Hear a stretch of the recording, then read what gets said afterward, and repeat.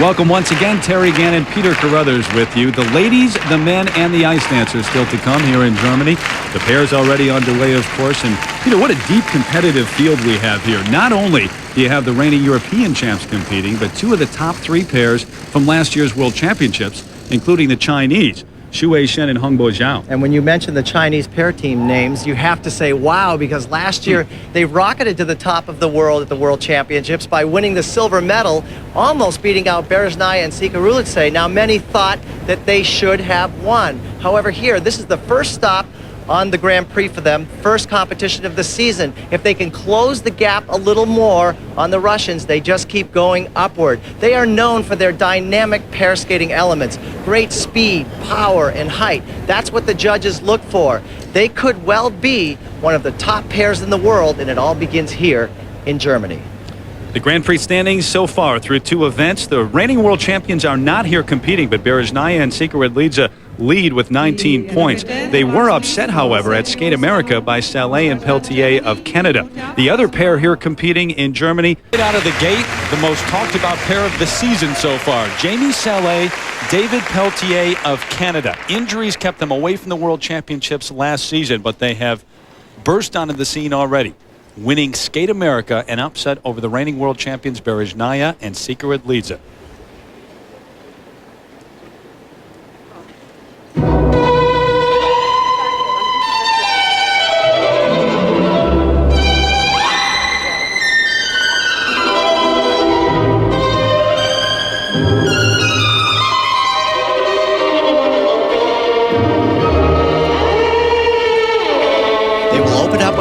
Triple loop. Oh, look at the control on that landing. And totally in character with the music. Music por una cabeza by Carlos Gardel. Their biggest obstacle will be to get through these side-by-side triple toe loops, both rotating 3 turns in the air. Very well done.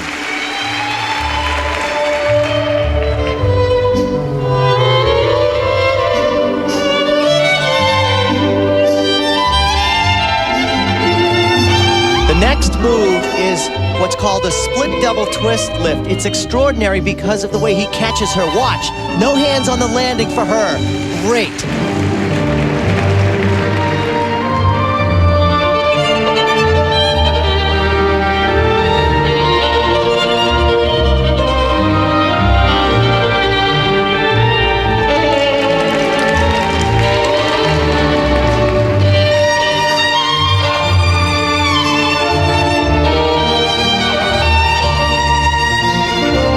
Wonderful incorporation of dance within this short program. Very athletic, yet very professional, even though they are Olympic eligible.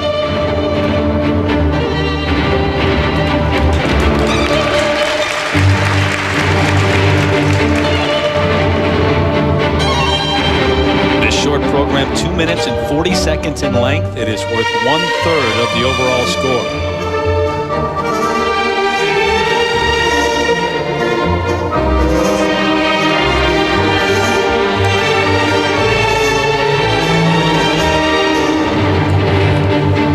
Now this is their hip lift takeoff. Watch how they vary the position in the air and then do a somersault out.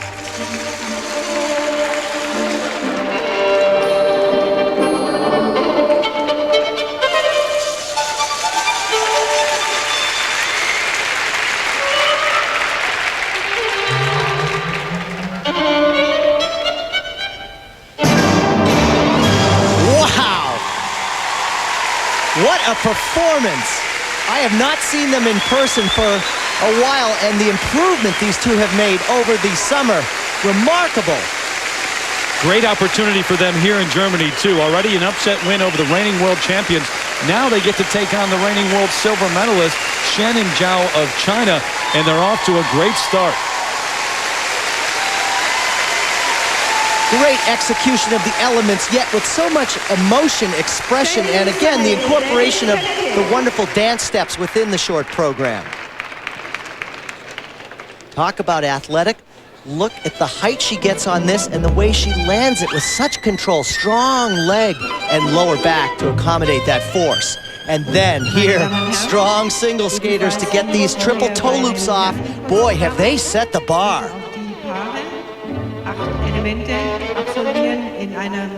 Again, I am so impressed with the height, but it's the landing that sets them apart here. No hands for her. All the strength lies within him on that catch. It was David's serious back injury that kept him away from the World Championships last season. He's obviously back healthy. Now the first of 2 sets of marks for required elements. They're all 5.5s across the board. Couldn't be more unanimous. I think I would have bumped those marks up a couple tenths, however. Disadvantage skating first, perhaps? We always have to say that, but nonetheless, what a great performance. Now the second set for presentation in the 5.6 to 5.7 range. So they have set the standard. Salé, Peltier of Canada. And here are the American pair champions. Been skating together since 1987, the brother-sister team of Danielle and Steve Hartzell.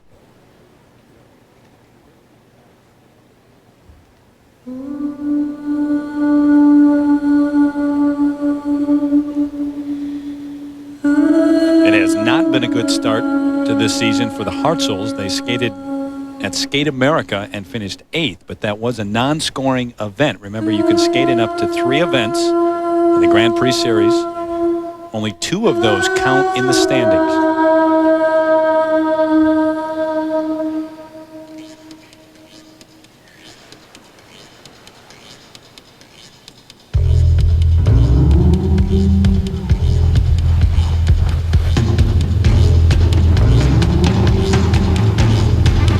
On this lift, a split must occur before the rotation.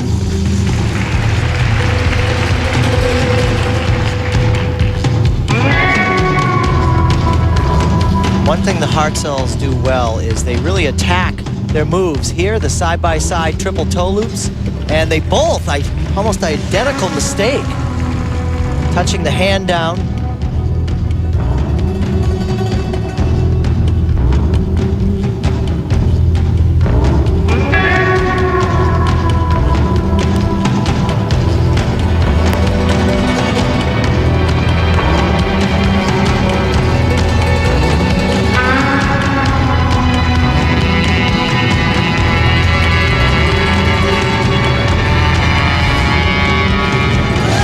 She really attacks the throw triple sow cow. Very comfortable with that.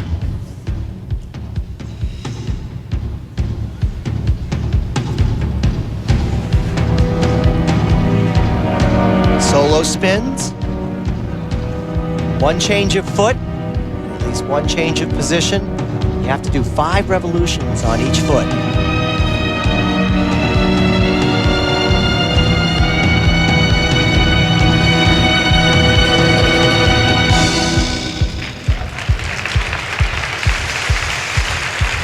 Peter, as someone who won an Olympic silver medal with his sister, how difficult is that dynamic? It's very intense, Terry, because you're skating with someone that you know so well, but that intensity usually translates into common goals because you know your sister so well. So for us, it was always a benefit.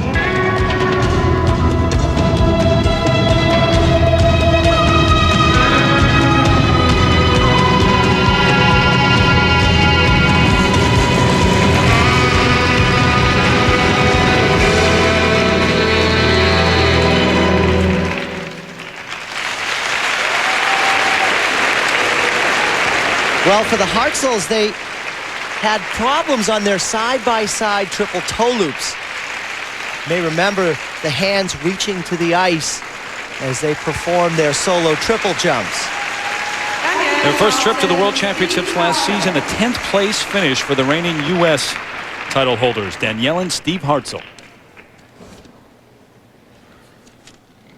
Problems on the second element. Watch them both go forward. Leaning, touching down. That's amazing, though, to see almost the exact same mistake on 2 different people. You have to say they're in good unison. But not the kind of unison you want. Really sails through this triple sow cow. She's very strong with rotation and confident. Hi, everyone at home. Hi, Mom and Dad. Danielle says hello to everyone back home. And now the first set of marks, 4.5 up to 4.9.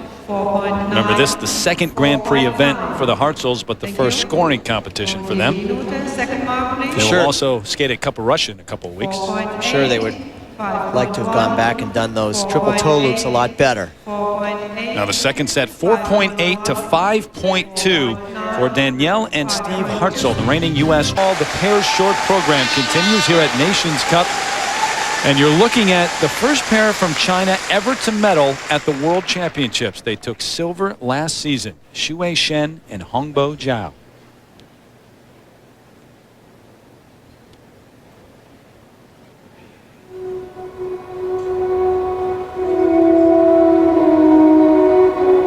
A very strong piece of music, Stravinsky's Firebird.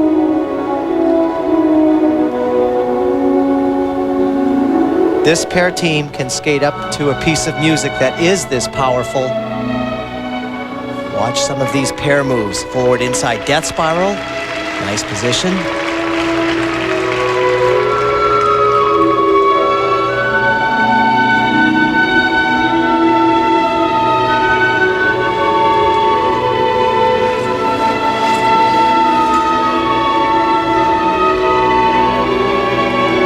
Side by side. Triple toe loops. Wow. Really turning nicely in the air with a good landing.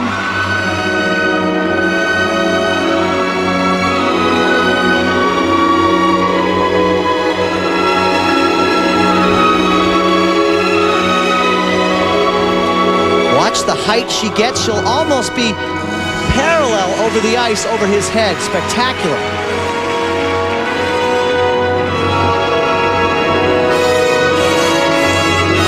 She will go across the ice probably about 20 feet here on this triple loop. Just gorgeous. That is the epitome of timing and skill at its best.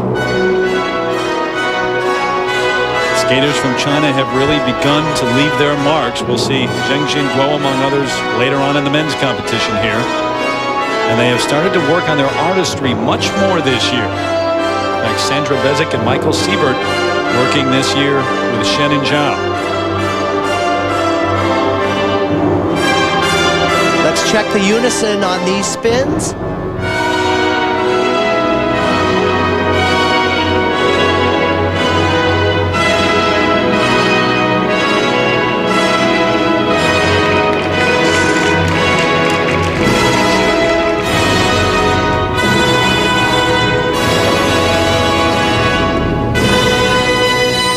This lift is very difficult because he takes off forwards. It's always easier to go up backwards into a lift in pair skating because you have the teeth on the front of your skates.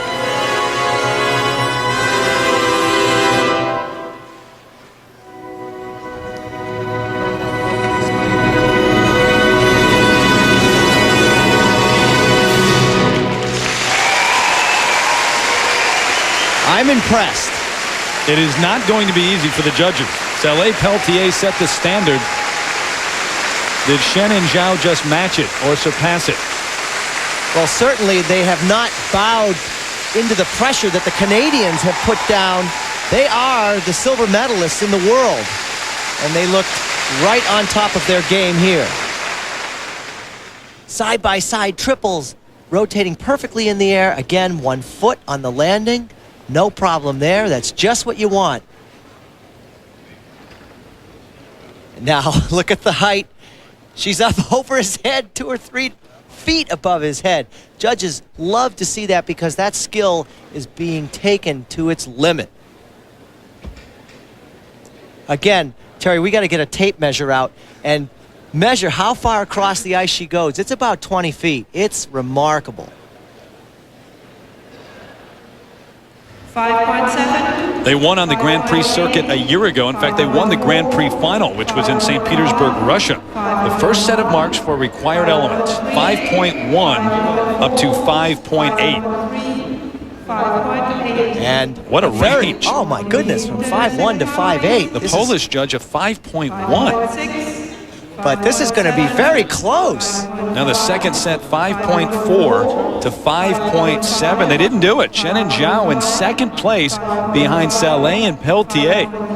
Canadians continue to rock the world of pair skating. Back inside this intimate arena known as Emscher Lippe Hall, the pair's short program continues with Peggy Schwartz and Mirko Müller, the home crowd favorites. They live and train in Berlin.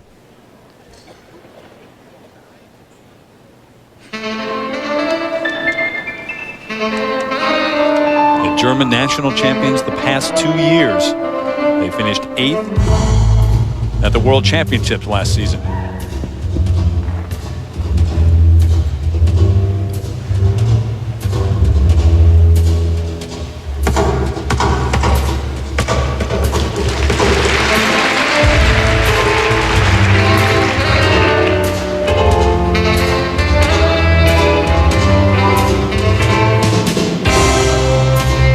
Side-by-side triple jumps. They choose the toe loop. No, she never got her left foot out to stop the rotation and land the jump.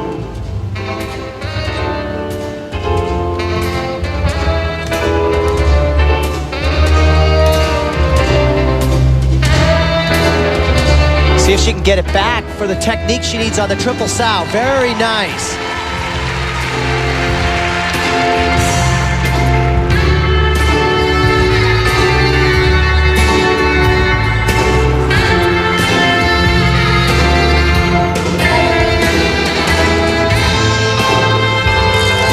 Interesting variation, handstand on that hip lift takeoff.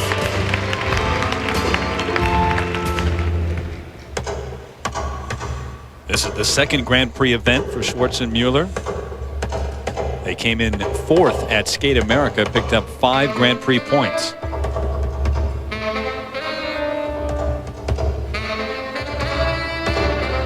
Judges are looking for a position where there's an arch in the woman's body and her head should be close to the ice. Pretty good position there.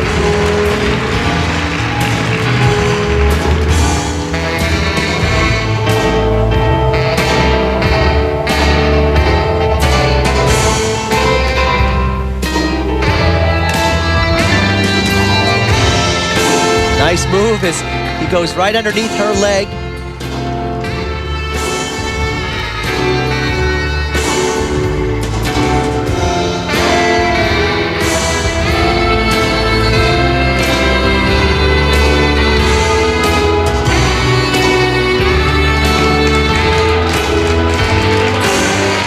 Fast spins again. You hear them counting to keep the rotation together.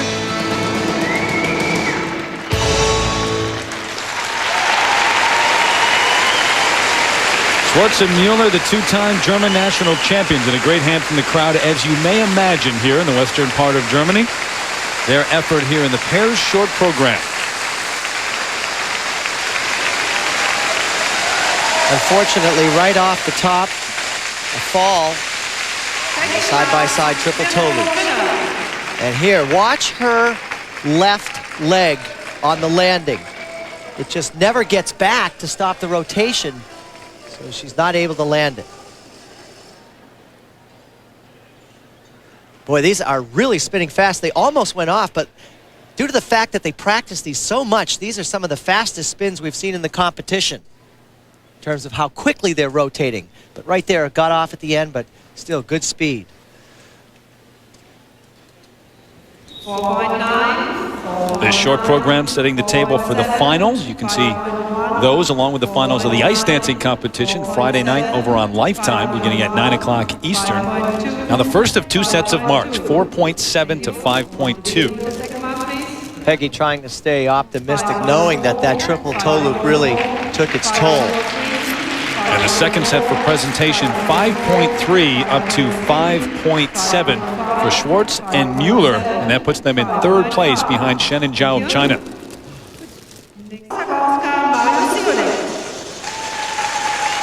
Taking the ice right now, the first pair from Poland to ever medal at the World Championships. That happened a season ago when they stood on the podium as the bronze medalist.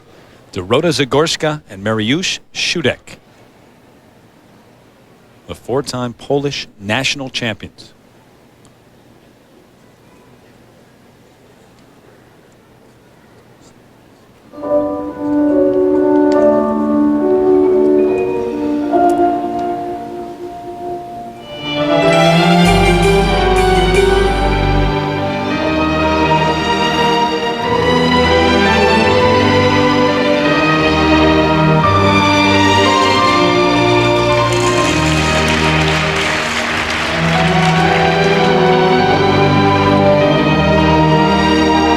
Say they're really skating into these side-by-side triple toe loops, but he goes down.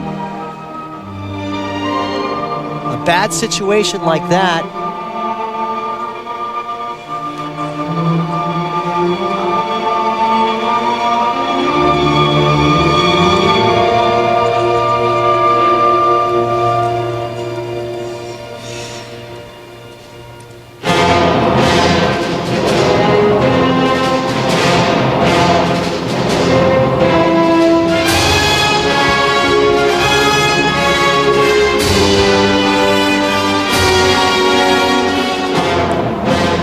Throw triple sow cow.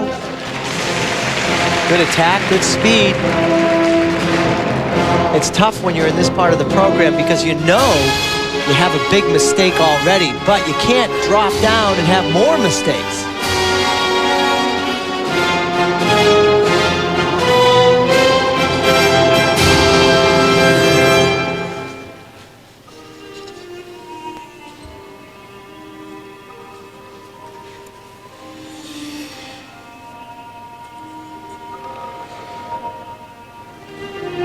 Combination spin.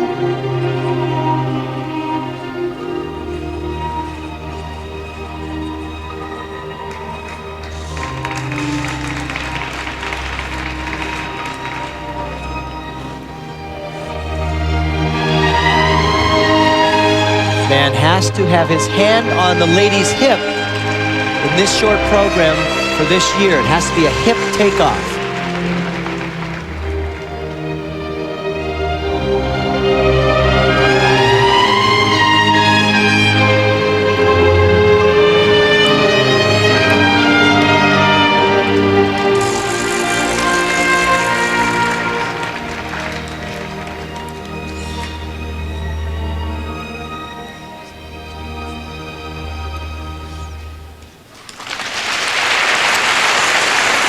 Well, certainly not up to the level that they are. Of course, Terry, you said world bronze medalist, and now they've fallen and started things off on the wrong foot. And pair skating this year in this field in particular, so competitive and so deep.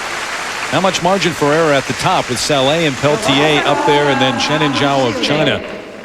So Zagorska and Shudek will now skate over and await their marks. Triple toe loops. Notice her arms are way up high, but it is his mistake that will really hurt this pair. You can't believe it when you turn around and you see your partner on the ice like that. It's devastating, but you must keep going. This is what I was talking about. Watch the man place his hand on her hip. You have to do that. It's called a hip lift takeoff, and that's the requirement for this year in the short program. And a nice variation there with a somersault dismount. And now the first set of marks, 5.0 to 5.3. Remember, the judge from Poland gave Shen and Zhao a 5.1, and that's the exact same mark that has been given. Ah, Mr. Gannon, you probing investigator, you. I'm not making a comment. I'm just It's a good point, though. facts. They fell down. It shouldn't be the same mark. Yeah. There's a deduction there. The presentation 5.2 to 5.6. So Zagorska and Shudek of Poland, the world bronze medalist, in third. Back at the Nations Cup competition here in Gelsenkirchen, Germany. Terry Gannon, Peter Carruthers, and Susie Wynn. Saleh and Peltier, the Canadians, in the lead over Shen and Zhao of China. Then Zagorska and Shudek of Poland as the final pair takes the ice here in the short program. Maria Petrova and Alexei Tikhonov of Russia in their first competitive season together. They won the European Championship last year. With the mistakes that Zagorska and Shudek have made, these two from Russia now, who placed 4th behind the Poles at Worlds, can really challenge them if they turn in a good performance, and they'll want to hit their side-by-side triple toe loops in order to do that. And they are the first items. Oh, good start.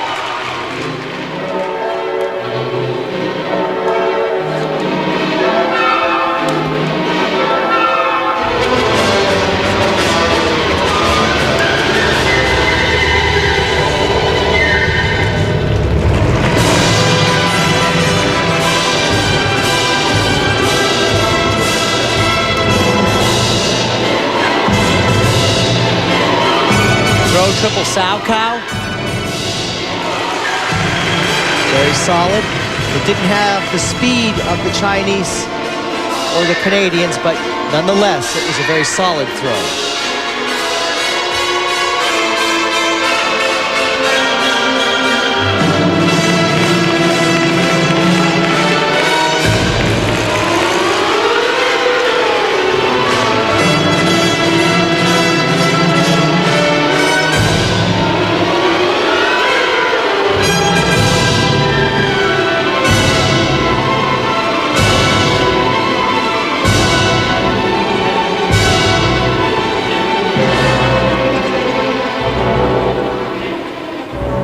Very nice unison on the spins.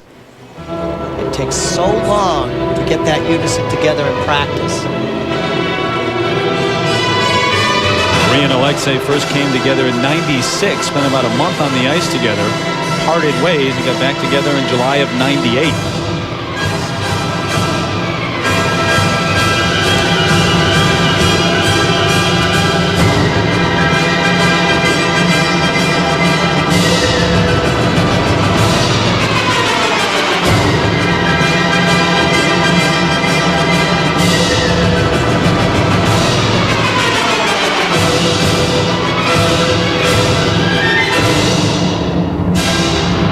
Final pair combination spin.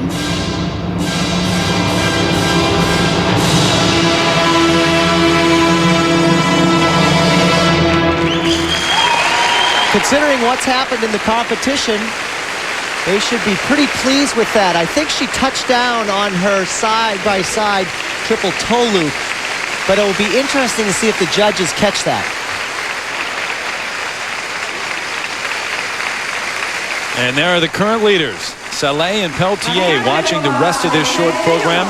From Canada, 1 win under their belts already. That at Skate America, where they upset the reigning world champions, Berezhnaya and Sikowidlidze. Petrova and Tikhonov, a solid start to this season for the team that finished 4th at the Worlds last season. Here are the side-by-side triple toe loops. Let's watch to see if she touches her left foot down on the landing. Yes. It was a slight touchdown, but remember, the Polish team fell, so you have to give the edge to these two in the short program because it was not a fall, not as much of a deduction. Here's the throw triple Salchow, good height. Again, not as fast as we have seen, but look at the great back that she has on the landing. 5.6. The Russians trying to get into the top 3 so they could control their own destiny in the free skate. Required element marks 5.1 to 5.8. What? 5.5, 5.8. And that is a wide range. Remember, Saleh and Peltier, the leaders, and now for presentation in those marks, Peter, what the those heck? are good enough to put Petrova and Tikhonov into the lead. I don't believe what I'm seeing. There has got to be something wrong here. There's no way that they won that short program over the Canadians and the Chinese. What's going on? But there is a way, I guess. Petrova and Tikhonov, your current leaders, heading into the Paris free skate over Saleh and Peltier, then Shen and Zhao of China, and Zagorska and Shudek in 4th place. Well, my partner, the incredulous Peter Carruthers, has made his way over to have a word with the Canadians. Peter? Incredulous, you're right, Terry Gannon. Were you surprised with your finish? It seemed as though you should have been winning the event to me. No, not really. Dave and I skated the best short program that we've probably done all year, and we're really happy. We felt good tonight. And skating first doesn't help because they're always they keep the marks not low, but they can't give you the top marks because there was at least 4 strong teams skating after us. So we're very happy with where we're sitting, and we just did our job the best we could. Now, the Russians have owned the gold medal at the Olympics in pair skating since 1964. Do you think the Canadians can have their day in 2002? Wow, what a question. Well, of course, we have to prepare 2002 right now. I mean, we cannot sit back and say, well, 2002 is only in 2 years. It's, you know, you have to start doing your job now. So when you get there, they know you. And that's what we're trying to do right now. All right, Peter, and Salé and Peltier do control their own destiny, of course, in second place. Can they make a run at the current leaders, the Russians, Petrova and Tikhonov? Inside the Emscher Lippe Hall, where we have gotten word that Evgeny Plushenko will indeed be allowed to come back after a change of equipment, the repair of the ringlet on his boot, and he will be allowed to start his short program from the beginning. But here is the 24-year-old from Los Angeles, the reigning U.S. silver medalist, Trifon Zhavanovich.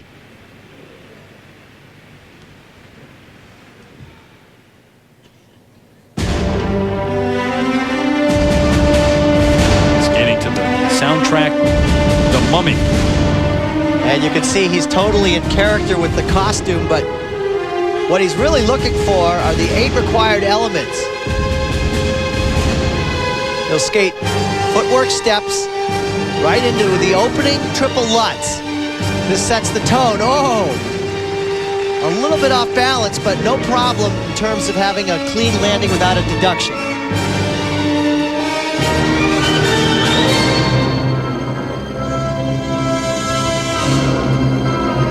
Now, the all-important triple axel, triple toe loop, and you can see he just came to a grinding halt on the first jump. It made it difficult to do the second. He only did a double toe loop.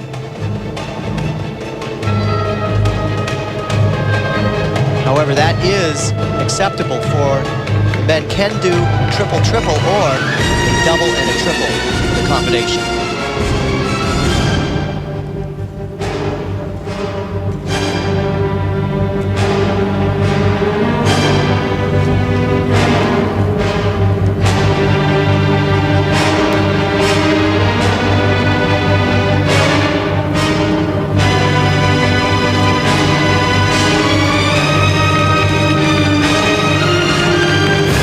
Has had some changes since winning that U.S. silver medal. You may remember his coach, Gary Visconti, banging the skate blades on the boards as he won that medal. He left Gary for some time over the summer, worked with Doug Lee, former coach of Elvis Stoico, but is now back working with Visconti.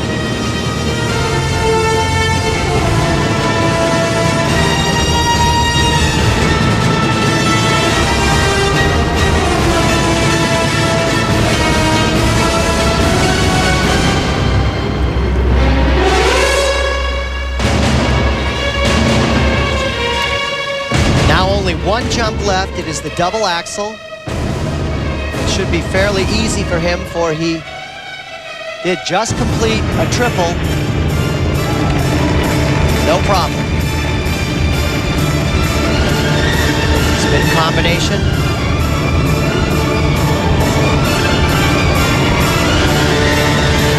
Remember, they have to perform 6 revolutions on each foot.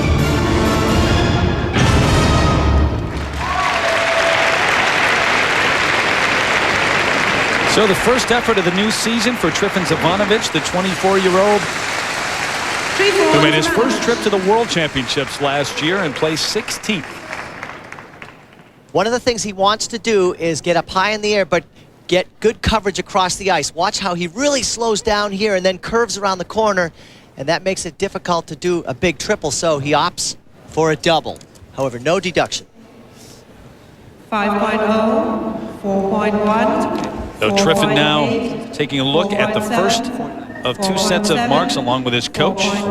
Gary Visconti sits right next to him. Imagine that, from 4.1 up to a 5.2. What a range. And now the second set for presentation. And a wide range there too, but not nearly as much. 4.7 up to a 5.2 as well. USA was the 4.1 and Japan was the 5.2. So here's the 23-year-old from Harbin, China. Zhengjin Guo, who finished 7th at the World Championships a year ago, the lone male to represent China at the Worlds last season.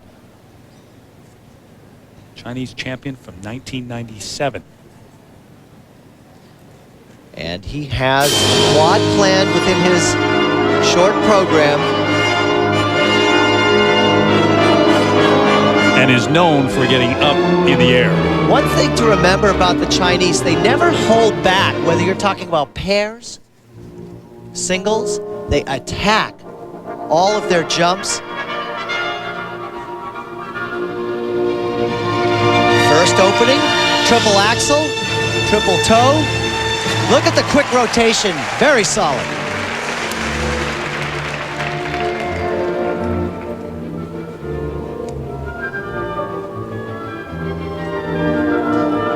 Now he's got the quad toe loop planned.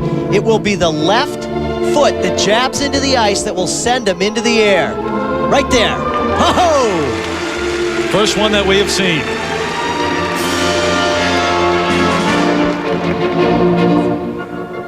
Remember at the 97 Worlds, which we mentioned a short time ago, Zhengjin Guo became the first skater to complete 2 quadruple jumps in one program. That has since been passed by Timothy Gable, who had 3 in his free skate at Skate America this season. It's just incredible how these men incorporate these difficult quads into their programs.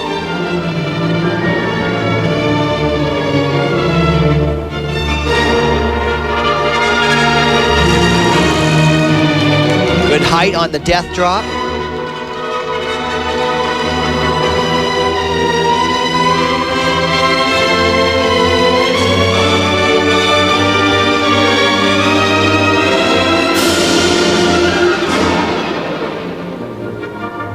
Easy double axel for him. Only 2.5 rotations there. Just think of it. The quad 4 in under a second. Such explosive power needed.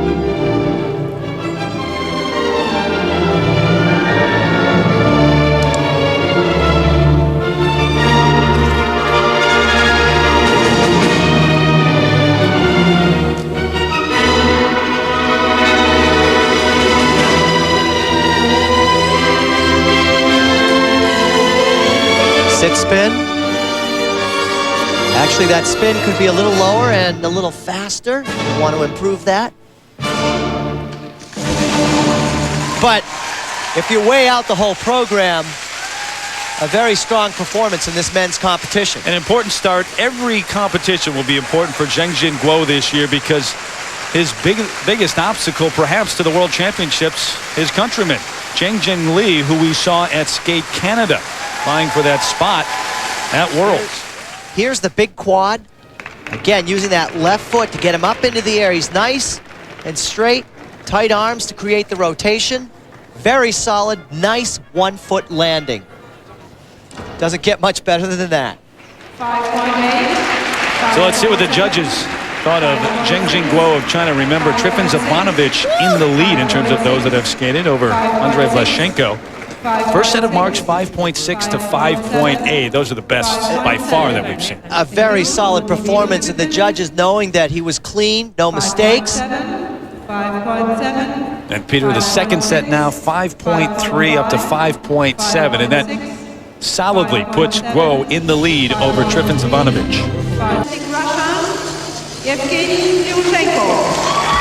So this men's short program gets underway with the favorite, and perhaps one of the favorites to capture gold at the World Championships later this season. The reigning Russian national champion who finished right behind countryman Alexei Yagudin at Worlds a year ago, Evgeny Plushenko.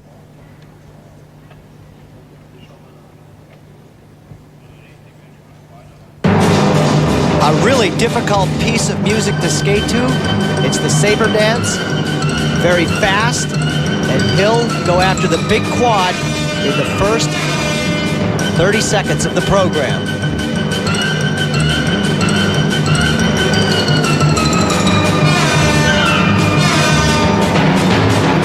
Wants to start things right Here, only a triple. However, no deduction because you can do a triple or a quad, but usually we see him rotate that as a quad.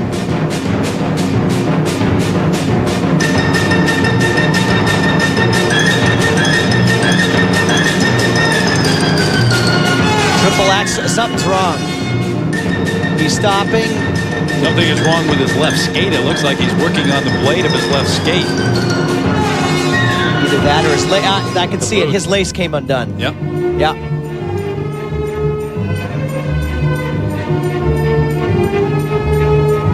So Evgeny Plushenko able to go over and have a word with the judges. They'll stop his music, obviously, in a moment here.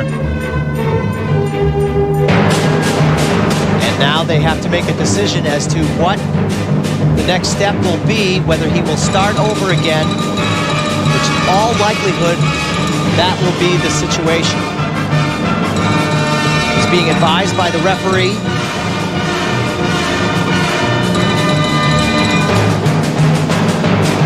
And his music continues as he talks it over with the referee. And she gives him his options here. Apparently, his lace has popped off the first eyelet. Once that happens, you lose all support in your skate. Taking the boot cover off, and that's it. Yes, you can see the lace off to the side. That lace should be in the center of the boot. That's a disaster for a skater when that happens. No chance to have any support in the boot. So Evgeny, after talking to the referee, will go back and get that skate worked on, and most likely they'll let him come back and start his program once again. We will keep you posted, though, on an unusual start to the season, to say the least, for Evgeny Plushenko. We'll be back. Nächster Läufer, nächster Skate aus Russland, representing Russia, Evgeny Plushenko. Back at Nations Cup here in Germany, and deja vu all over again. Evgeny Plushenko back out onto the ice. The first skater to take the ice here. The men's short program had a problem with his boot. Actually, the lace, the eye hole broke, and it popped out. Able to go back, get that fixed, and now here he is with his short program. Now, let's see how he handles that distraction. Can he get his focus back? Can he skate without mistakes? And remember, he tried the quad and did not do it. He did a triple the first time around. That's right, due to the problems with his skates, but still, he may be a little unnerved.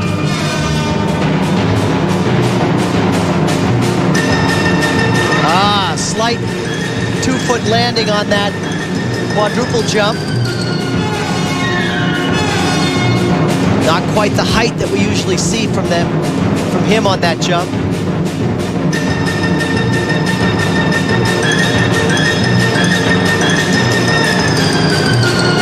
Now the triple axel, triple toe. There's the first. Very solid technique, good coverage, good height.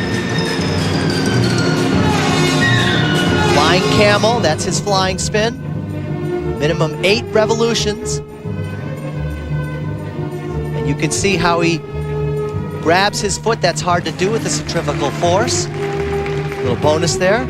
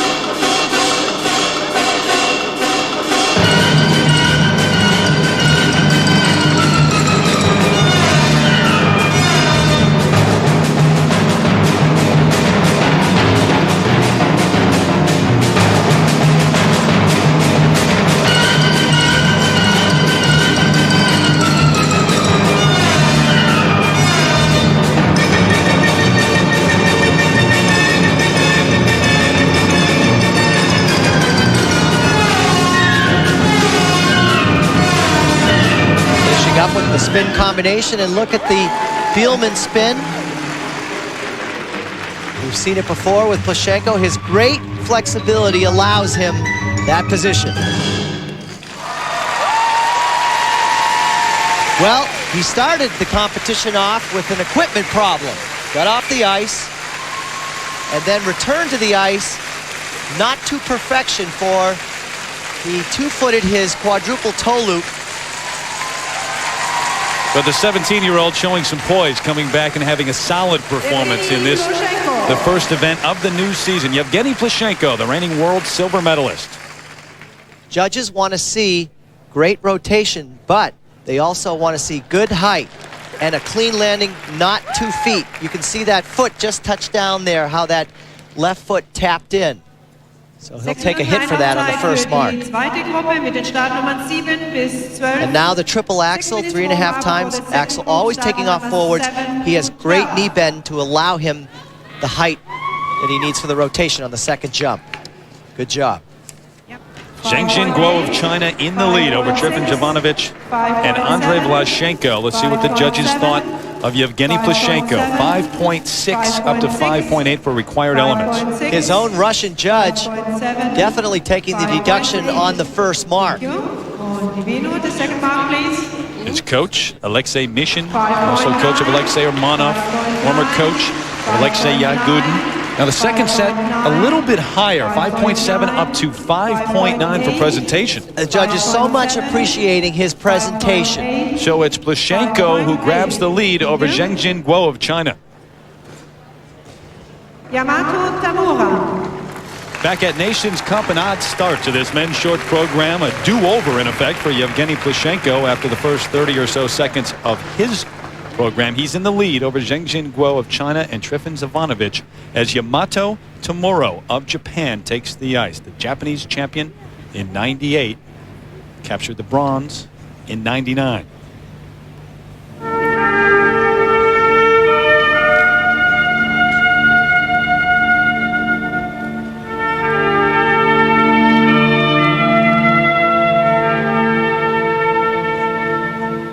Skating to the music from the motion picture Crimson Tide.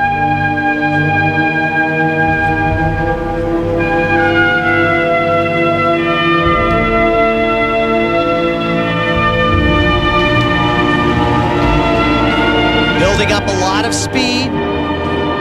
Opening jump. Quad toe. Yes! Look how solid that was. The trick to that is in the beginning of the program, you don't want to rush your timing. He let it climb to the top, rotation followed, and that was the result.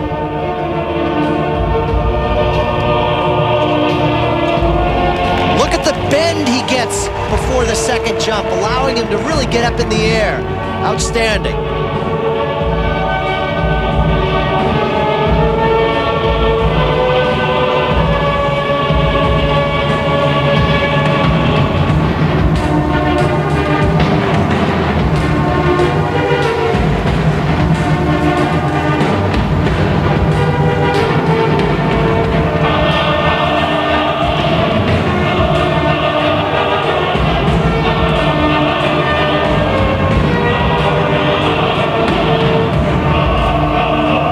Nice low sit spin, close to the ice. Again on the second spin, also pretty good.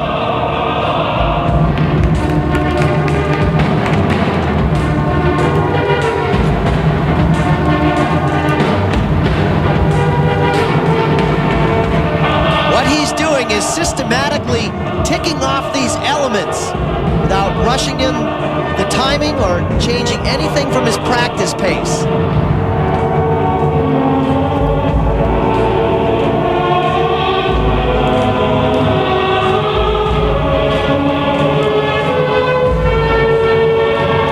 Double axel. That is, he makes it look easy. Great height.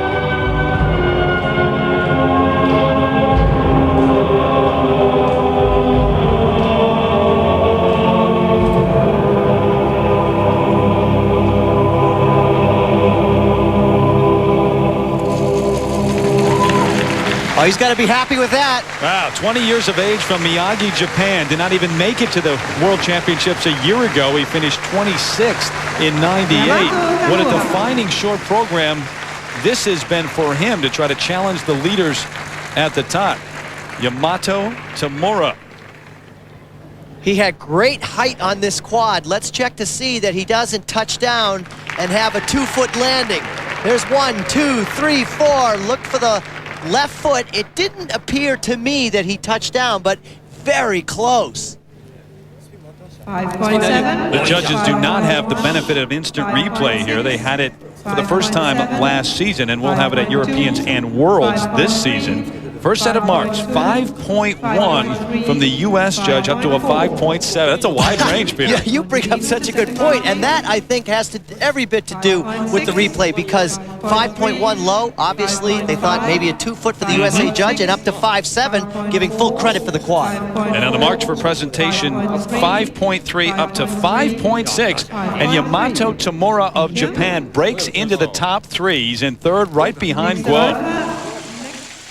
So here's the final skater of the men's short program. 19 years of age from Peoria, Illinois, Matt Savoy. Finished 4th at the U.S. Nationals last season. Terry, with all the mistakes that we have seen in this men's short program, he really has an opportunity. If he can land his triple axel combination,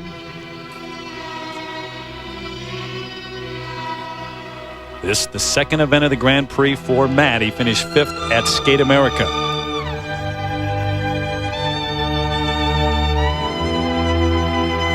now he really has an opportunity here.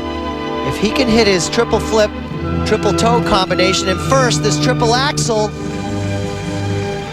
with all the mistakes that we've seen, he might find himself higher than he thought he would be at the beginning of this competition.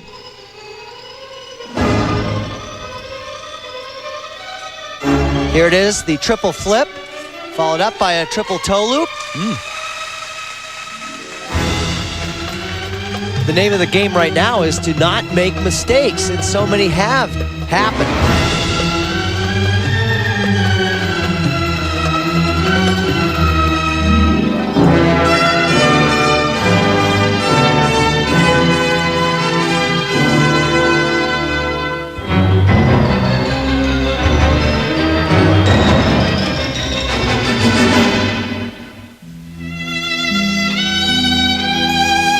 Nice low sit spin, hard to get down that low because it's a lot of stress on the leg.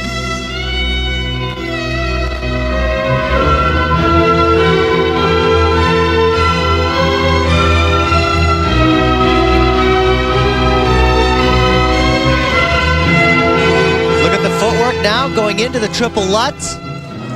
Whoa!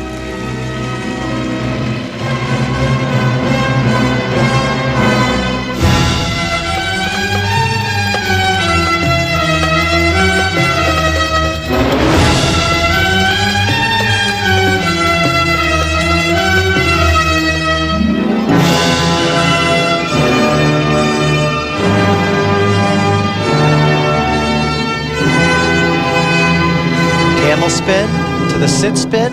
Again, another nice low position.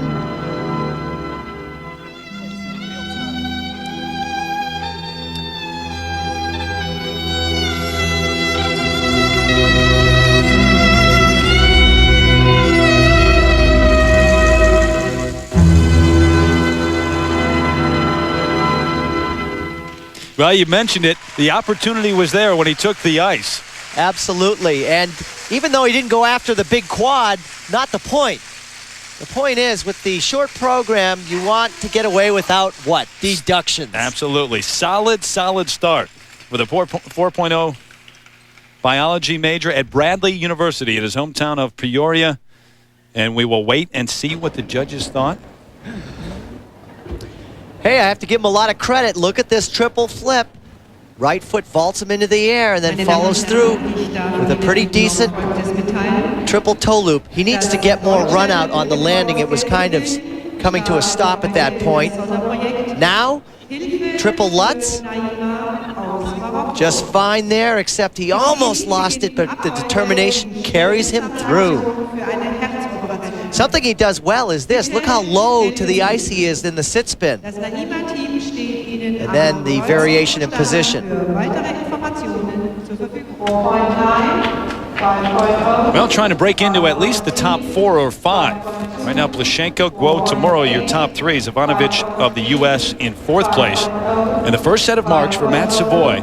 There they are for required elements. Well, we'll have to see how this plays out, but the bottom line is he skated a good performance in terms of not making mistakes. And now the marks for presentation, Peter, 4.8 to 5.3. So Savoy able to move into 4th place ahead of his countryman. Trifon Ivanovic drops to 5th. So it wasn't always pretty, but there's your men's short program. The false start for Plushenko, but then he skates on top. He leads Zheng Jinguo of China, then Yamato Tomorrow, the surprise 3rd place finish in the short program, just ahead of the 2 Americans. As the ice dancers are on the ice getting ready for the original dance portion of the competition. And we check the Grand Prix of figure skating standings right now. Jobiasko and Vanagas of Lithuania with 12 points, tied at the top with the Italians. Fusarpoli and Morgalio each have had 1 win so far. In this competition, Katie Winkler, Renee Losa from Germany with 5 points overall, and the Americans Silverstein and Pekarik with 4.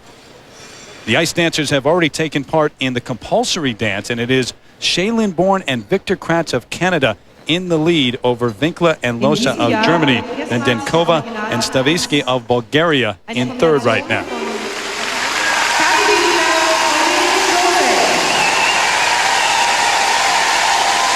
And now the start of the original dance.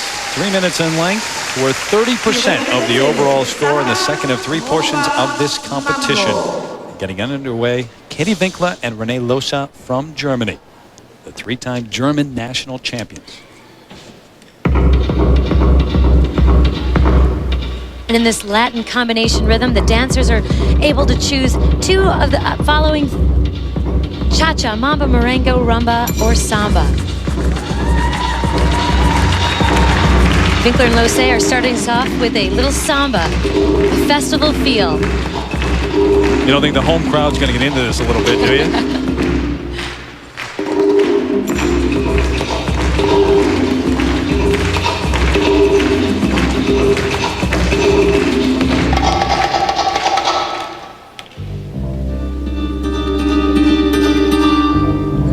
The judges are really looking for that change of music, the change of feel, so that the rhythm is really authenticated.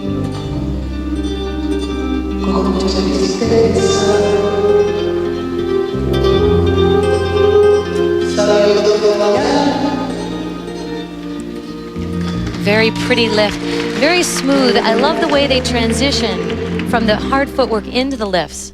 Very nice.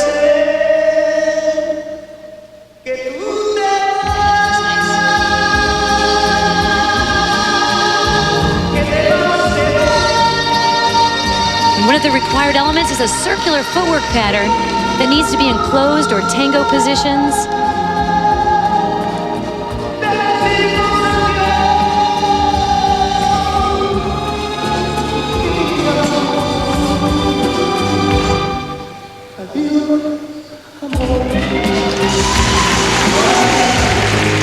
And the rumba is a very smooth, sensuous piece of music. Now they're breaking into their mambo. Lots of fun here. Dance spin, 3 to 5 revolutions, another requirement.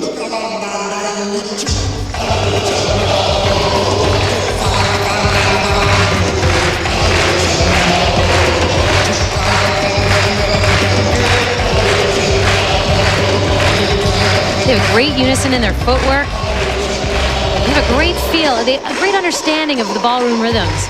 You can tell they've worked extensively with ballroom coaches, as most of the ice dancers have. And here on their diagonal footwork, you can really get a feel for how they skate as individuals. They're both secure. Their twizzles, those are turns on one foot.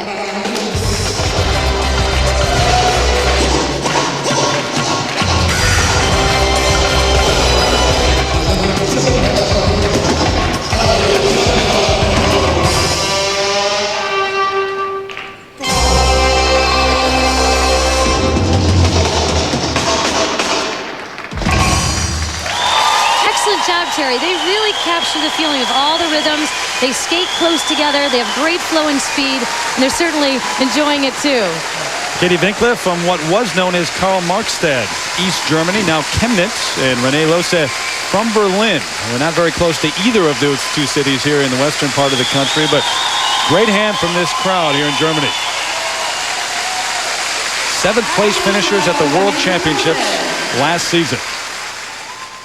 They skate with great confidence. They have great partnering skills, as you'll see in this lift. Nice and tight, great position because they're very close together. And a nice change of edge for him. He changes direction. Nice, concise, beautiful shapes. 5.4. Together since 1988, when they basically taught themselves the sport of ice dancing out of the ISU rule book. It really did not exist much in East Germany at all back then. First set of marks for composition, 5.2 up to 5.5. 5.7. And for presentation now, Susie, 5.4 up to 5. Here in Gelsenkirchen, Germany, the original dance continues now. Terry Gannon, Susie Wynn as the 3rd place team from the compulsory dance takes the ice. Albena Denkova and Maxim Stavisky of Bulgaria.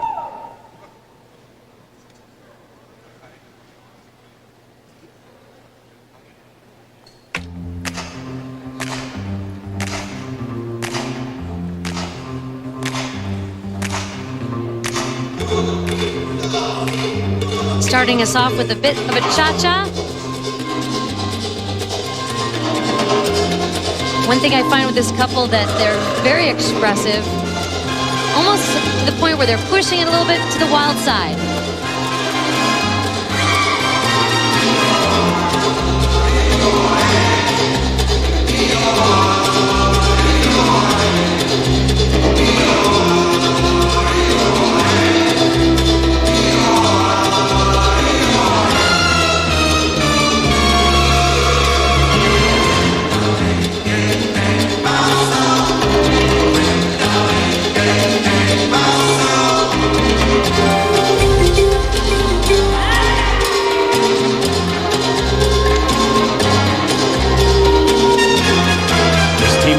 Medalist from the Bulgarian National Championships. Maxime is originally from Moscow.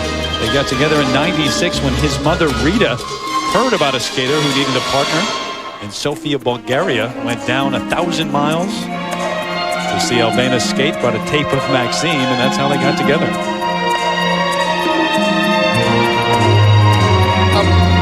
Bulgarian dance partners are hard to find, and Russia has a great load of gentlemen skaters. They've come to the United States. They've been everywhere to Japan. So why not Bulgaria?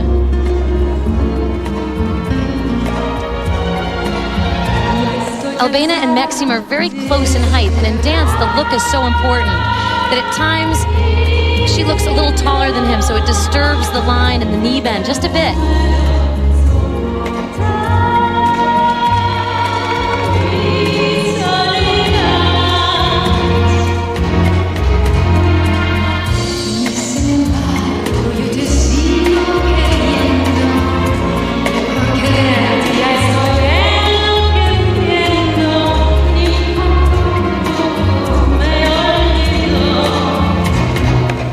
You'll notice they're in hand-in-hand position quite a bit, creating a separation. It's a little bit easier to skate hand-in-hand rather than a traditional dance hold.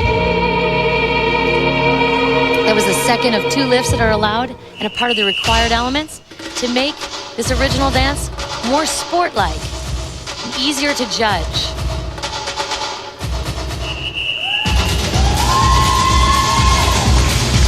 And watch for their unison.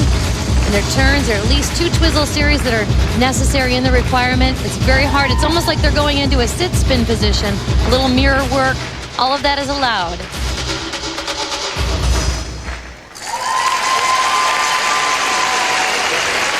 Albena Denkova and Maxim Stavisky of Bulgaria, the Bulgarian national champions, in 3rd place after the compulsory dance here in Germany. We'll have their marks when we return, and then the 7-time 5.3, 4.9. back in Gelsenkirchen, Germany. The Nations Cup competition continues. And now the marks for Denkova and Stavisky of Bulgaria. For composition, 4.9 to the 5.6 range. The Italian judge has a 5.6. Obviously, she liked their choreography. And now for presentation, 5.1 up to 5.6. So Denkova and Stavisky in second place, right behind Winkler and Lose of Germany. Representing Canada, standing on Victor Cross. And here are the leaders after the compulsory dance, and one of the best dance teams in the world. The bronze medalist the past 4 years at the World Championships. 7 times they have won the Canadian National Championships. Shailin Bourne and Victor Kratz. And what you'll find with them is beautiful knee bend, great strength. They're both tremendous athletes, as well as dancers.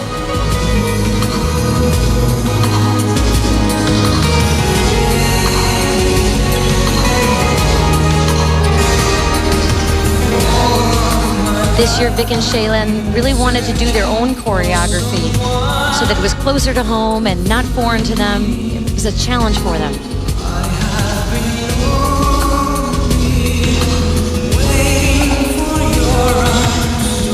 Last year, Christopher Dean, Jane Torval choreographed some of their programs. And they enjoy that experience, but sometimes you want to see what you're made out of. If you're able to choreograph yourself, your first lift. This is very difficult. She has a double stag position in her legs as he hides her blades on 2 feet. Skating to the rumba, a very sensuous, very man, very woman piece of music.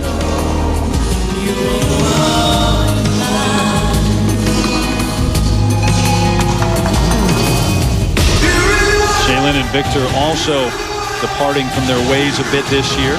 5-time Skate Canada champions. They are not, or have not skated in that event.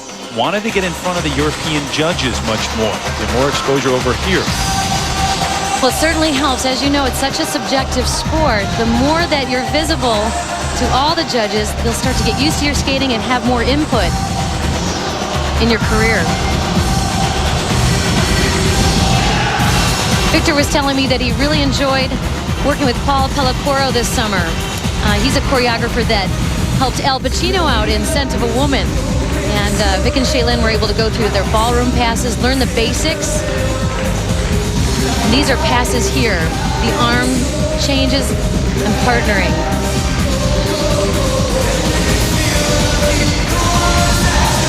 And this is their first time out of the gate competing. So you can just see a little hesitancy, a little slowness in some of their footwork, but still great lifting. A little tough on the landing.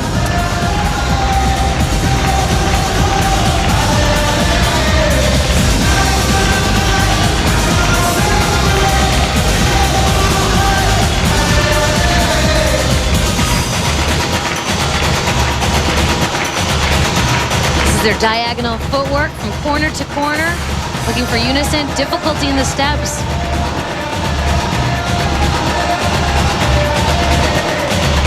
Nice footwork. It just needs to really move out to have the impact. So much more that they can do with this. They're both incredibly talented.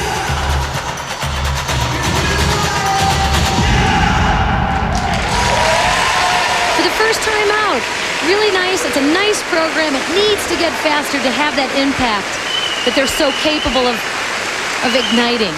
First effort of the season for Shailin Bourne and Victor Kratz of Canada, the leaders after the compulsory dance. Now here's a very difficult lift. Victor in a low move. She is just hooked onto his leg with one arm holding on. A very sharp edge, so it's hard to control that. Good job.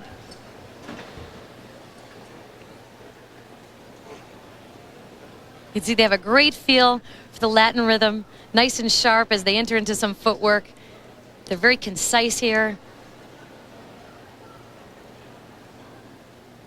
Into their dance spin, which needs to be in Killian position. Which is? It's a position where the man's holding on to the woman's waist with one hand. Thanks for reminding me. This is not everyday terminology. Now, Winkler and Lose of Germany at the top right now. They were 7th in the world last year. Born in Kratz, 3rd the last 4 seasons. The first set of marks for composition, 5.4 to 5.8. The judges are really looking for the patterning, that the requirements are met, and they've done that. They just needed to fulfill the program with more speed. Skaters really working on those oranges here in the ice dance competition. Presentation marks, 5.5 up to 5.7. And they were great. They really, really had a lot of energy. They bring a freshness and a great quality to ice dancing. High end actually 5.8, but Born and Kratz in the lead over Winkler and Lose. Welcome back to Gelsenkirchen, Germany. Nations Cup continues, and the final ice dance team of the evening taking the ice. They had a great year in the junior ranks last season, sweeping the junior U.S. Nationals, the junior Worlds, and the junior Grand Prix final. Jamie Silverstein and Justin Pekarek. And Terry, the level of choreography, the sophistication in the choreography and the difficulty is by far the most difficult of all the couples here.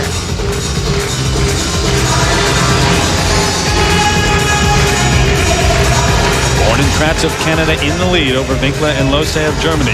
Denkova and Stavisky of Bulgaria in 3rd right now. Silverstein and Pekarek in 4th place after the compulsory dance.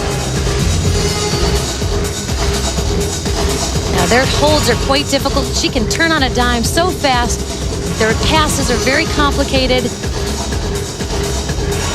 Twisted right there underneath his arm, interchanging. Very difficult and with speed.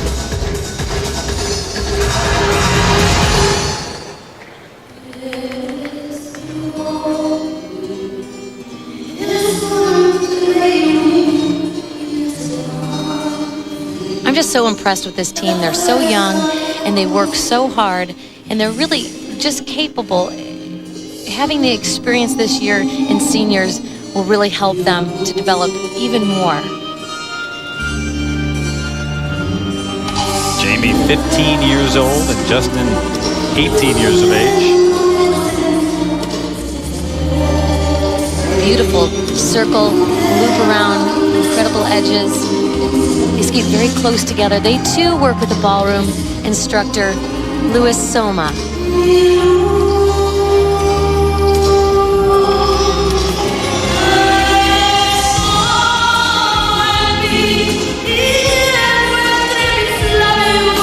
The flexibility, the edge changes from east to west, as I say.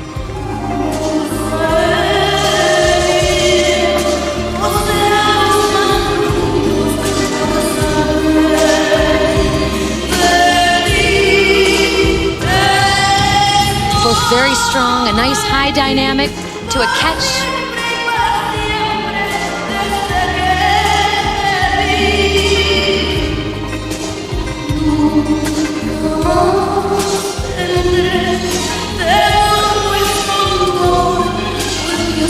And their dance spin, and there you are, Terry, the Killian position. Going back to their cha-cha.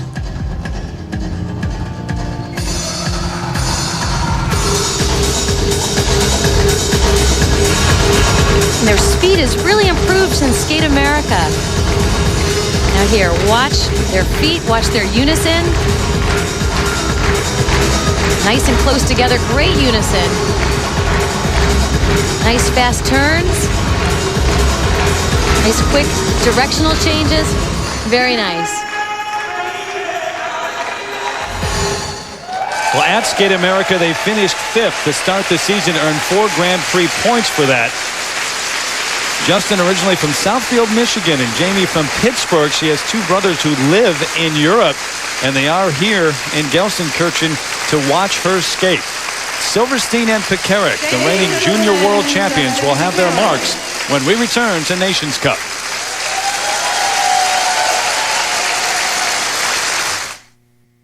Back at Nations Cup following the performance of Silverstein and Pekarek of the U.S.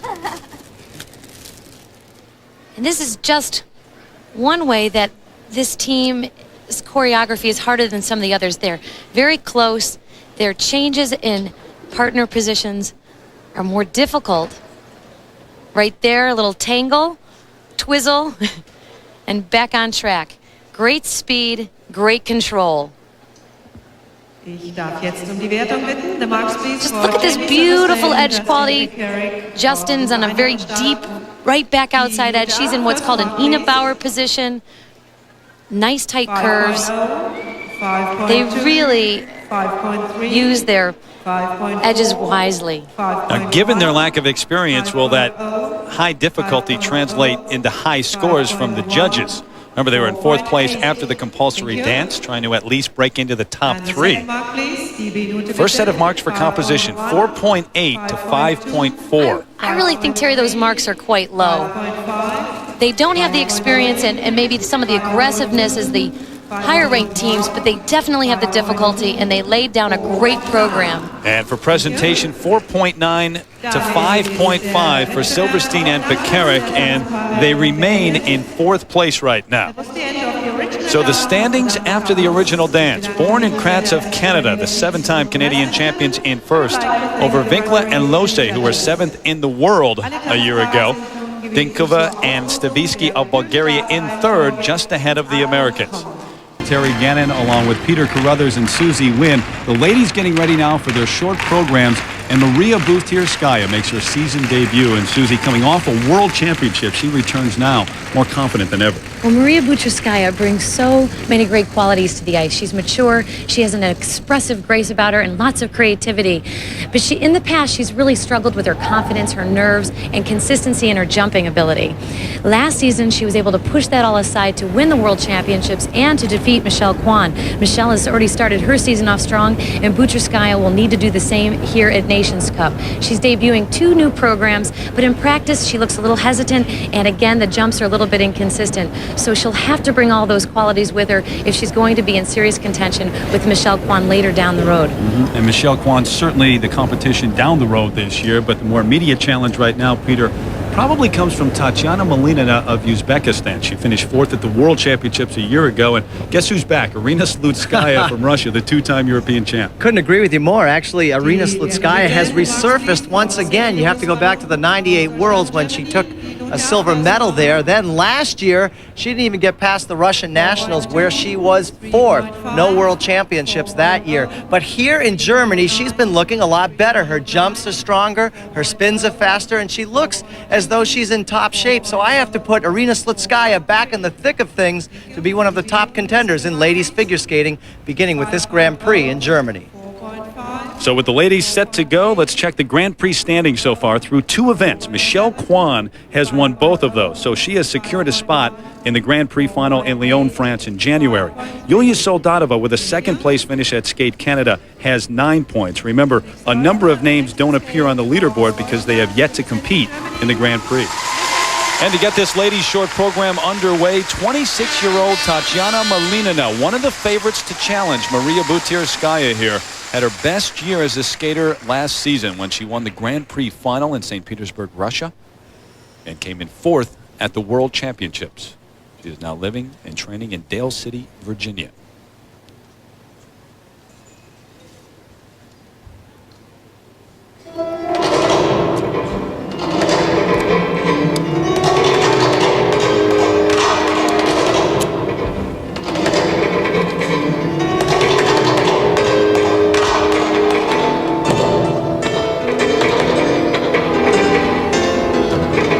Opening jump will be the triple Lutz double toe loop.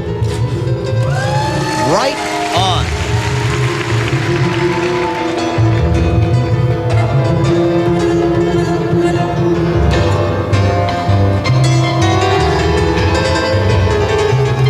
Setting into her 2nd element, preceding footwork into triple flip, and she doubles it.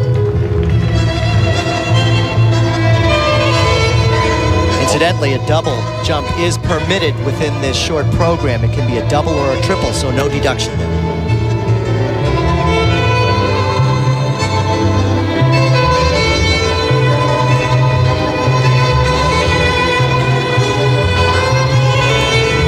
This short program, like the men's, 2 minutes and 40 seconds in length and worth 1/3 of the overall score.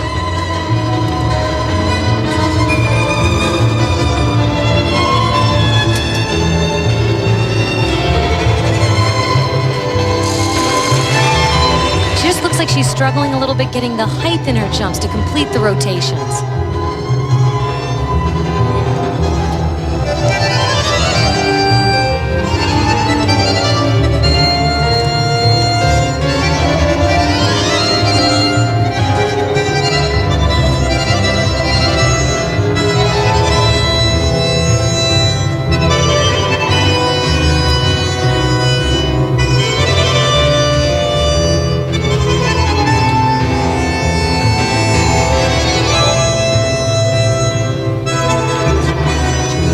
Tatiana came to America, lives in Dale City, Virginia, left her longtime coach in November of last year, has been coaching herself since then.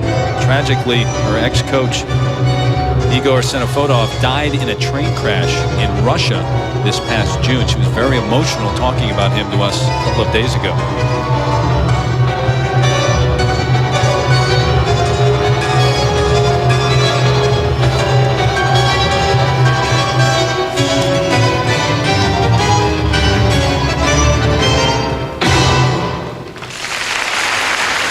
Some nice parts of that program. She has good detail in her skating. That is, she paid attention to her hand movements and the extension within her legs. However, mistakes in this short program, can't have that.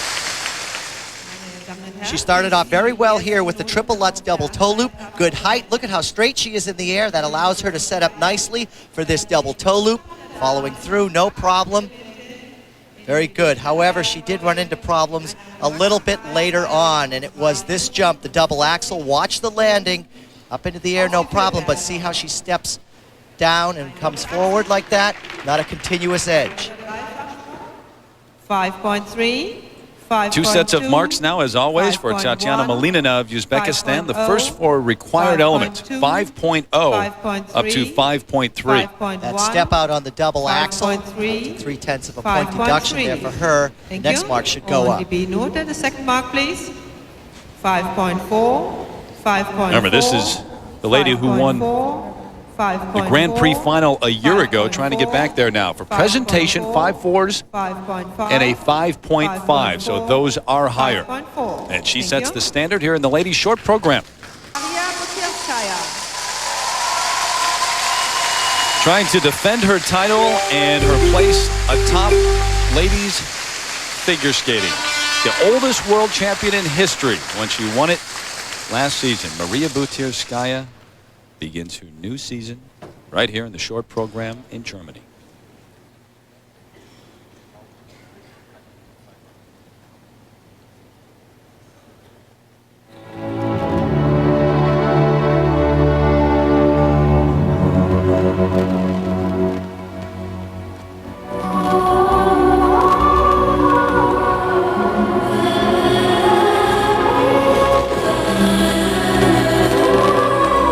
Opening up with a lot of speed into her first element.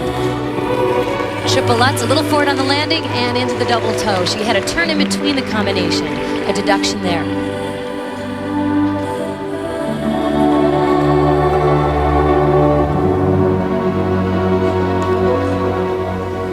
Usually she performs this jump well, the triple loop. Again, a little bit leaning, however, a better landing on that.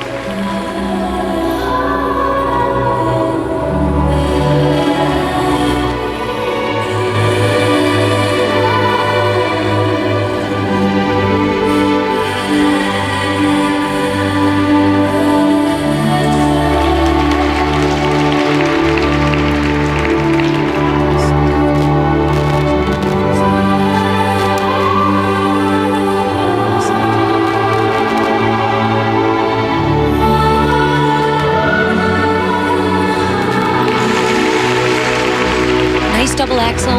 Peter, when she gets nervous, she tends to come out of her knees a little bit. She seems to be settling in a little bit here.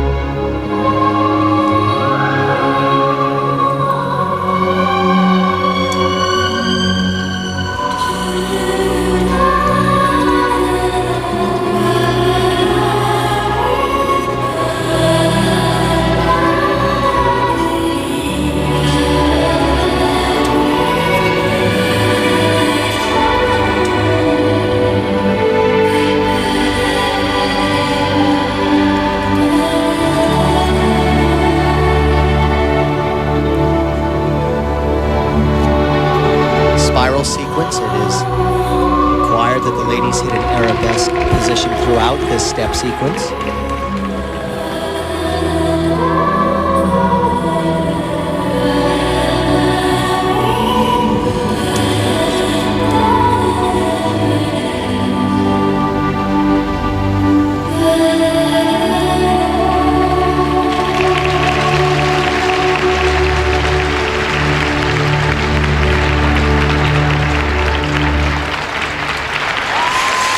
As we mentioned, Maria has a tendency to be a little bit stiff. That is, she doesn't bend her knees and get into the ice, and therefore sometimes the jumps suffer because of that. And that did indeed happen on her triple combination.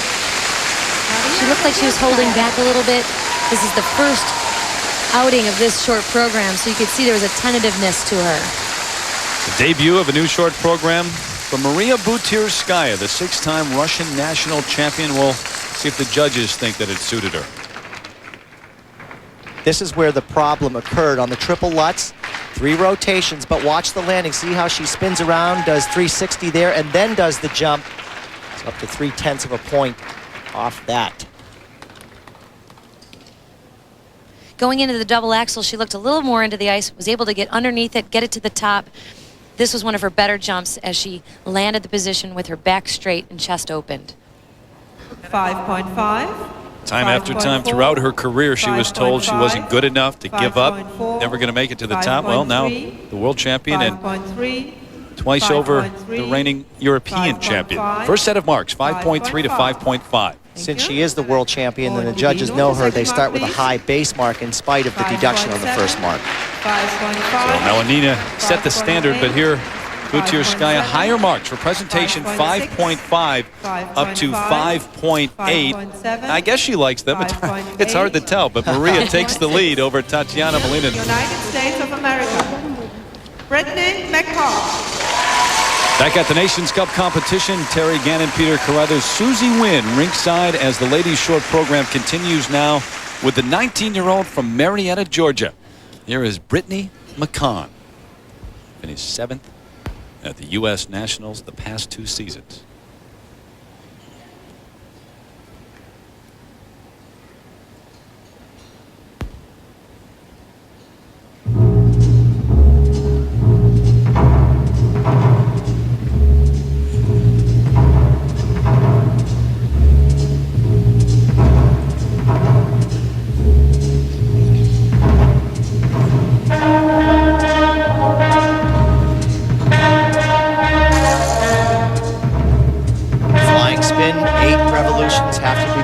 In that spin, judges always counting those revolutions.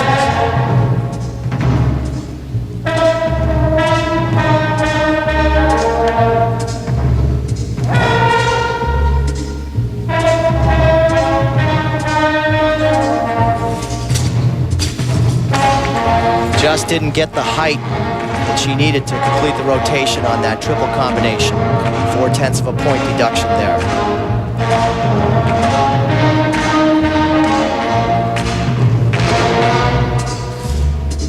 Struggling here, that was supposed to be a triple loop.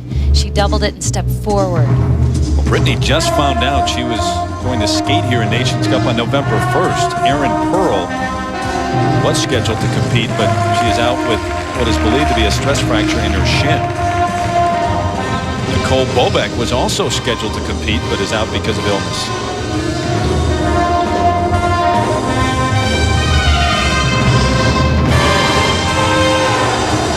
Skating with nice energy into her serpentine footwork pattern. She's excited to be here, Terry. She's also going on to the league. She's looking forward to that.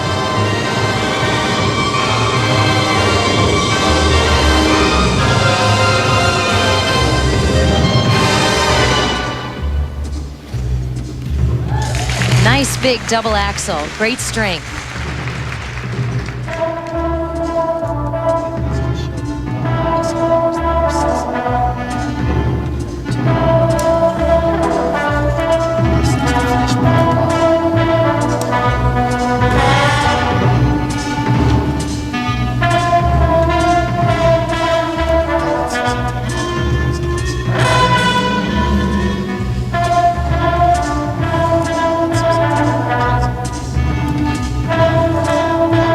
Nice back sit position. And her combination spin. Nice sharp shapes. Very nice.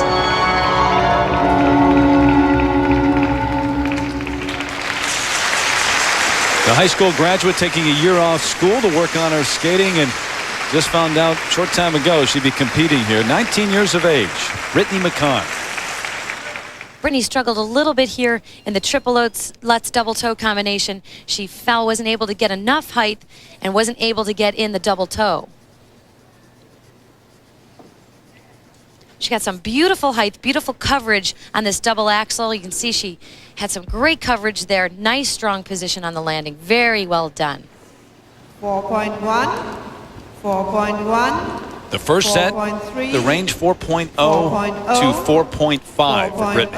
Well, the unfortunate mistakes really chipping away off that required elements mark, but maybe the presentation scores will be a little bit better. Yeah, you'd expect these to be a little bit higher. Second mark, please. 5.0. Ah, there you go. There they are for presentation. 5.1. 4.8 to 5.2 the range. 4.8. For the teenager from just outside of Atlanta, Georgia, Brittany McCann. 5.2. Nations Cup continues now here in Gelsenkirchen, Germany. The ladies' short program, Maria Butirskaya in the lead over Tatiana Malinina of Uzbekistan as Yelena Lyashenko of Ukraine takes the ice. And she has been at the World Championships for 5 years. Think of this. She has been between 6th place and 12th place. So a wide range. However, she does have a lot of potential to do well in this short program. Finished 8th last year at Worlds.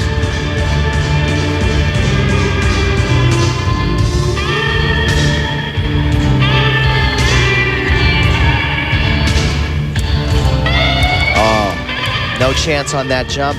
Arms and legs did not come in to create the rotation she needed.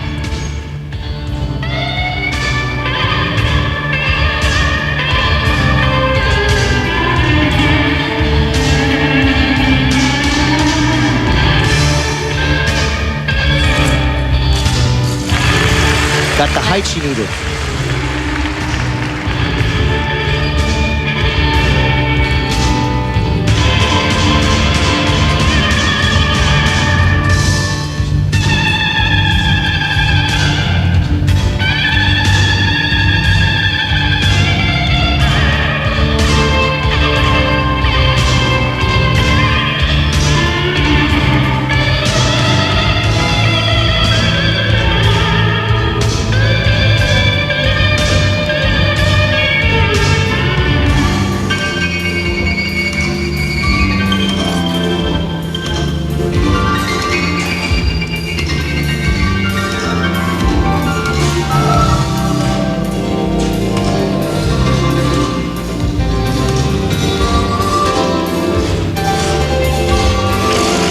Nice double axel.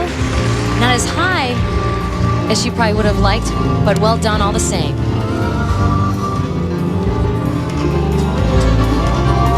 Nice positions in the combination spin.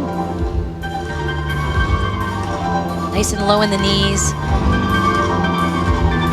And well centered.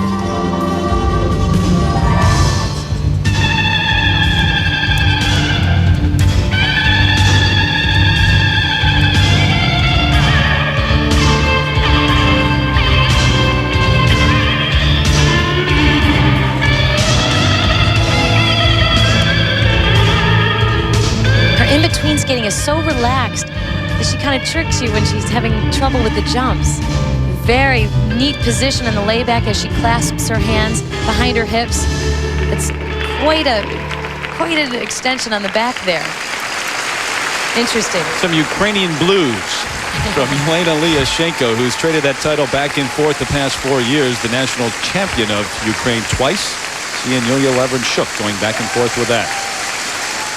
In order to create rotation on jumps, you have to have everything working together. The arms, the legs don't come in properly, so her timing's off, can't get that jump off. Now, what's the result when you do get everything working together? Watch here. Upper body, lower body, everything working harmoniously so she can create the rotation and have a good jump like that. 5.0, 4.9. First set now for the 23-year-old from Kiev. 4.9. 4.5. And 4.9. right in the 4.8 to 5.0 range.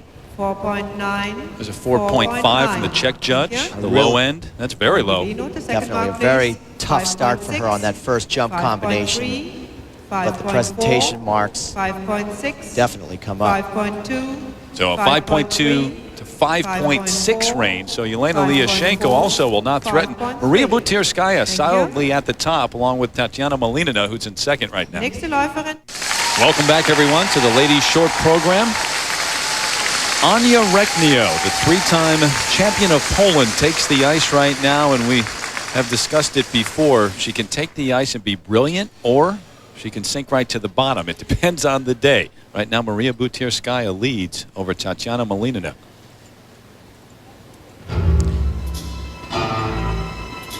The unpredictability of Ania Reknio. Remember, in '98, she was second after the short program at the World Championships, which shocked everyone, ended up 5th. Last week, though, at Skate Canada, she finished 7th.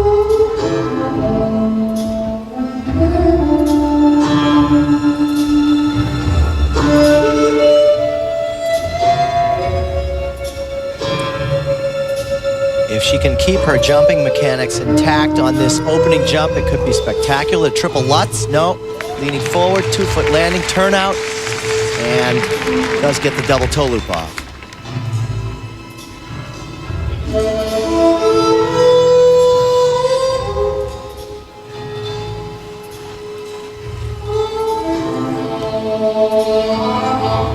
She certainly approaches all of her jumps with great speed and flow.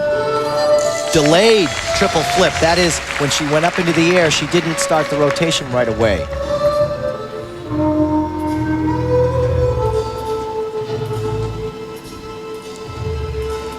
In her layback position, she's chosen to keep her free foot very close to the skating foot for an effect with this bluesy music. Nocturne Harlem now switches to the soundtrack from Swing Kids.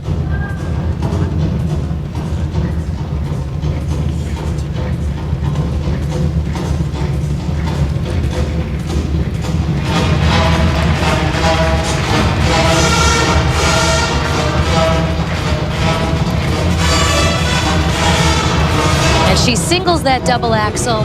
Just looked like she rushed the entry.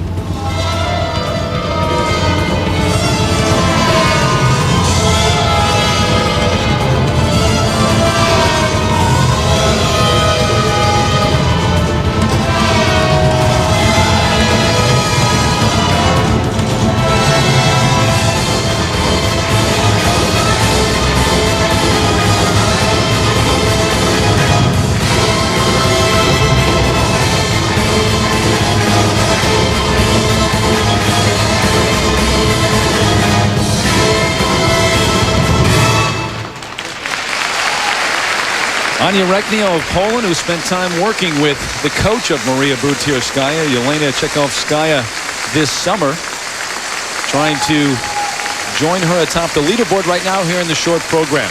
Top 3 performance. Ania Reknio. Here's the triple Lutz. Problem here is the 2-footed landing. Watch, she gets up into the air, see both feet hit the ice, and it doesn't improve that much because she turns out and then gets up in the air only for a double toe loop. Now, the triple flip. Look at the good rotation that she had on this jump. But again, another 2-foot landing. So the deductions are definitely going to add up, and we're going to see that on the first mark, which is the required elements. Unfortunate for her. 4.5. 3.7. I don't know, Terry, you ask. Top 3 in this short program. Unlikely with Slutskaya left to skate with all these deductions. Look at that, 3.7 on the required elements mark. That's extremely wide range. 3.7 all the way up to a 4.8 from the Canadian judge. 5.1. And now for 5.3, presentation, 5.1 to 5.6. 5.2, And Anya 5.3, Reknia way down in 6th 5.1, place. So the question, 5.3, academic right now, that's nowhere 5.3. near 3rd place. Thank you. The final lady to skate here in the short program, Arina Slutskaya, the 2-time European champion who struggled throughout the last year and a half, even thought of giving up the sport at times last season after she finished 4th at the Russian National Championships and obviously could not go on to the Worlds. But here she is in great shape to start this season. And the last skater in the short program, Maria Butirskaya, still leads. You have to give Slutskaya so much credit for really getting into top shape. She's taking command of her practices, good jumps, good spins. But can she handle the pressure of these required elements in the short program now?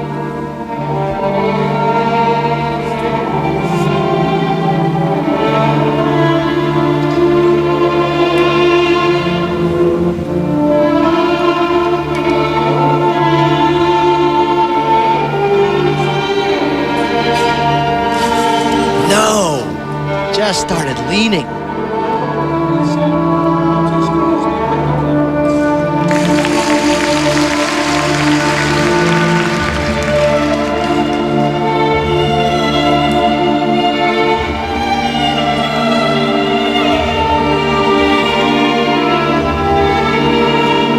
And she doubles her planned triple flip, making it less difficult. Although it is not a deduction for the ladies can do a double or a triple jump. Very beautiful camel spin into an illusion. Fine, fine position.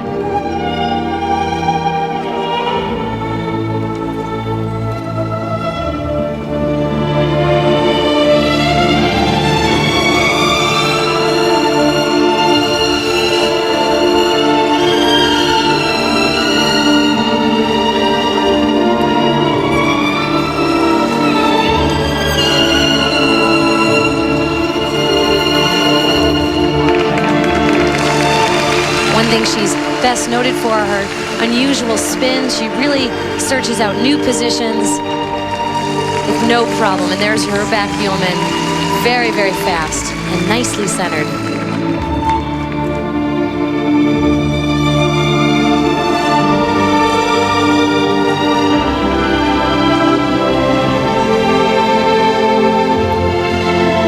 About her spiral sequence is that she holds the arabesque or spiral position longer than some of the other competitors, letting you see the shape before she dissolves.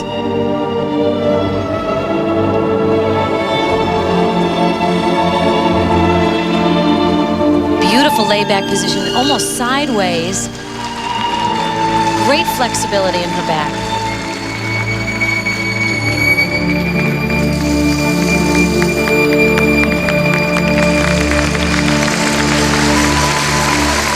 Oh dear, though. The opening just was such a hard fall, and she has been, as we mentioned, skating well in practice, but not the start she wanted here in Germany. Well, we've watched her since she was 16 years old. Just watched her grow up. She won that first European title, the first Russian or Soviet woman ever to win that title, and still trying to get back to that form. Very, very cautious skating into this. However, as she gets up into the air, just doesn't even get close to the landing. There was supposed to be another jump after that, and that happened in the first part of the program, so the concentration hard to keep. Following through here to the double axel, but look at this speed that Susie mentioned and the change of position, and the positions are all done well within the very fast spin. So notice that she's staying in one spot while all of this is occurring. She is a master of spinning. Wonderful. 5.1, 4.6, Now the first set, and obviously those deductions for that first mistake. And Arena already walking off. 4.4 to 5.1. She doesn't want to stick around, I guess, for the second set. Thank you. On Dibino, the second mark, please.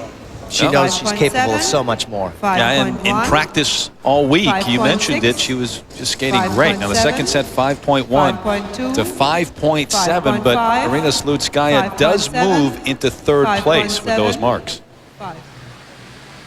But as expected, Maria Butyrskaya, the reigning world champ, in the lead after the short program.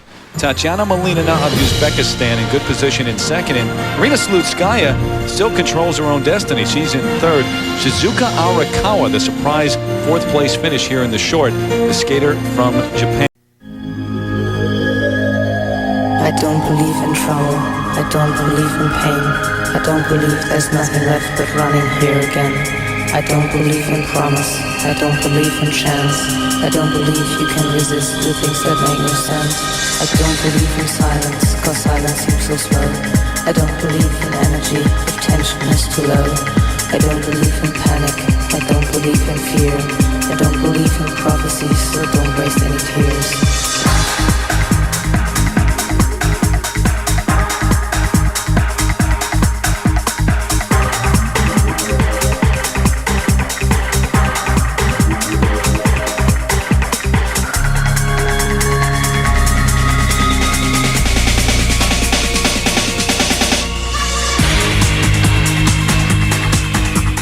She and her partner beat the world champions at Skate America. Tonight, Jamie Salé takes on the best of the rest.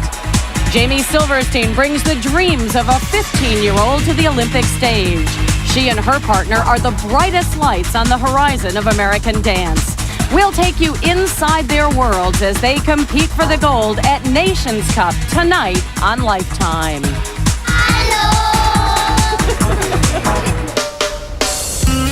Nations Cup, the third stop of the year on the ISU Grand Prix of figure skating. And it's the day of the free skate for the pairs team of Jamie Salé and David Peltier. On a rosy train, take a trip with me, ooh, baby, to a paradise.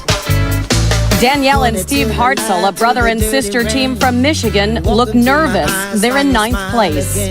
You are ready. Jamie and David, in 2nd place, look rather relaxed. Spark up that flash of light. The Hartzells are the current American national champions, but they placed 8th at Skate America and struggled in the short program here in Germany.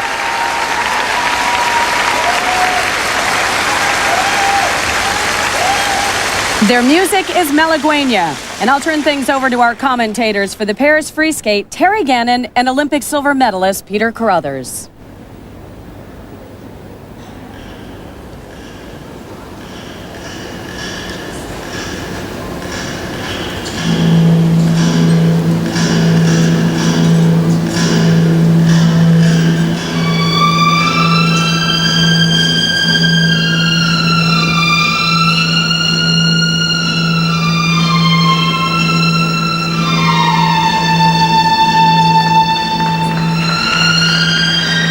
Within the first minute and 30 seconds of this program, they will attempt a lot of very difficult technical moves. And it begins with the split triple twist lift.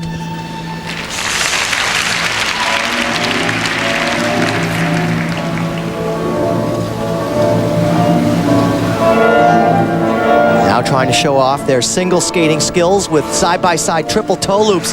Very, very solid.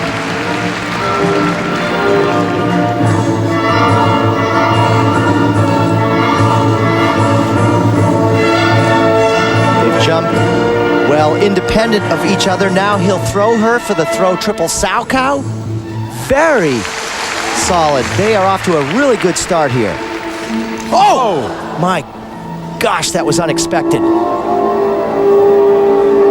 Steve looks all right, asking Danielle how she is. She looks a little shaken up from that.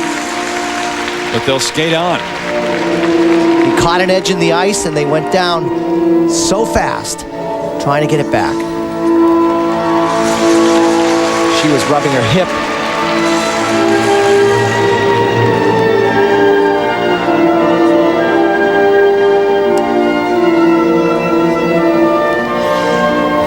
Look at that. A great comeback. Side-by-side double axles. What focus.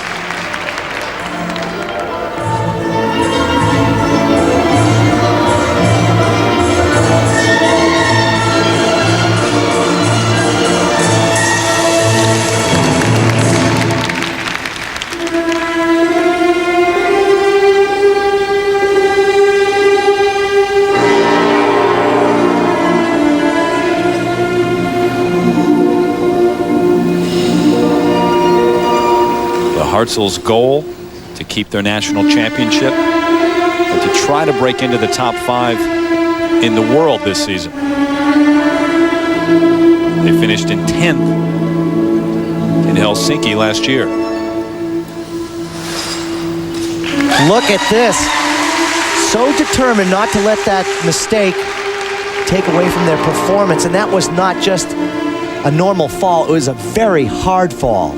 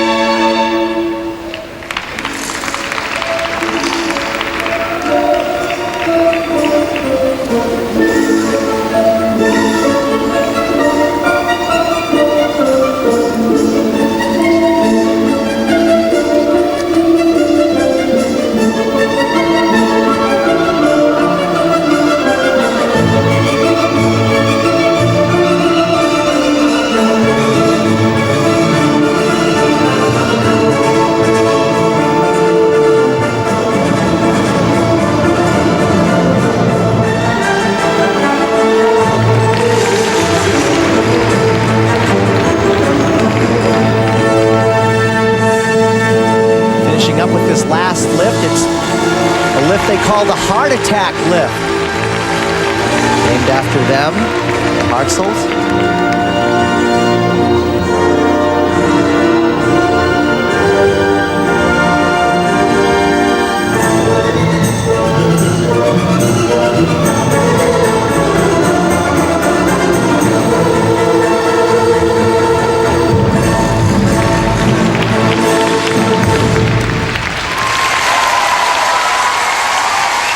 The reigning U.S. champs showing what they have inside. There's a lot of courage in that program. I have to tell you that this was really incredible for them to get back on track after the fall. We see a lot of falls in figure skating, but when you fall and you really jar your hip like that, tremendous to be able to regain the focus. That has to do with their training.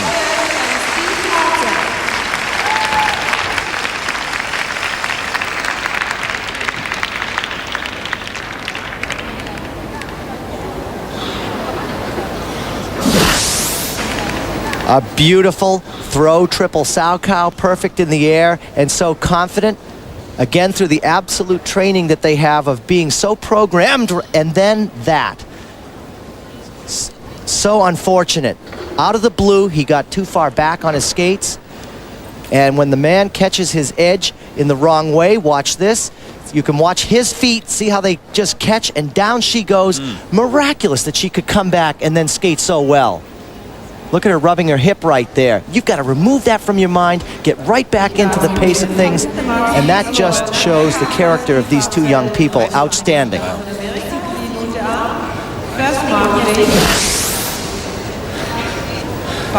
Yes, more like 5.2.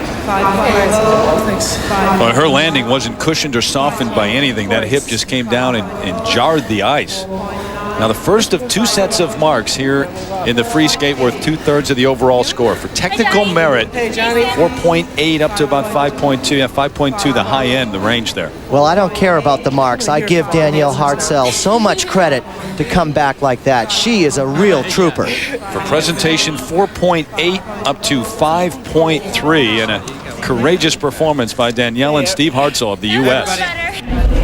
Thank you. Woo. That scared me.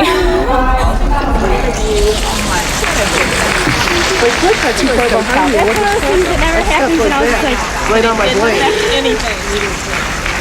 The Hartzels moved up from 9th to 7th place here at Nations Cup. The battle for the gold medal is on the ice when we return. Waiting to skate, Jamie Salé and David Peltier.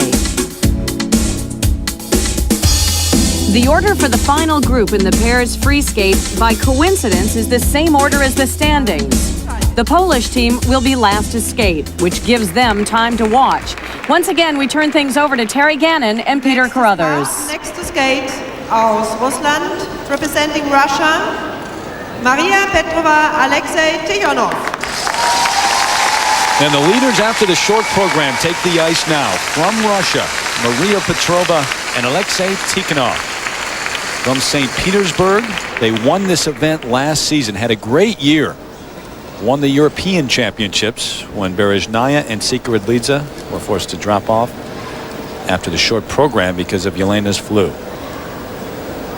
Looking to repeat, have another fine year. In the warm-up, Maria was having trouble with her jump. She was two-footing her landing. She'll want to have landings on one foot without mistakes to keep this lead.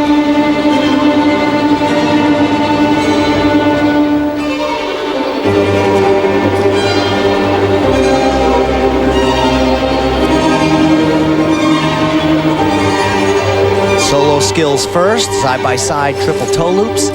And she did a beauty there. Boy, I had to eat my words. Very nice. I know you hate doing that too.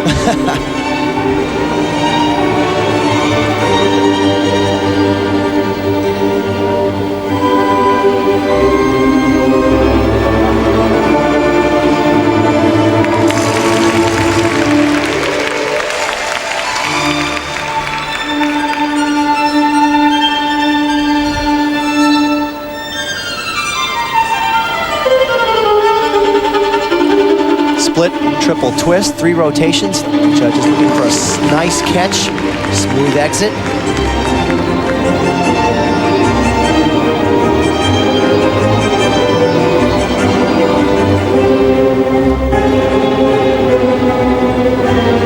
Man wants to make sure that he doesn't lift the girl prematurely in the throw so that she can land it nicely like that.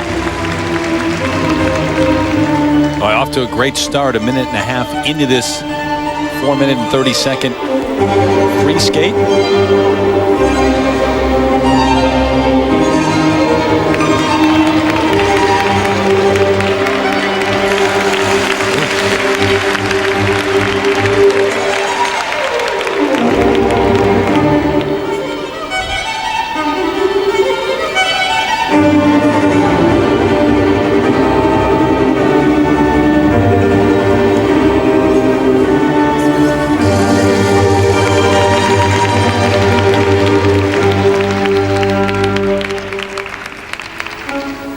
Solid year last year, really their first full season competing together. Maria and Alexei trained in Sweden during the summer when the rink closed down in St. Petersburg. Used to train alongside the world champions. There's Naya and Sikaridlidze, who have since moved to America.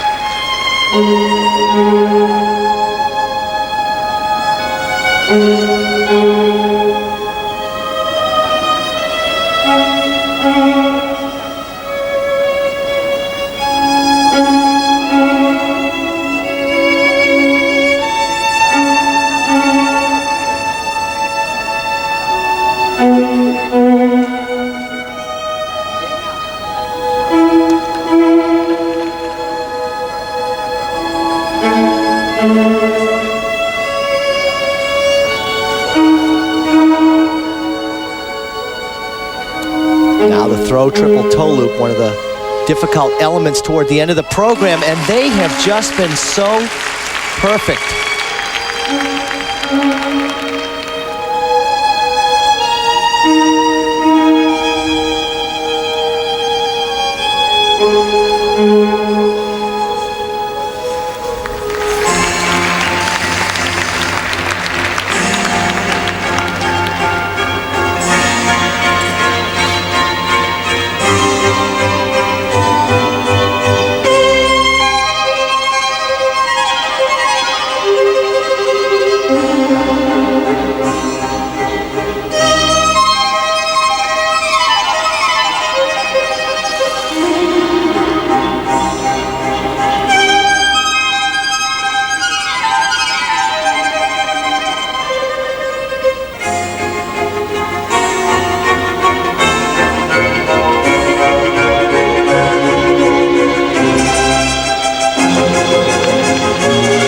They don't have any hard technical elements left in their program. They have managed to tick off each one without any mistakes.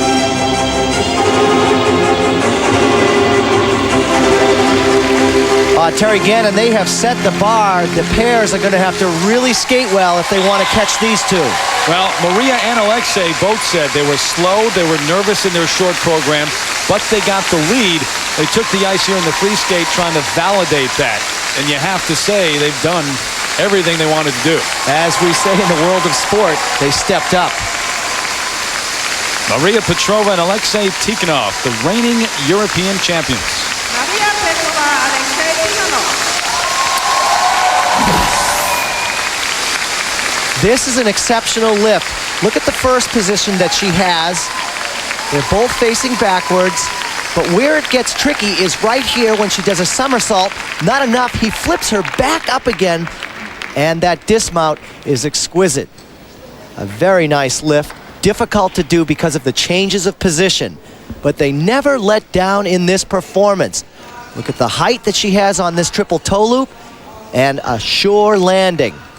Things were really going well for them.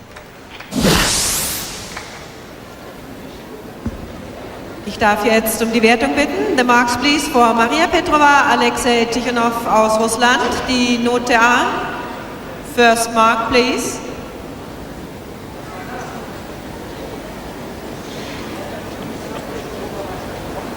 .8, 5.6, 5.6, 5.7, 5.7, 5.6, 5.6, 5.6. And now the first set of marks for technical merit, 5.6 up to 5.8. These are solid marks, however, you can see that there is some room. 6.0 is the perfect mark. Yeah, there is some room, Peter. I imagine those to be higher than they turned out being. Absolutely. Presentation marks 5.5 up to 5.8. So Petrova and Tikhonov obviously still lead, but there is some room, as Peter said. So now the team that has taken the pairs world by storm so far this season. They won Skate America, upset the reigning world champions there, Berezhnaya and Sikaridlidze, and they are in second place going into this free skate. Jamie Salé and David Peltier.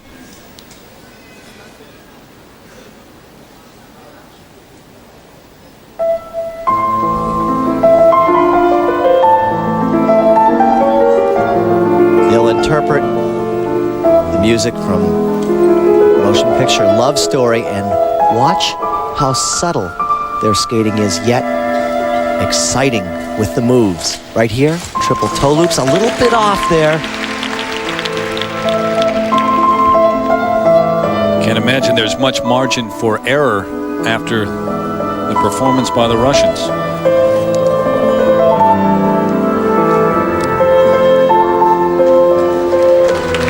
Nice speed across the ice with that. Good coverage. Nice twisting dismount.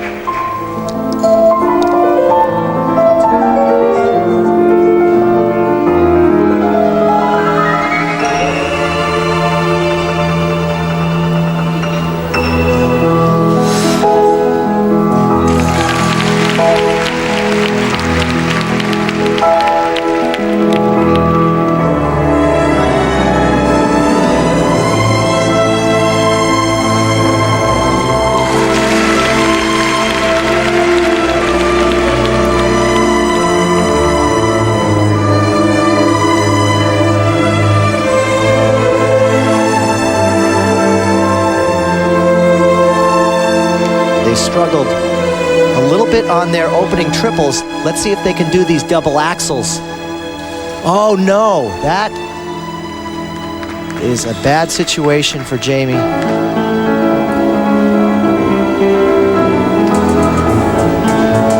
Through two competitions so far in the Grand Prix, that is really the first major error that we have seen them make. Certainly the first fall.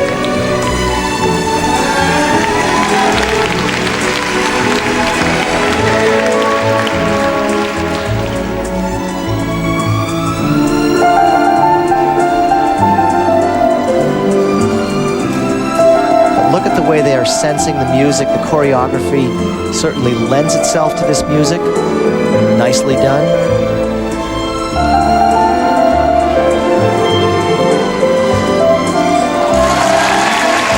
Aha! Nice double axels there, getting it back.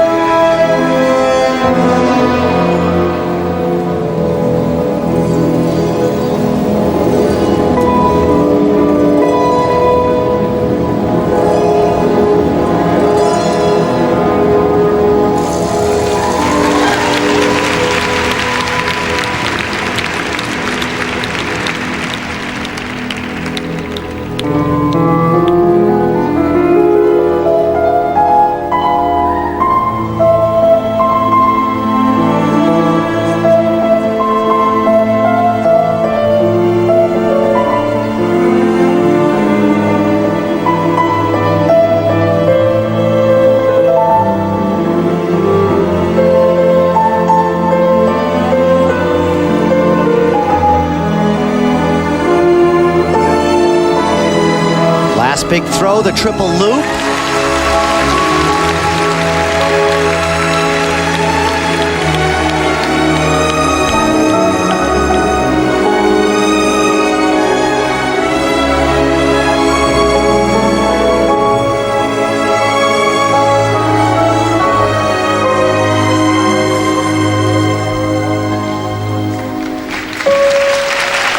What makes their lift so exceptional is the fact that they go so far across the ice while the lift is turning. Good speed.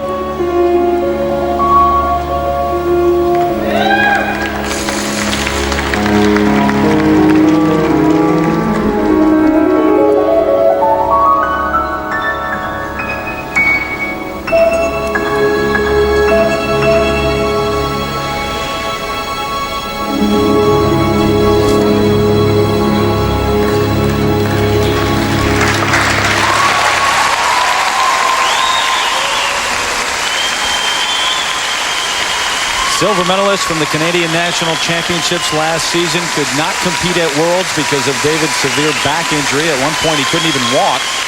Great start to this season. A little disappointing, though, for Salé and Peltier here in the free skate.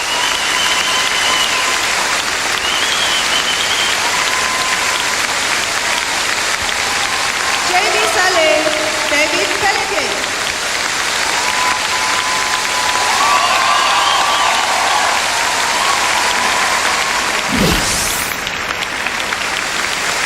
Now here's the problem. She gets up into the air.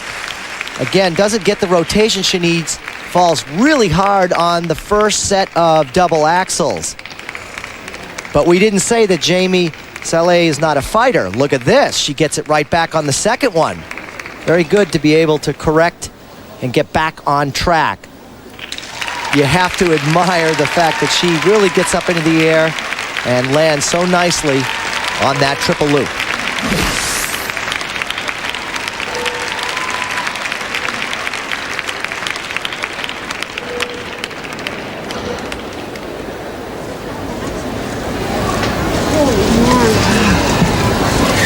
That really hurt.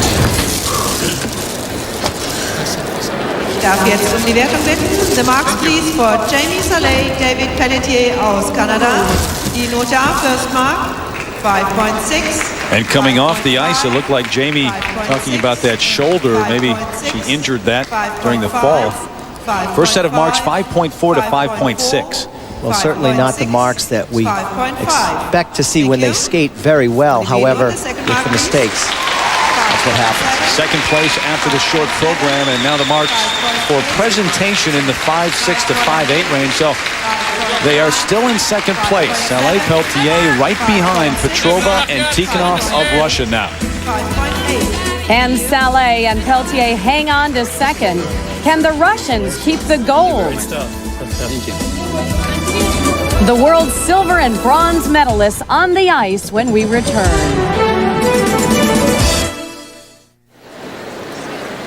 A pairs team is more than the two skaters on the ice. There are choreographers, costumers, and most important, the coach, who almost skates the number with them.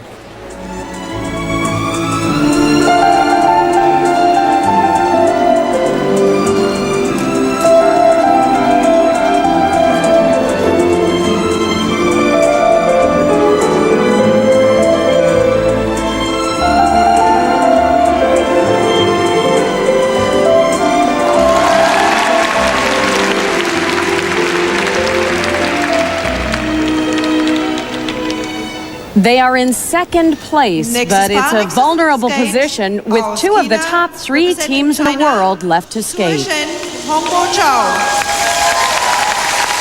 What a group this is. Petrova and Tikhonov, then Saleh and Peltier, and now the team that captured the silver medal at the World Championships last season. In third place after the short program, Shuai Shen and Hongbo Zhao of China.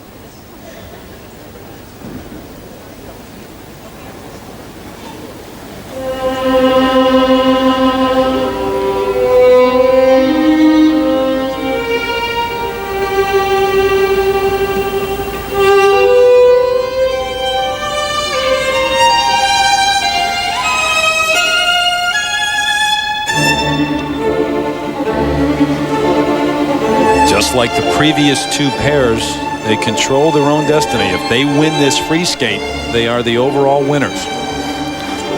And they certainly will try to wow the judges with the great height on that split triple twist. They absolutely bomb into their elements, meaning they just attack with so much speed.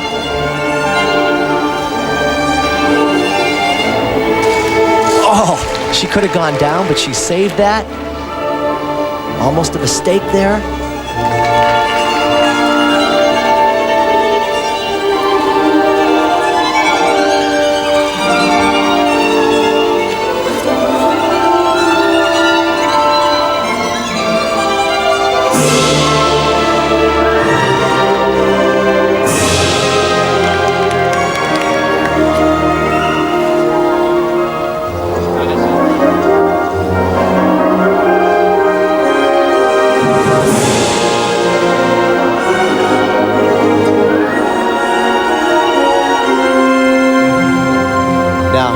This will absolutely take your breath away. Look at the height and the coverage.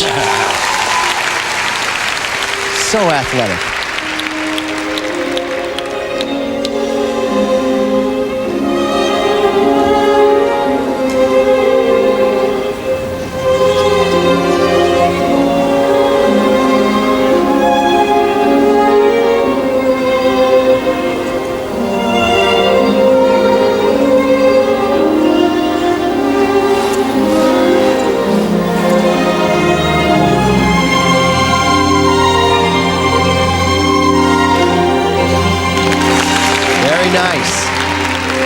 Single skills look good. In the past, the Chinese were criticized a little bit about the fact that they didn't have enough artistry within their skating. They really worked on it this year, and it's coming through in this performance.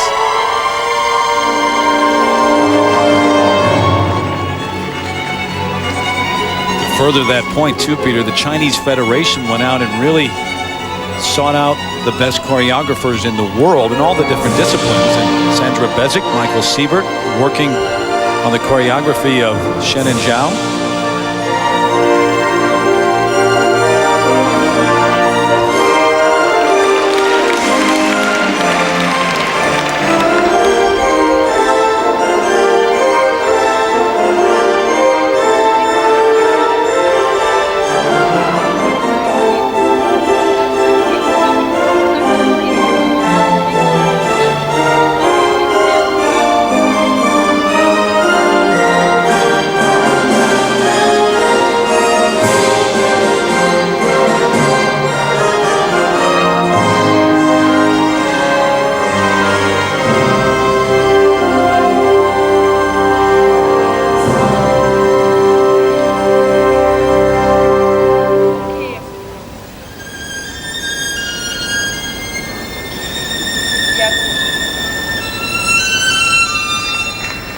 Oh, that's really unfortunate. She caught his blade.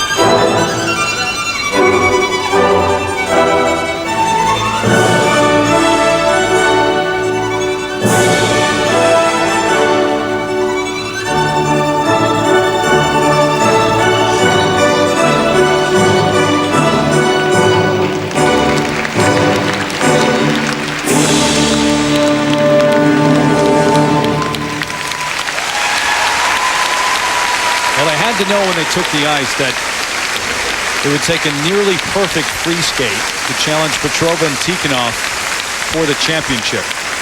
They were not perfect. They were very good, though. Shen and Hongbo Zhao of China.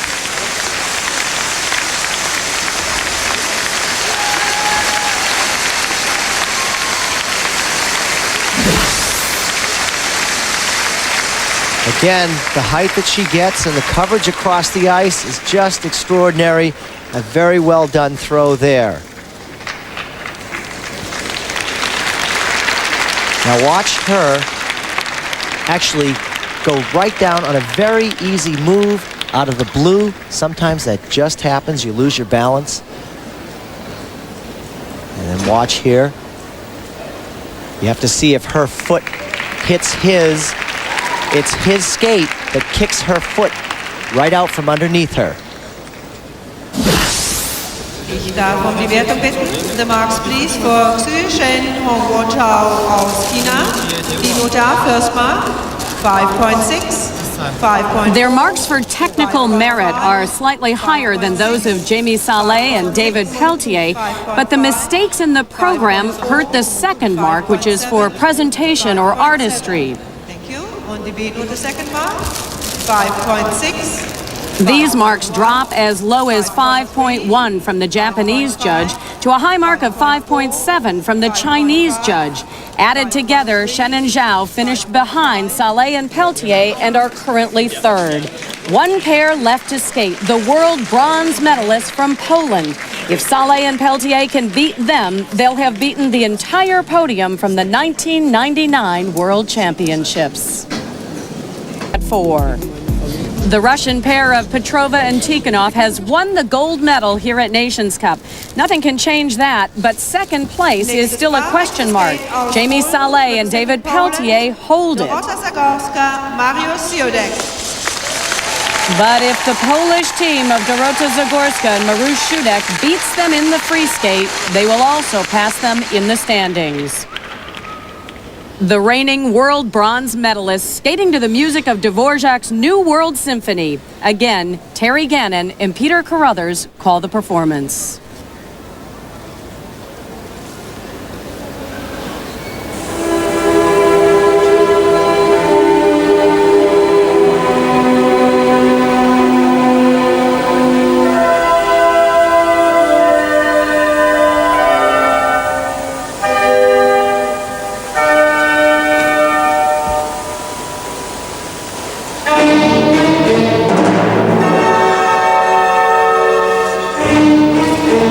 Goodness, that was right in front of us, and you could really get a feeling of how much distance that lady carries when she's in the air. Amazing.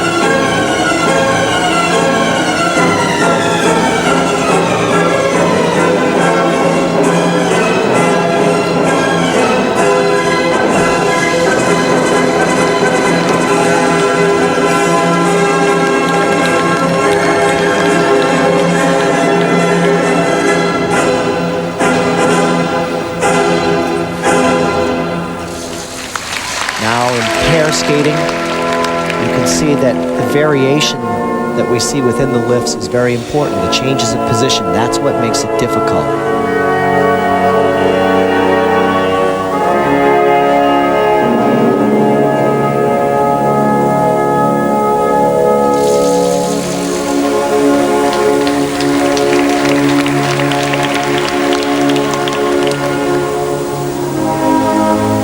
and Mariusz cannot win this title, but they certainly can medal. And that is kind of how it has been for them. They've forgotten names in certain competitions, and all of a sudden you look up and they're on the podium.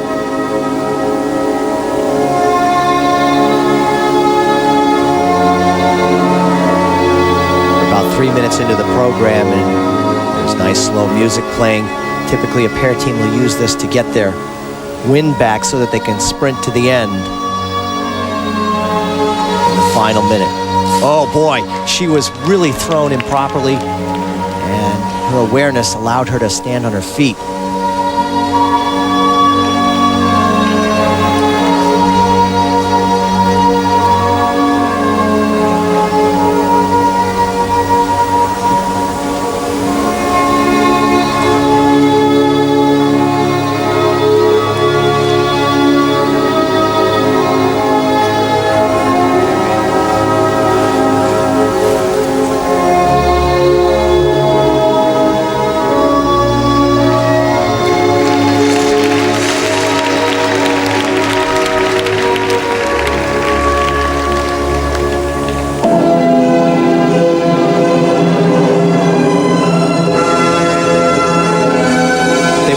With powerful music to really get the judges' attention.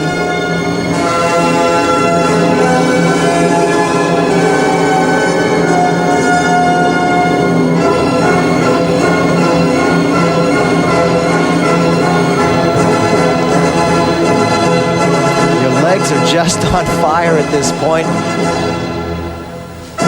But they get another lift off, overhead, flip out.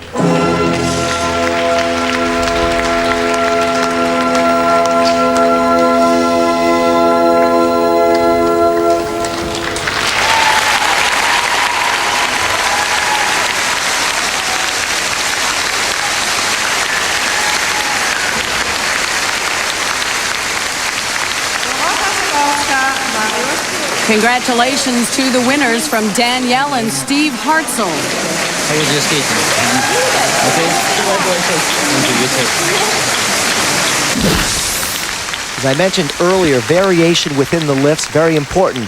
What makes that hard is the takeoff. She's going backwards, he grabs her waist, and then they get into an inverted star position. One hand, you can see all of the change up here.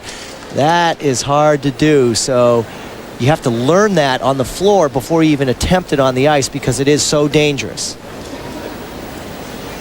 Throw triple Salchow. He did not time that well, and that really throws the lady off when you don't have good timing as far as the man throwing her. And watch this.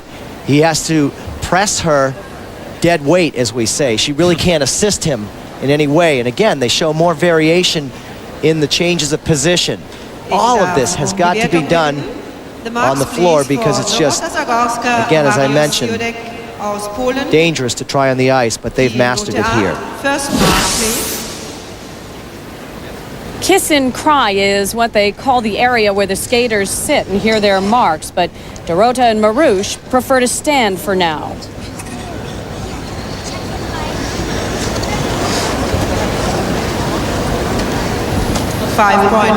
The marks for technical merit, and except for the German judge with a 5.8, these marks are well below those given to Shen and Zhao, and also below Saleh and Peltier's. 5.6. Thank you. On Divino, the second mark, please. 5.4. The marks for presentation, 6 judges rank the Chinese higher, and so Zagorska and Shudek finish in 4th place. 5.4, 5.4, 5. The final standings in the pairs competition at Nations Cup. Petrova and Tikhonov win the gold. Saleh and Peltier the silver, which means that in their 2 competitions this season, they've beaten the top 3 teams at the 1999 World Championship. And they'll try to beat Petrova and Tikhonov 2 weeks from now at the Cup of Russia. See, the Russians are the best in the world right now.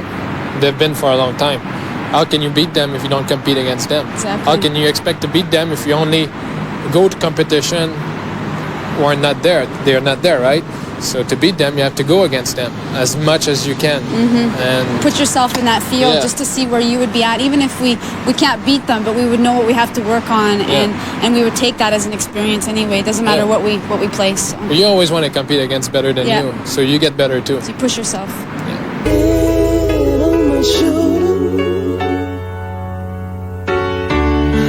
Don't need to worry about a thing. When you need me, I'll be there in a hurry, babe. Please call on me, time and time again. 'Cause you're my friend. The dance is next. There's nothing more that I'd like to do than take the floor and dance with you. Keep dancing, let's keep dancing.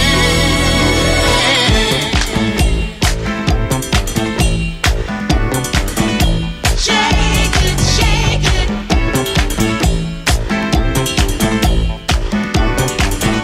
Shake it, shake it. Shake it, grooving, yeah, yeah. Show 'em how we do it now. Shake it, grooving, yeah, yeah. Show 'em how we do it now. Show 'em how we do it now. Come inside the television truck with us. We're getting ready to dance. 8788 standing by to report. Could you see it, Needy, so I can make sure you guys are getting the right feet? Then we'll do right standby in 3, 2, 1. With the Canadian champions and world bronze medalists Shaylin Bourne and Victor Kratz in the lead heading into this free skate, what is interesting to note about them is that they have chosen to make their debut in the Grand Prix Series over here in Europe rather than in their home country at Skate Canada. The reason they want to gain exposure with the European judges and fans, perhaps leading up to the Grand Prix final later on and even the World Championships. But Susie, really the talk around Nations Cup has been about the Canadians and the young Americans, Silverstein and Pekarek. Well, Bourne and Kratz really want to win a gold medal here in Germany because most of their success and their popularity has been in North America. But one team that stands in awe of the Canadian team is the young Americans of Jamie Silverstein and Justin Pekarek. They've really stolen our hearts here at the Grand Prix Series events. They've not only competed well, but they've been performing so beautifully in practice and in competition. They've injected a lot of spirit and a lot of enthusiasm in the dance event, and if the truth be told, they really are the most skilled dancers here in this event. In a Grand Prix dance season in which the big questions were, could the French team of Marina Anasina and Gwendal Pezara overtake the world champion Russian team of Angelika Krylova and Oleg Ovsyannikov? And could the Canadian team of Shaylin Bourne and Victor Kratz hang on to their place on the world podium? The biggest surprise has come from, of all places, the United States and a pair of teenagers named Jamie Silverstein and Justin Pekarek, just beginning their first season at the senior level. We looked at the sheet of who we'd be competing against for the series events, like Skate America and here. And we saw, Krylova and Ovsyannikov, world champions. Say, wait a minute, I just asked for their autograph back at the Champions on Ice show. And now I'm going to be in the locker room and competing against them, I really met Bourne and Kratz here, who I've always thought were really great. And they're just so nice and charming, so it's wonderful. They're not mean or anything. So here they are, this 15-year-old girl and her 18-year-old partner on the same ice in the same event with the not-so-mean Canadians, competing in the compulsory dance, which begins every dance competition and is never shown on television. The reason? Every team does exactly the same steps over and over. Not many tickets get sold, but it does give the judges a chance to compare basic skills.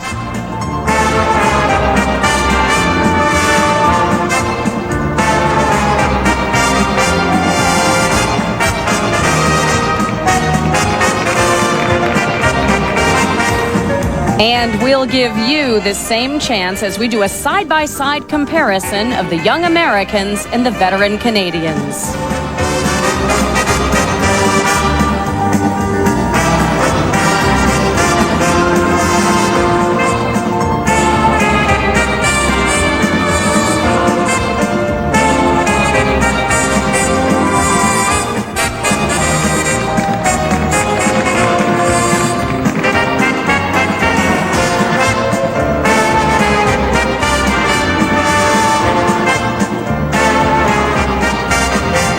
expected, Born in Kratz won the compulsory dance worth 20% of the final score. Jamie and Justin placed fourth. All right, I can do this. And then each competition, like, more and more people are starting to recognize us. And it's great, but it's really overwhelming.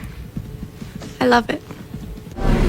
They've been skating together 4 years. She moved from Pittsburgh to join him at the Detroit Skating Club, and they have already won Junior Nationals, the Junior Grand Prix Final, and Junior Worlds. Here, a medal is a possibility. They'll compete for the podium with the Bulgarian team of Albena Denkova and Maxim Stavitsky.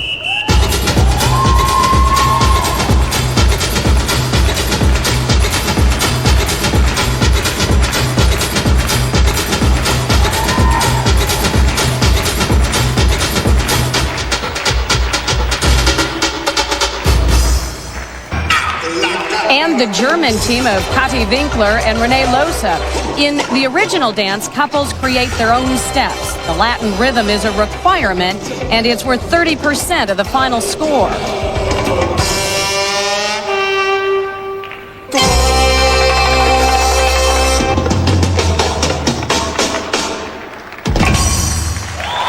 Kathi and Renee place ahead of the Bulgarians, behind Born in Kratz.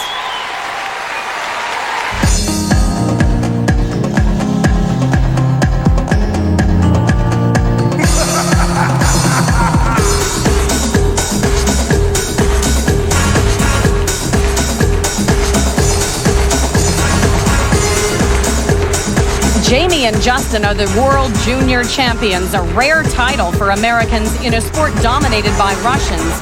They placed fifth at Skate America. A move to the podium would be a major accomplishment here. Yeah, baby, I like it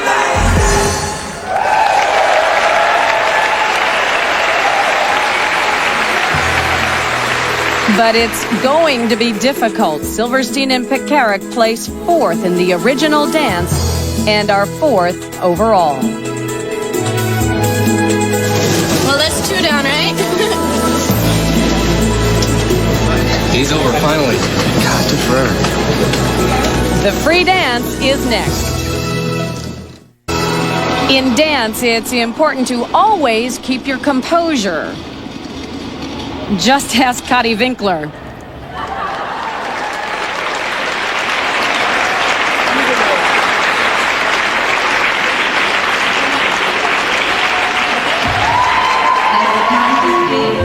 Day of the free dance. Justin Pekarik focuses. Shaylin Bourne stops for autographs and a brief conversation with the television crew. Yeah, but I'm gonna go find my cameraman. So if you need it, come to the truck. If you want it in town. And they had my youngest brother. Jamie Silverstein relaxes. 15 years old and competing at the highest level of ice dancing, the Olympic level. We asked her and Shaylin Bourne some of the same questions about their sport. This is what I was. When I was looking for a partner, I wanted someone with blonde hair who was the right height, had the right line, so I wouldn't have to keep, getting new partners, which a lot of dancers do. They're always switching partners till they find the right one. I just wanted the right one the first time. Somebody, I trust him. I mean, that's the bottom line. He has me, he has my heart when we're out there, and I trust him completely. I started when I was 2.5, and they made me stop because I was crying that I missed my mom. Oh, it was a mess. I was 7 when I started skating and 11 when I decided that's what I wanted to be. And then I got back on at 3. My mom was very adamant. And I've been skating ever since. Obviously, my mother has been the biggest influence on my life and someone I admire and look up to, and it's part of who I am. My mom, I love her so much. She's always been there for me. She moved to Michigan with me, so she's really a great strength. I'm not the type of person that would say I want to win, I want to be on the top, I want to beat this person. I just want to be able to entertain and give people something they can't forget. I really can't focus on the placement because those will come and go. But if I'm really satisfied with how I perform, then I think I'm satisfied in general. Erstes Paar. The free dance competition at Nations Cup. Our commentators, once again, Terry Gannon, joined by U.S. Ice Dance champion Susie Wynn. And to get this free dance underway, the team that really has been the talk of this competition so far. From the U.S., Jamie Silverstein and Justin Pekarik, currently in 4th place after the original dance.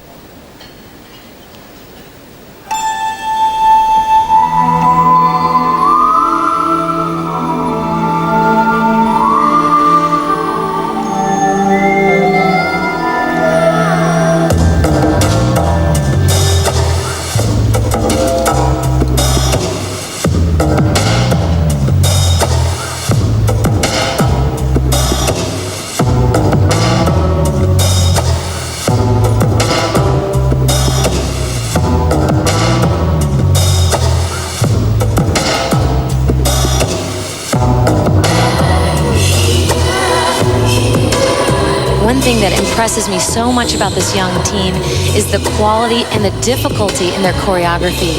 Their passes are very difficult. Notice here she's holding on with just one arm and supporting herself with just one arm. Very difficult.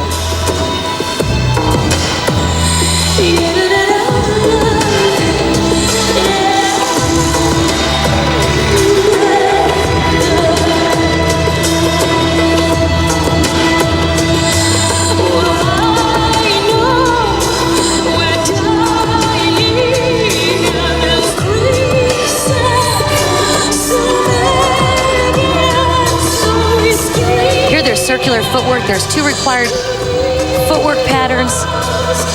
Look at their connections. Some of the other requirements in the free dance are 5 to 7 lifts, 2 dance spins, and 2 synchronized twizzles. Here's one of their dance spins. Nice position. It's what's called foxtrot hold, and 1 other pose is allowed.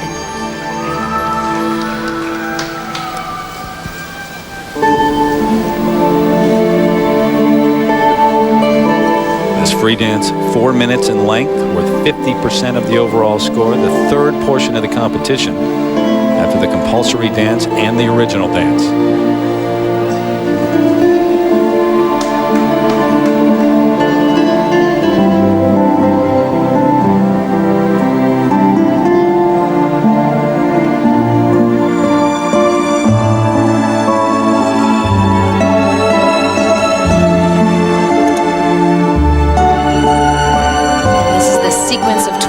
One direction and then the other, turning on 1 foot.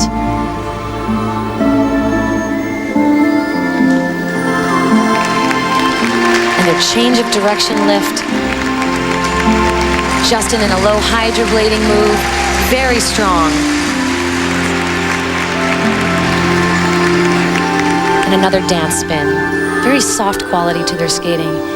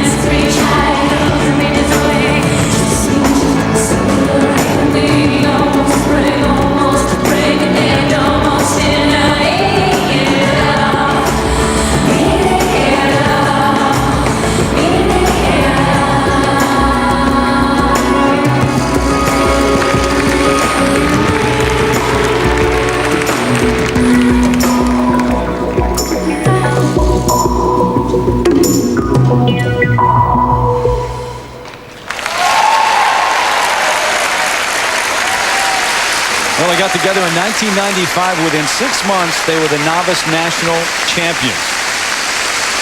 Justin Pekarik, 18 years old from Southfield, Michigan. Jamie Silverstein, 15 years of age from Pittsburgh, and she has two brothers living in Europe. They are here in Germany to watch her skate.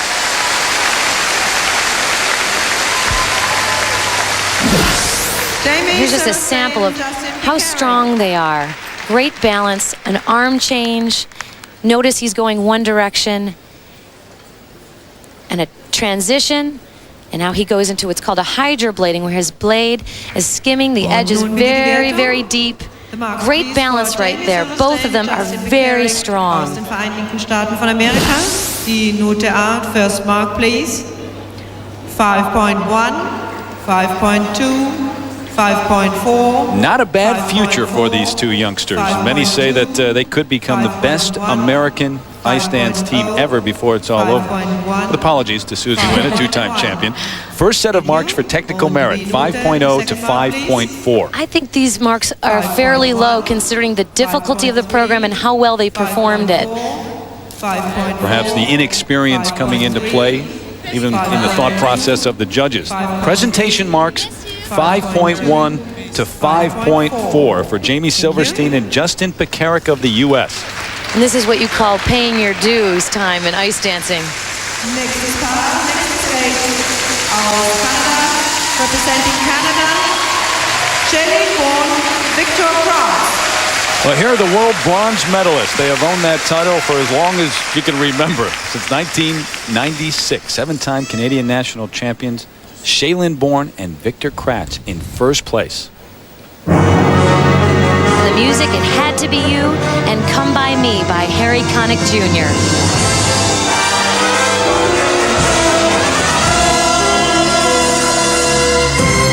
It had to be you. It had to be you. I wandered around and finally found the somebody who could make me be true, could make me be blue, or even be glad just to be sad thinking of you. Some others I've seen might never be mean, might never be cross or try to be boss, but they wouldn't do, for nobody else gave me a thrill. With all your faults, I love you still. It had to be you, wonderful you. It had to be you.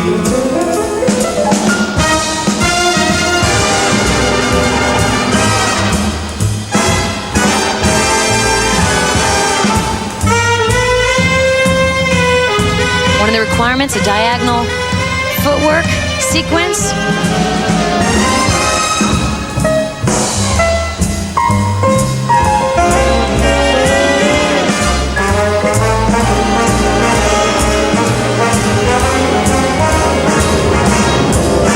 Some others I've seen might never be me, might never be cross, try to be boss, they wouldn't do, for nobody else gave me a bill. With all your faults, I love you still. Baby, it had to be you. Nice unison on their twizzle sequence. Had to be This is where the you. experience comes through. And they keep reinventing hydroblading. Come by me, come talk to me, baby. Tell me how we can come by. Will you be my sunshine forever? Will you be a friend of mine? Try me out and make me get excited. Take me home, I'd love to be invited. Once we're there, I'm sure you'll be delighted. We could rock all night. Wait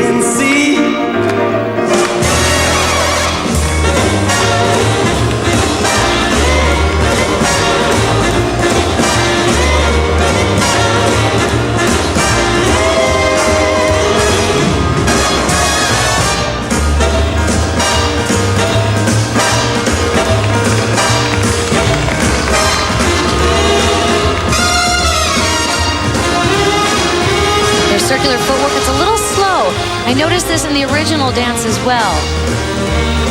For all of their great qualities, they can really do more, much more with this footwork. Well, come by me. Come talk to me, baby. That would be my lucky day, yeah. Come by me. Oh, come love with me, baby. Maybe we could run away.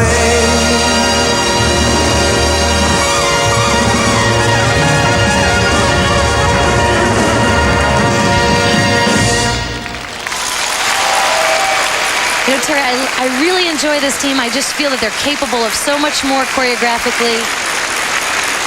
They're sort of living off some of their old movements, things that they've used in the past, and I really think there's more to them. Choreographing their own programs now. The season debut for Shaylin Bourne and Victor Kratz of Canada, the leaders after the original dance. Heading into this free dance, certainly the favorites. Bourne and Victor Kratz range from 5'6" to 5'9", and as expected, they earn all the first place rankings from the judges in the ice dance competition here at Nations Cup. And while they were on the ice, two tired teenagers made their way to the dressing rooms.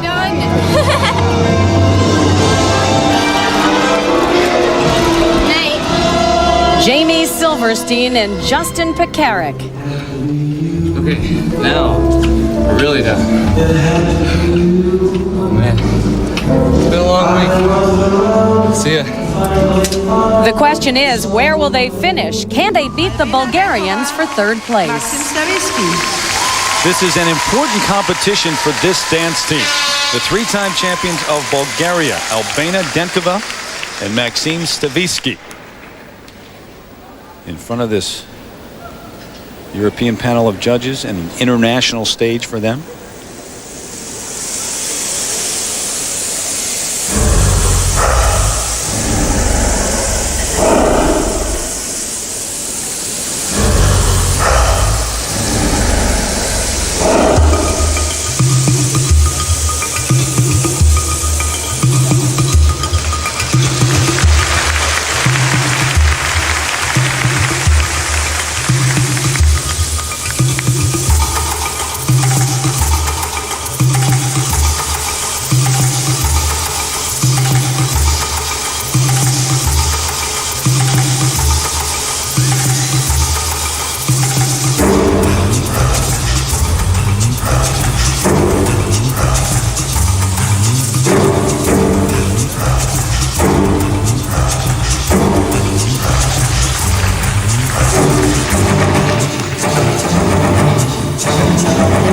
Journey to the Heart, and arrangements from Cirque du Soleil.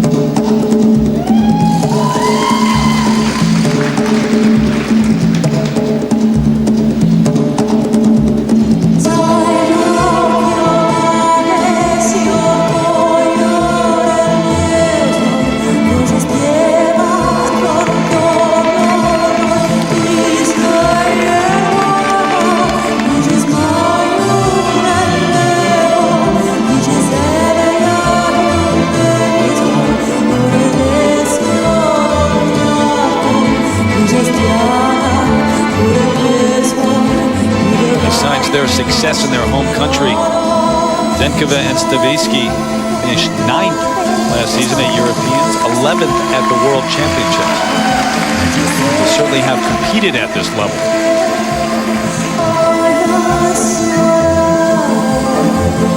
They've chosen a lot of different shapes in their lifts.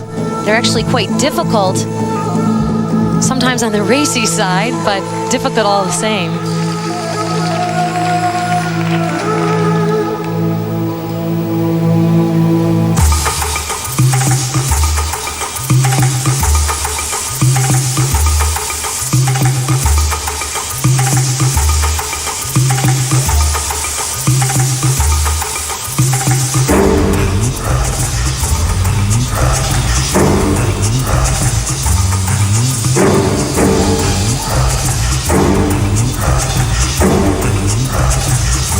circular pattern, not nearly as difficult as Pekarek and Silverstein.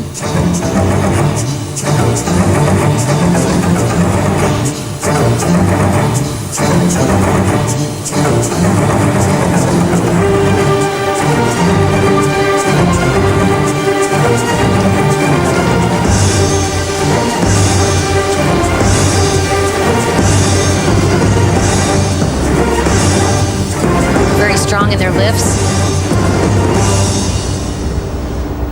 And that is very hard on the back, I should say, Terry. And hard to come out of it. Don't try it at home. It's hard when you make these choices, you have to consider the transitions coming in and coming out. Sometimes a lift can go up beautifully, you'll be in a creative shape, but getting out, it's just too tough, and you have to make a different choice at that point. But they sort of go with those raw choices. Just a bit of a smile coming on the face of Albena there. Albena Denkova and Maxim Stavisky of Bulgaria in third place going into this free dance. Denkova, Maxim Stavisky. The team from Bulgaria trying to overtake the young team from the United States for a place on the podium here at Nations Cup. Justin Pekarek awaiting the mark. Their lifting ability is quite good. They choose some interesting shapes, but this is very hard. He's in a spread eagle position. She's in a very flexible split position. A nice planche move. Very hard to be in that position while you're turning. You lose a lot of speed, but they were able to keep that up. Their final lift, it's a risk. He's just holding her on by the ankle. Great flexibility in her back. You'll see a little awkward coming out there. It would have been nice if that was on the move. It would have kept it smoother. Maxim Stavisky, Bulgarien. Die Note A, first mark, please. 5.3. The first set of marks is for technical merit, and only the United States judge scores Denkova and Stavisky lower than the American team of Jamie Silverstein and Justin Pekarek. 5.3. It seems as though the judges are more comfortable with this team. Thank you. That I would suspect the judges see their speed and their aggressiveness. 5.4. The second set, the American judge ties the two teams. All others favor the Bulgarians. Do you disagree? I do disagree. I just feel it's a little raw. I don't think it's the best program for ice dancing. What Jamie and Justin were trying to do is elegant, it's ice dancing, and it's difficult, and it's refined. The Bulgarians move into second place. The Americans, for the moment, are third. Her shoulder. Yeah, when she fell, she... And pairs silver medalist Jamie Saleh congratulates Born in Kratz, currently in first. That was very cool. Very, very cool. I don't see anything like that. Thanks. Anything. Did she do this? Okay, I'm gonna bring home. Did you do this? They did. I count. You guys did it yourself? Come on. Yeah. That was fun. Are you serious? Yeah. I decided to do it on our own this year, like the OD and the free. Skaters rarely do their own choreography. They made that themselves. Last to skate, a team from what used to be East Germany, where no one danced on ice and no one taught the sport. And he also had no clue what it is, and he came and we started together, and it was really fun in the beginning because we had no coach. We just had the ice dancing book and we tried to learn the steps from it, so it was really funny how we skated, I think. Not so funny anymore. Kati Winkler and Renee Loza have been skating together 11 years, but were almost separated when Renee had to join the army. Kati came up with a solution. So I said, okay, Renee, I see how good it is for you. So I tried to go to the army too. And I think it was a good experience for me because I also had to do the hard work, like the basic training, like the men do. It was in the beginning hard for me but it made me stronger. And that's why I think it was a good choice. The first and last name in East German skating has always been Katharina Witt. Kati comes from the same hometown, Chemnitz, and perhaps brings some of the same competitive spirit.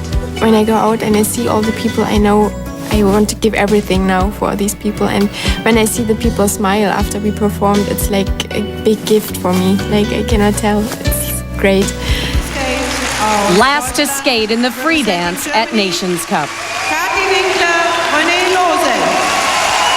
Well, if anyone has a chance to beat Born in Kratz, it is this team. Katie Winkler and Renee Lose of Germany. The crowd obviously on their side.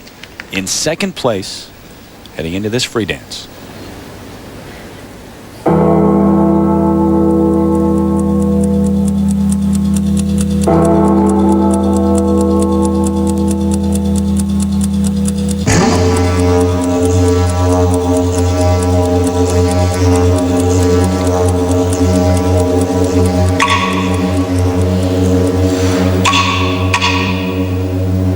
Music, time goes millennium.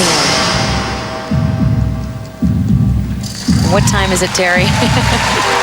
Moving too quickly.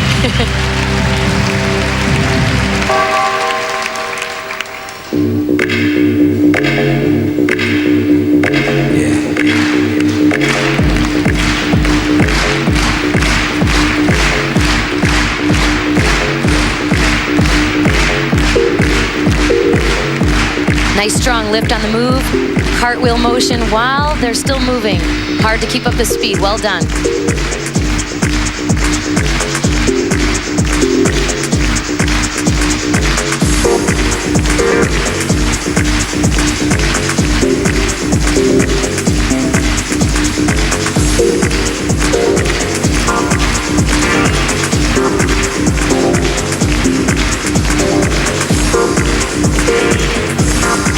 Nice unison, they're working well together.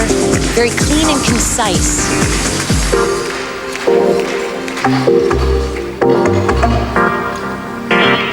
Here's their rotational lift. Has to turn at least 3 times.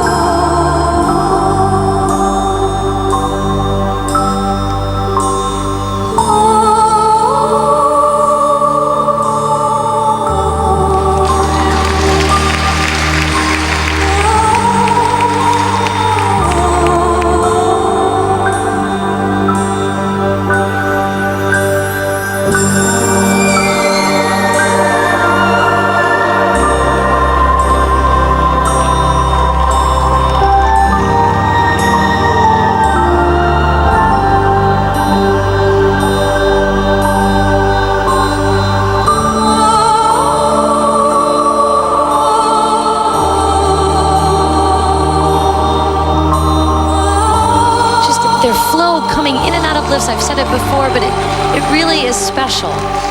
It's better than most of the teams here.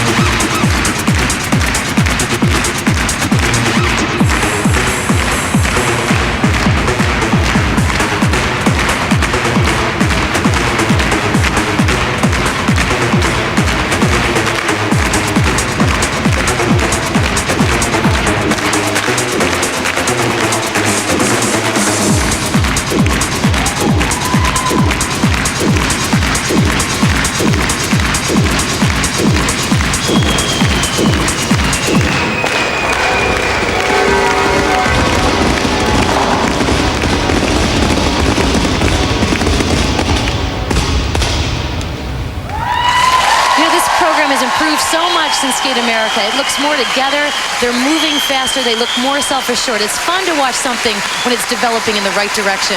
They finished 4th at Skate America to start this season. They'll finish much higher than that. In second place, trying to overtake Born in Kratz, the world bronze medalist at the top. The crowd would give them the title. There's no think so. question about that. Well, their program was very well thought out. You could tell that they put a lot of time and effort to create their theme, stick by it, and really work on the difficult lifts, the difficult turns. I like this free dance.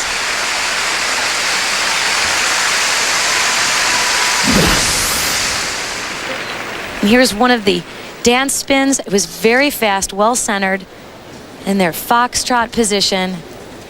And you're allowed a change of position. He's on one foot in a nice pivot. Really pretty shape, very fast, much faster than the other couples here in the free dance. And their rapport. They really have a great friendship and a great partnership. It's fun to watch. Deutschland, die Note A, first mark, please. So do they have a chance? Conventional wisdom would say no, not in ice dancing, but we'll wait and see. For technical merit, 5.4 to 5.7. 5.4, 5.4. Overwhelmed by the flowers 5.6. and the teddy bears. Thank you. Und die B-Note, the second That's what mark, happens please. when you're at home. 5.6. And now for presentation, 5.4 up to 5.8. So Winkler and Lose, as expected, right behind the Canadians in second place. 5.5, 5.4, 5.8. Thank you. The final standings in ice dance. Born and Kratz win, and this is the first time in their senior careers that they have won a major international event outside of North America.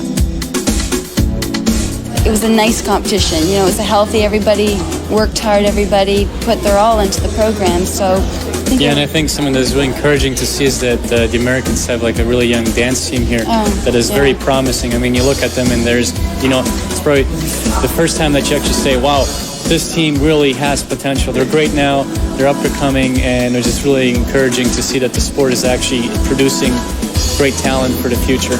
I think skating alongside all these people gave us a whole new attitude, and everyone who saw us here with this great competition has probably seen us in a new light now. And confidence like that should have them on a podium like this very soon.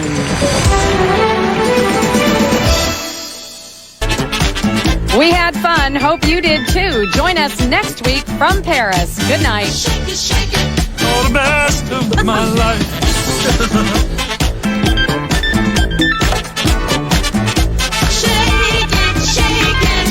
How do I feel? Fantastic. Do you know someone told me I was overly perky today? He's wearing my hairnet. You on fries with your hamburger? This intimate arena known as the Emscher Lippe Hall. And hi everyone, I'm Terry Gannon. From North America now to Europe, later to Asia. The skating odyssey that is taking us all around the world pays a visit today to the western part of Germany.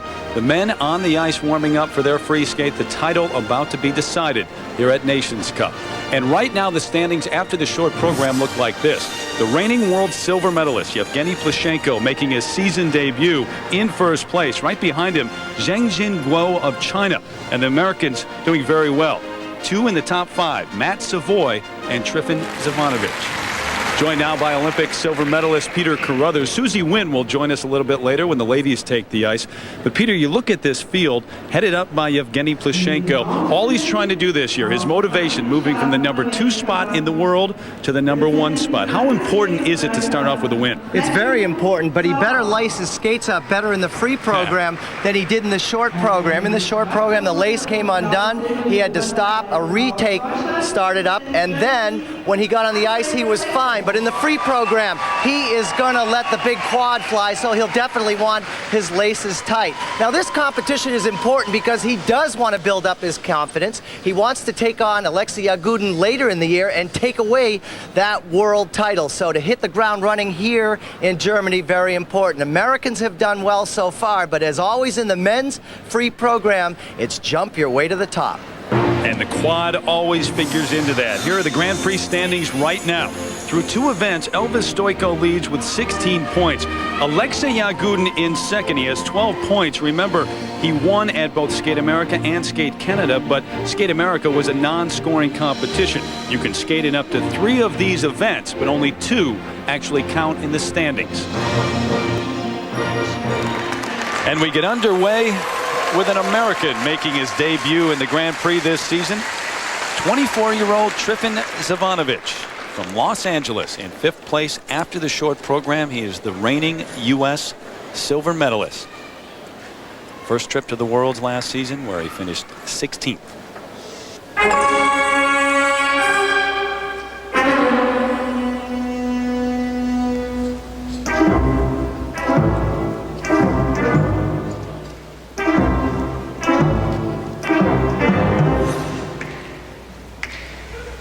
Got the character going to West Side Story.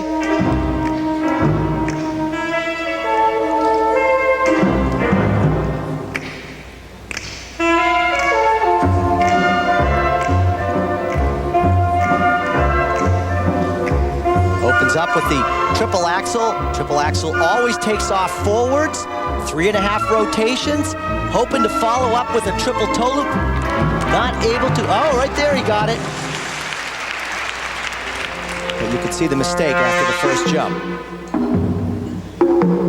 This free skate, as always, 4.5 minutes in length and worth 2/3 of the overall score.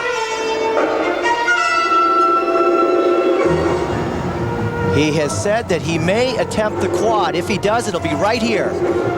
Only a triple.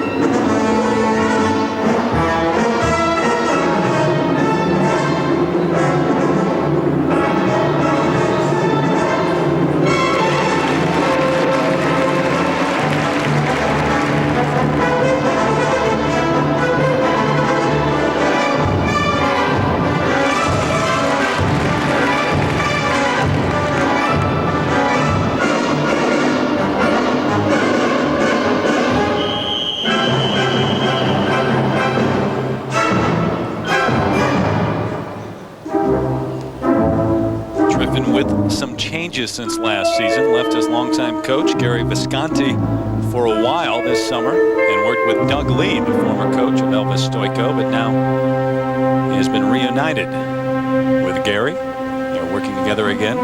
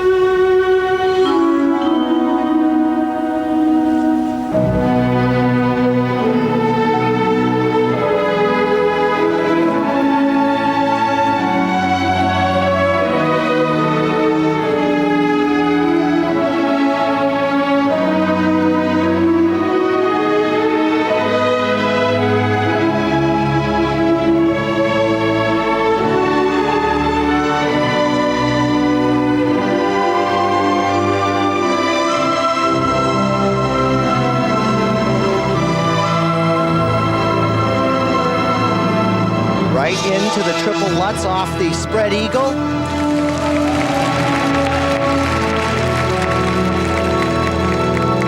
Great experience for Trifon to be skating against the likes of Evgeny Plushenko, where he will learn very quickly what he has to do with triples and quads and artistic balance within the program to be competitive.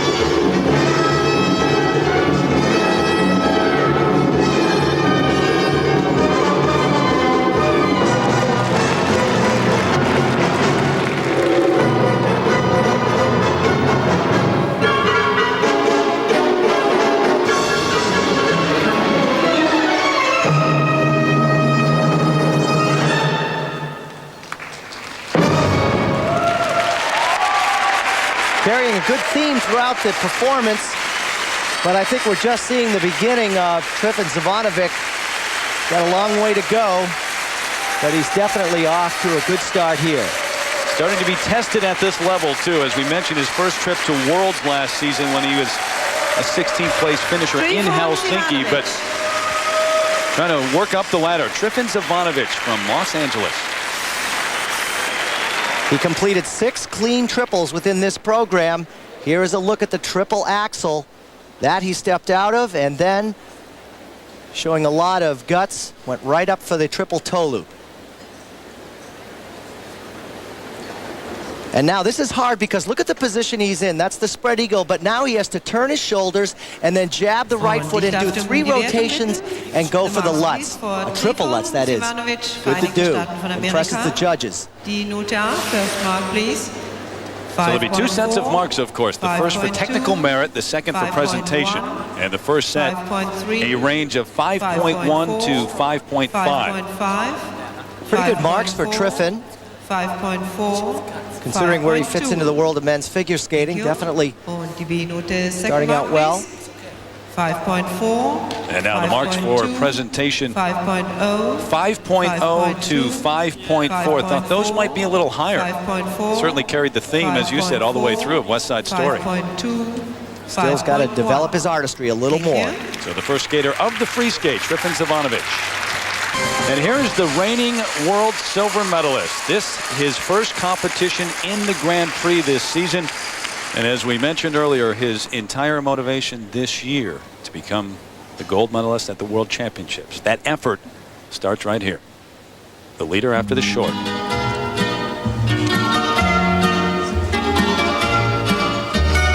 In spite of all of the difficulty he has packed in this program, he still has a nice theme as he interprets Slavonic dances.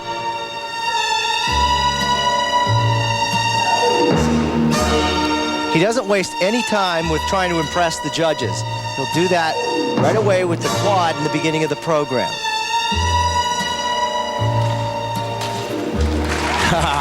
And a triple toe loop right after it. That actually wasn't scheduled, and he put that in.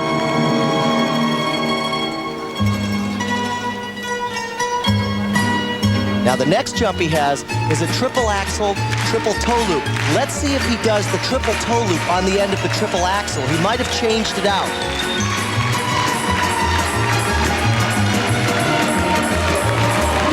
Yeah, that's interesting. I tell you. You could see him think about it for a moment. Did, right?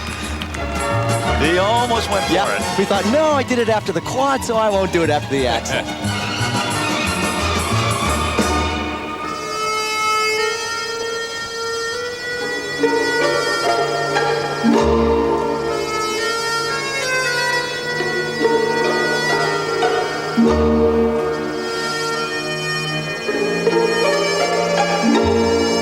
Evgeny, only 17 years of age. Grew up in Volgograd.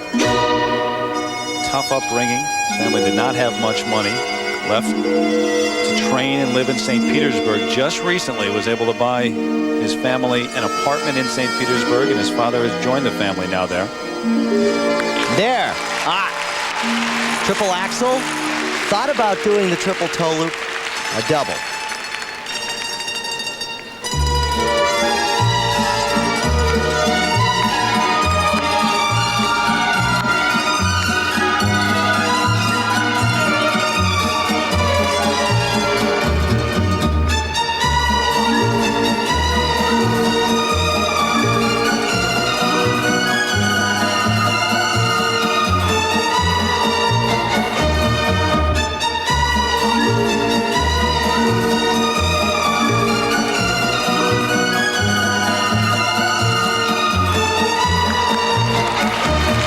Remarkable that he even pulled off that second triple because he was leaning so much on the first one.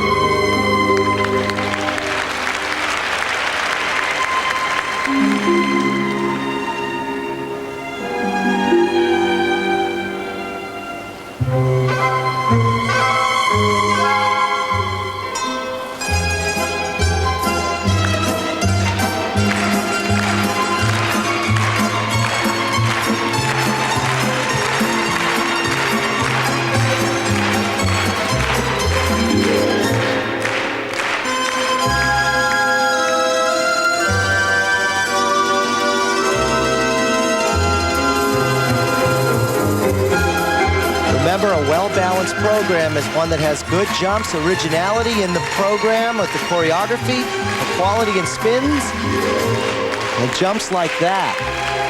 Plushenko has a very complete package as far as the skating goes with the content within the program. And a very easy triple loop.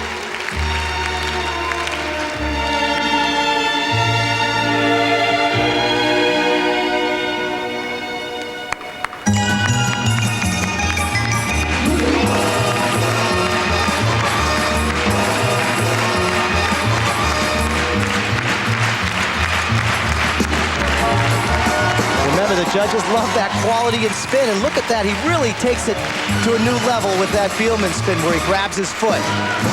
That was a pretty good program. Wow. In how many more years is Evgeny Plushenko going to be on the scene? Just turned 17 on November 3rd. The reigning Russian national champion, he beat Alexei Yagudin in that event last season. In first place after the short program, trying to hold the lead with that effort. Look at how he gets things rolling here. Usually, what he does is only a quad, but he feels so good on the end of this that he says, nah, I touched down, but I'm going to do a triple. Really solid. Now, he was supposed to do a triple axel, triple toe here. Watch the hesitation as he lands. He kind of goes for it, and then, no, pass. And you picked that up too, Terry. 5.7. Normally, indecision kills all athletes, but it didn't hurt Evgeny Plushenko. Hard to see if the judges saw that little 2-foot landing on the quad, but still a very good performance. Look at that, 5.9. Yeah, 5.7 all the way up to 5.9. Thank you. Und die B-Note, second mark, please. And now the second set of marks for presentation. 5.8, 5.9. Think he's ready to challenge the best? Evgeny Plushenko in the lead over Zhengjin Guo of China right now. Back with more. Ready to skate now, Zhengjin Guo, a product of the Chinese skating system that is emerging as a major force on the world scene. Zhengjin Guo may never have started skating if his parents hadn't been at such a loss, trying to figure out a way to challenge their young son's overabundant energy. He was a very naughty child and always running. I could never keep up with him. We let him skate because we thought sports would be a good outlet for him. Soon after he started, a coach from the national training program took an interest in him. Guo moved into a dorm room at the local training center when he was only 7 years old. Awake at 6:30 each morning to train until 9 a.m., then to school until 3 and back on the ice for 2 more hours.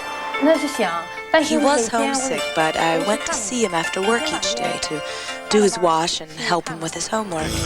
The years of living away from home to dedicate himself to training started paying dividends when he became the first skater to land 2 quads in the same program at the '97 Worlds in Lausanne. That performance sealed his place as the #1 skater for the national team, meaning a place at the Olympics and the '98 Worlds. I know I have talent as a jumper, and it's an honor to be chosen to represent China in world competitions. But it's also a lot of pressure because only one man from China gets to go. I always have to work to keep my place. Guo's jumping put him on the map, but he's been criticized for being mechanical and lacking artistry. Meanwhile, Guo's best friend, Chengjian Li, has been making a mark as an all-around skater. In an attempt to maintain his edge, Guo spent the summer working with different choreographers, Sandra Bezic among them, and also studying the moves and the music of his Western competitors.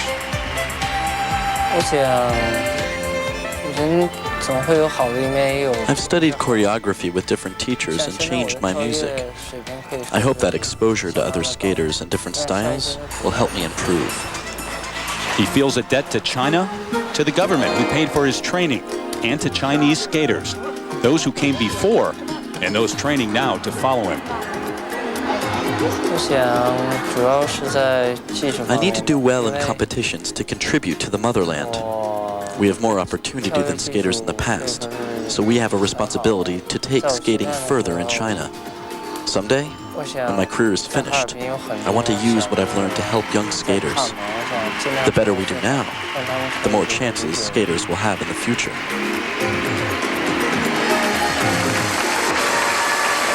Well, the competition among the Chinese skaters very fierce. It will be interesting to see who makes it to the World Championships this season. Zheng Guo, a 7th place finish in Helsinki last season. In 2nd place, right behind Evgeny Plushenko. Obviously controls his own destiny. If he wins the free skate, he is the overall winner. And he has 2 quads planned.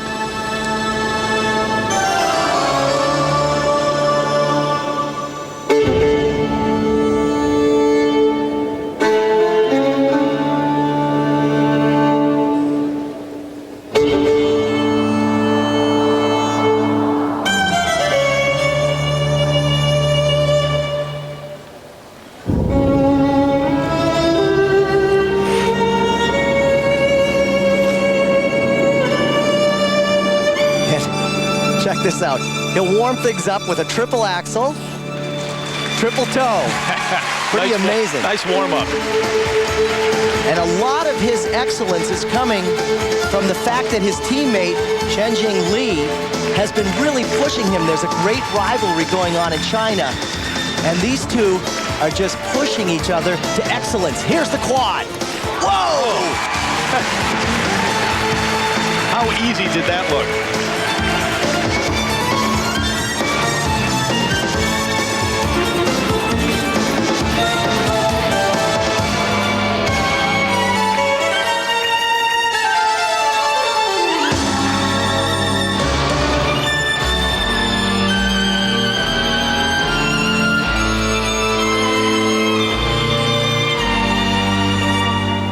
Oh, just superb jumping mechanics. What he does is he bends his knees and springs into the air in a perfect perpendicular position.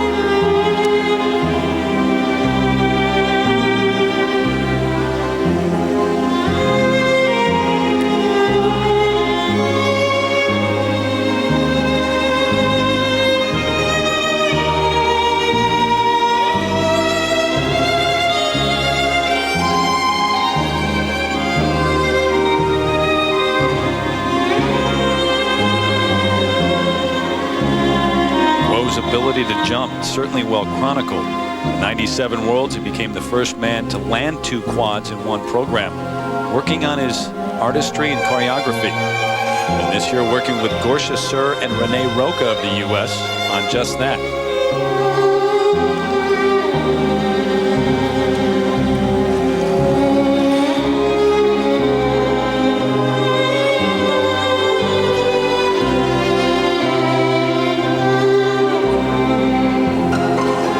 Guess what, folks? Oh, he really falls hard on number 2 quad.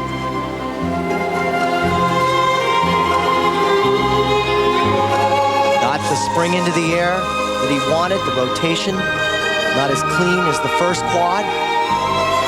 Therefore, real problem on the landing.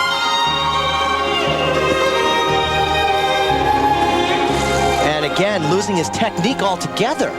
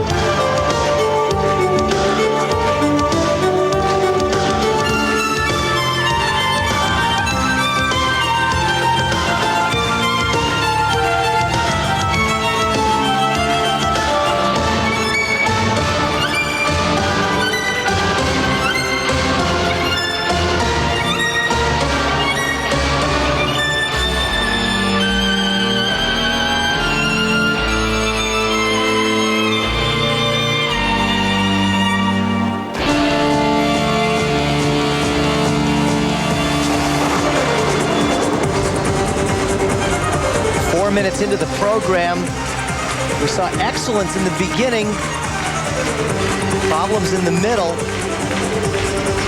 Now, the triple Salchow, his last triple.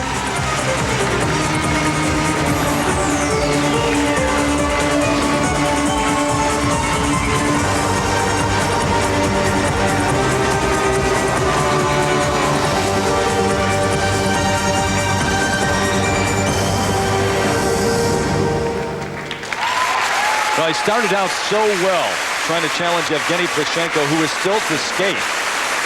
But Zheng Guo in second place after the short program with a problem on the second quad attempt, and then a few problems after that. Just seemed to run out of steam the last minute and a half of this program. Zheng Guo. He got 4 triples off and only 1 quad. Still remarkable. Here's the first one. The timing was all fine. The upper body working nicely with the lower body. That one worked. But what happens is if you don't keep all of those mechanics intact for the second quad, this is the result. Reach back, doesn't get the same explosion that he had on the first one, and the landing just blows out.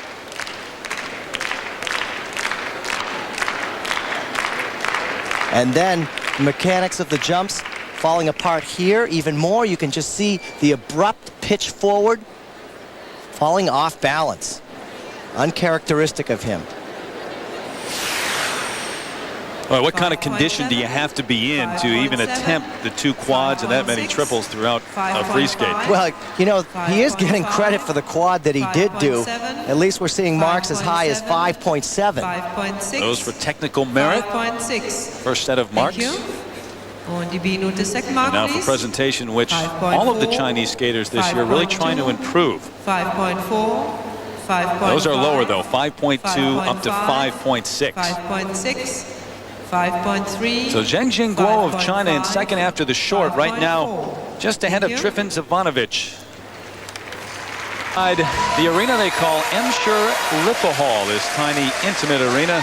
Right now Evgeny Plushenko in the lead over Zheng Guo of China and Trifon Zivanovic of the US as Yamato Tamuro of Japan takes the ice. The surprising 3rd place finish in the short program. Trying to stand on the podium here.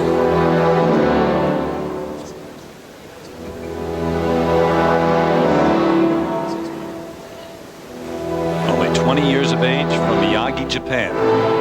In the short program, Tamura really kept his focus and what I like to call the practice pace, where you don't rush the jumps and you keep everything the same as practice. Let's see if he can continue that here with his big attempt at the quad.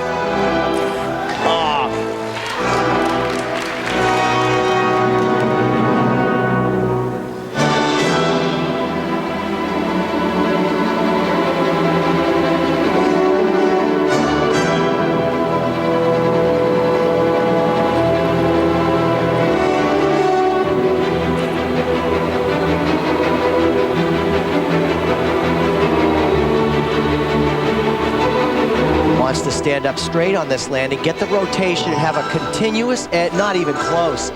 Timing off there.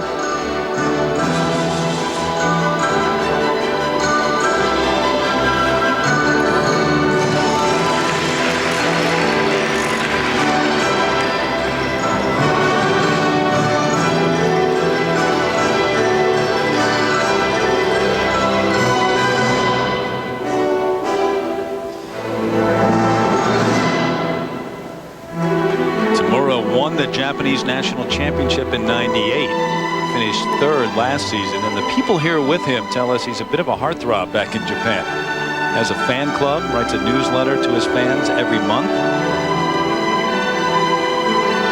Grew up wanting to be a professional baseball player.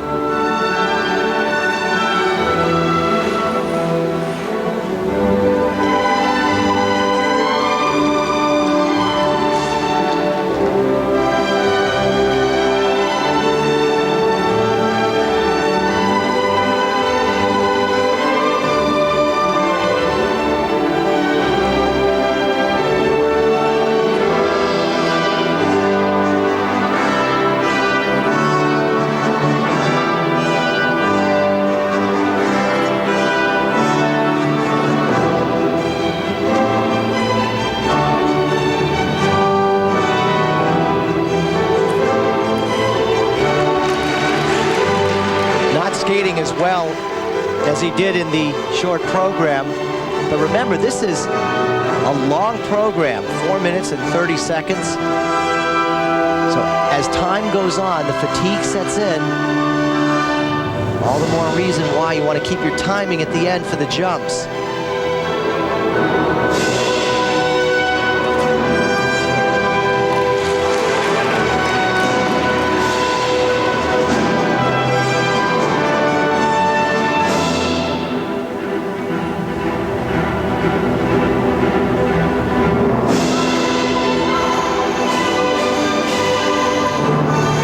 just see, not getting the height, rotation he needs to complete those triples.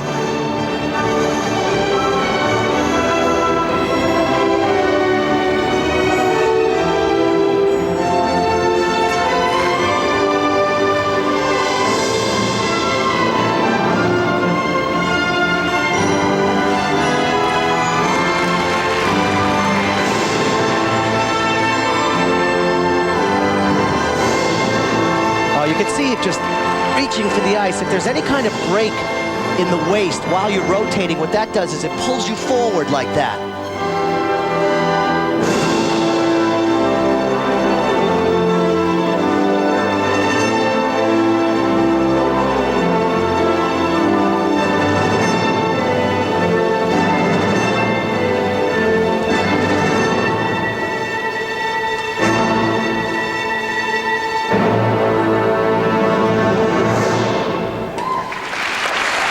This is a different stage for Yamato Tamura of Japan. You can tell he's frustrated at the end of his free skate.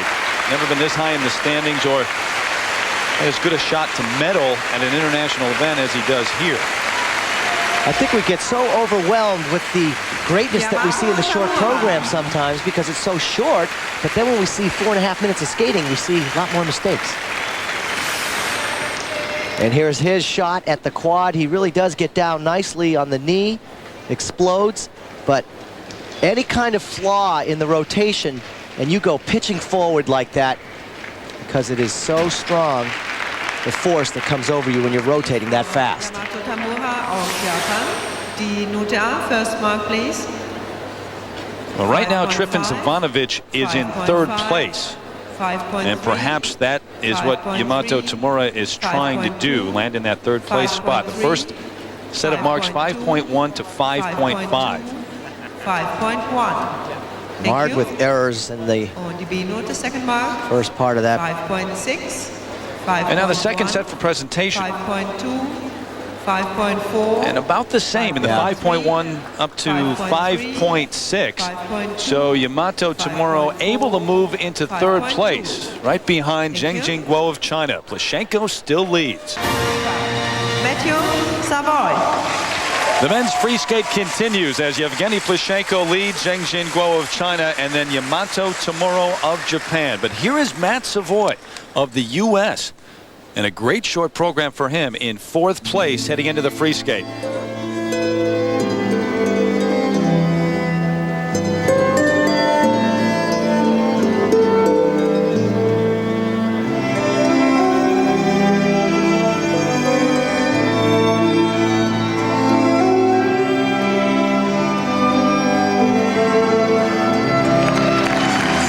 Great triple axel.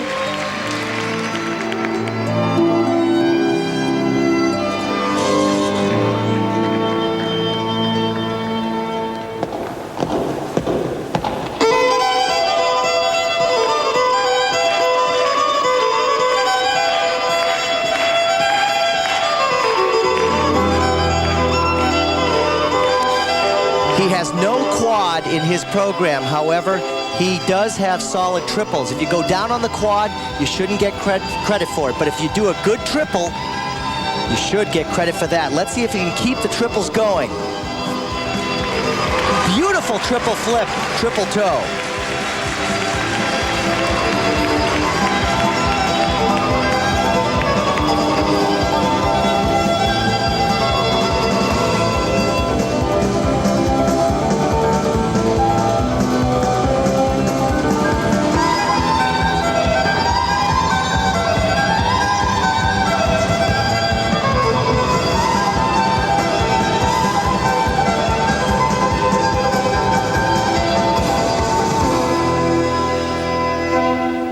This is the second time that we have seen Matt in the Grand Prix. He finished 5th at Skate America, on his way to bettering that here in Germany. 4th at the U.S. Nationals last season.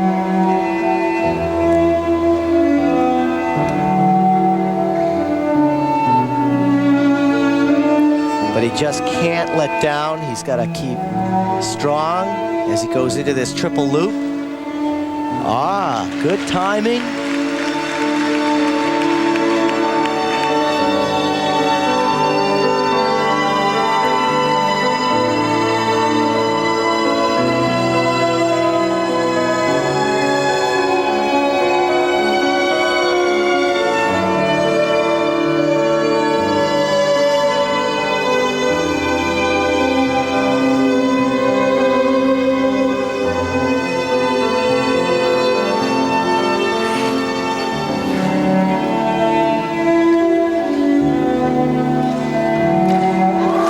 Impressive. Another triple axel. He's got one, possibly two triples left. If he can keep this up, for sure he'll have a good one.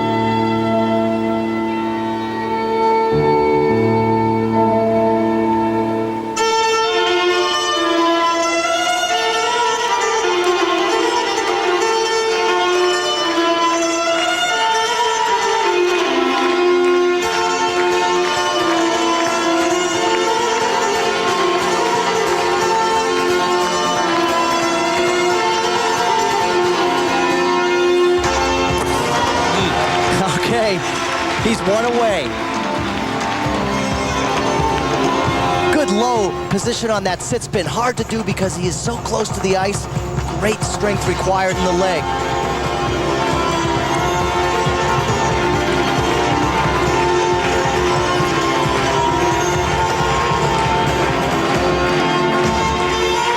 He definitely has a shot for the podium. Absolutely! A great triple Lutz at the end.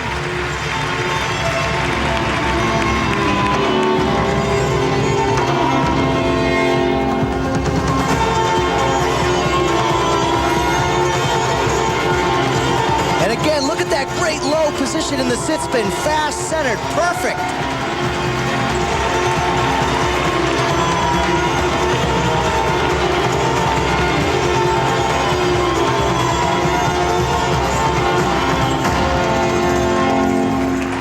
What a performance. The best that we have seen from Matt Savoy. The sophomore biology major at Bradley University in his hometown of Peoria saying, I don't even know stinking quad. You're not kidding. And I'll tell you, that's why it's so impressive. A very clean performance without mistakes. 7 triples. It's not a question of whether he's going to get on the podium. It's what medal will it be? Wow. Look at this triple axel. He gets up into the air just fine. And a nice double toe loop right after it. Started things off perfectly. And then the triple axel, the way he gets into that is very difficult because you go backwards to forwards on the same foot and then 3.5 rotations. He has absolutely nailed this performance. A terrific job by Matt Savoy. Well, he had a big bear hug from his coach, Linda Brannon, who has been his coach since Matt was 9 years old. There she is, the proud smile on her face. Now, the first set of marks, 5.4 to 5.6. Now, I see I would have had those marks higher. You have to judge what they're doing and how clean they're doing it. And he did very clean triples. I would have seen those maybe up a 10th or 2. Trying to at least move up a spot to third to stand on the podium. The second set now for presentation up to 5.7, and they're good enough. So Matt Savoy is going to stand on the podium here in Germany into third place. Well deserved. Evgeny Plushenko picks up 12 Grand Prix points for the win. Also $30,000 and a lot of confidence and momentum to start the season. Zheng Guo finishes second, and then Matt Savoy, a free skate of the lifetime for him. He finishes third. Take a look now at our Dove winning moment from the winner Plushenko. Peter? Give this man a lot of credit. He goes after the big quad, 4 rotations. Not enough for him. Got to go after the triple toe loop too.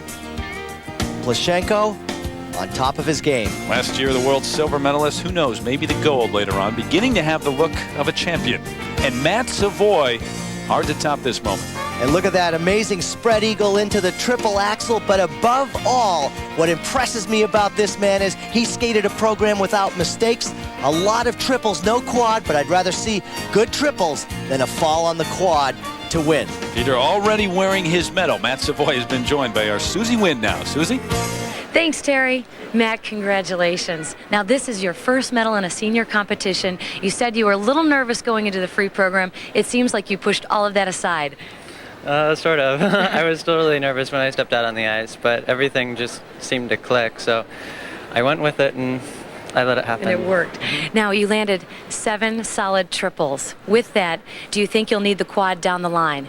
I'm sure I'll need a quad somewhere, so that's probably one of my priorities to go work on it, but I'm just happy to have done so well here. Well, congratulations. We're really happy for you, too. Thanks very much. Terry, back to you. All right, Susie, thank you very much. Let's take a look right now at the Grand Prix points through 3 events. Elvis Stoico on top, but then right behind him, Evgeny Plushenko with a 12 here with the victory joins Alexei Yagudin. That'll be a great battle down the stretch. And then it's Matt Savoy who picked up 7 here with a 3rd place finish.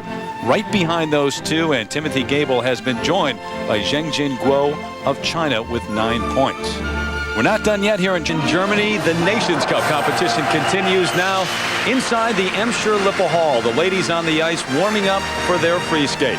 Terry Gannon back with you. This is, of course, the 3rd stop in the ISU Grand Prix of figure skating. From here, we pack our bags, go over to Paris for Trophy La Ligue. Then it's on to St. Petersburg, Russia, and finally Nagoya, Japan, before it all wraps up with the Grand Prix final in Lyon, France in January. And that's what these skaters are pointing towards. Right now, the Grand Prix standings, Michelle Kwan in the lead. 12 points for a win at Skate America, 12 points for the win at Skate Canada, so she has secured a spot in that final. Right behind her, Yulia Soldatova of Russia, and then it's a 3-way tie for 3rd place. Robinson, Sokolova, and Sebastian of Hungary. With me now, Peter Carruthers and Susie Wynn. And Susie, one name that we did not see on that leaderboard, Maria Butirskaya. That's because she debuts here in the Grand Prix Series in Germany. And there are always question marks surrounding Maria Butirskaya when she takes the ice for a competition. Well, Terry, you just don't know which Maria Butirskaya will show up for the free skate. Will it be the world champion Maria Butirskaya, who was able to meet the moment and skate great to defeat Michelle Kwan last season at the World Championships? Or will it be the Maria Butirskaya who sometimes falls and crumbles under the pressure? Now, Michelle has started her season off so strong, winning both of her Grand Prix events, that Maria Butirskaya really is going to need to do the same thing if she's going to be in serious contention with Michelle Kwan for the world title. If she brings all of those world-class qualities with her, I think it could be a very exciting season. Well, you know Maria Butirskaya takes the ice this season every time with Michelle Kwan in the back of her mind. But the competition here in the free skate, Peter, includes another Russian skater who we know very well, Irina Slutskaya. She's fallen on hard times as of late. Well, this is kind of a comeback for Irina Slutskaya. Think about it. She was the first Russian lady to win the European Championship. Then in '98, she got the silver at the Worlds. Last year, not such good results. She didn't even get out of the Russian Nationals. No World Championship for her. So the comeback trail begins here in Germany. She has shown up fit. She wants to reestablish herself with the judges, and it just may be the 6 triples in an artistically balanced program that get her back on the top in ladies figure skating. And she will take the ice in just a few moments. Right now, we take a look at the leaderboard. After the short program, Maria Butirskaya was not sparkling with her short program, but she is in the lead. Tatiana Malinina of Uzbekistan in 2nd, and then Slutskaya in 3rd. Remember, the top 3 control their own destinies in the free skate. If they win this portion of the competition, they are the overall champions. And to open up this ladies free skate, the 19-year-old from Marietta, Georgia, Brittany McCann takes the ice 3 times. She has finished 7th at the U.S. National Championships, including last season. Right now, she is in 8th place after the short program.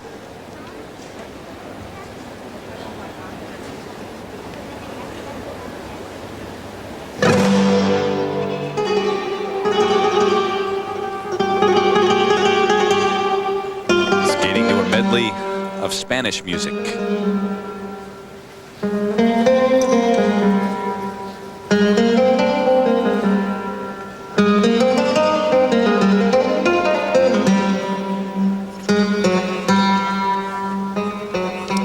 Triples planned in this free program, beginning with the triple sow. Very nice.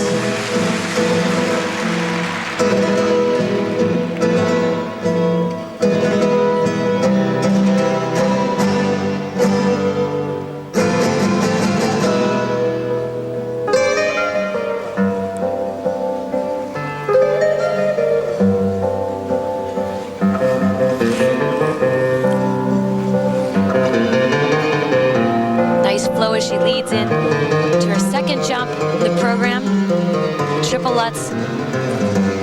Yes, a little forward on the landing. She was going to make that a combination, but just didn't feel secure enough.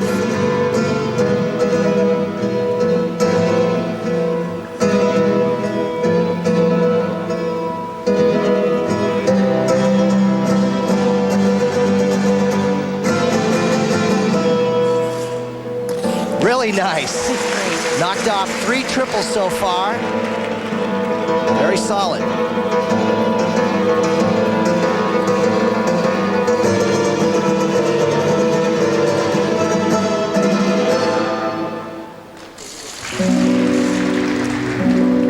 Off to a much better start here in the free skate than in the short program. This free skate, of course, 4 minutes in length and worth 2/3 of the overall score. Brittany found out she was going to compete here for replacement for Erin Pearl, who has a stress fracture in her shin.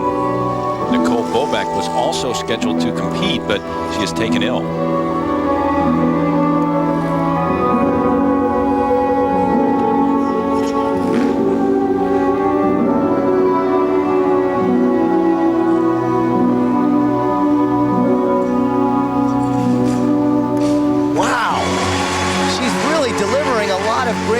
Jumps, and think about it, she was called up at the last minute for this, so far handling the pressure.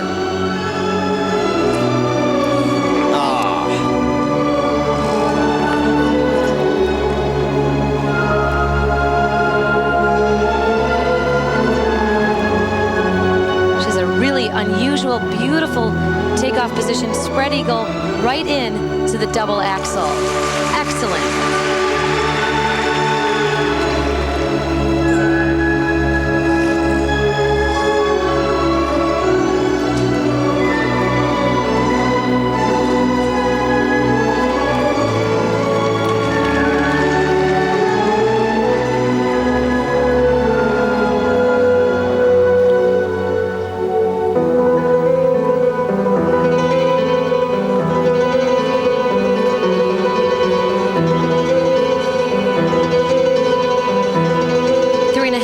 Into her program, she looks as though her pacing is still very continuous and effortless.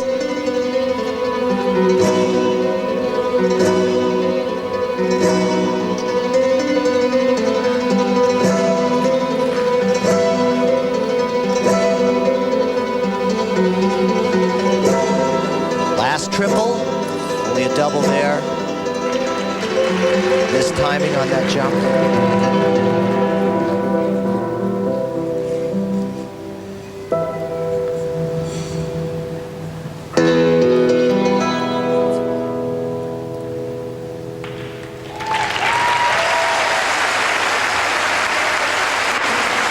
A little bit at the end of the program, but still some good jumps in there for sure. 4 triples.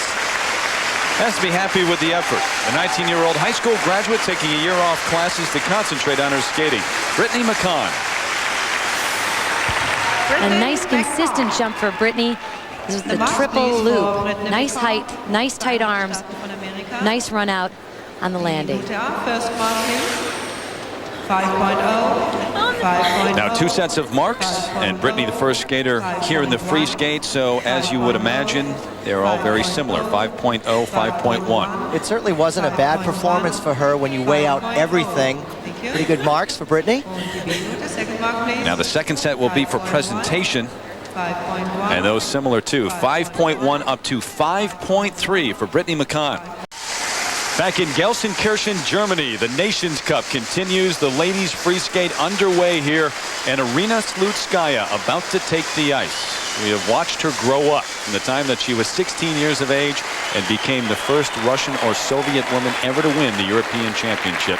She won 2 of those. Now she is 20 years old. She is married. She is attempting a comeback of sorts, as Peter mentioned earlier. An awful season a year ago when she did not get out of the Russian Nationals, did not go to the European Championships or the Worlds. But she starts that comeback right now in Germany, in 3rd place after the short program.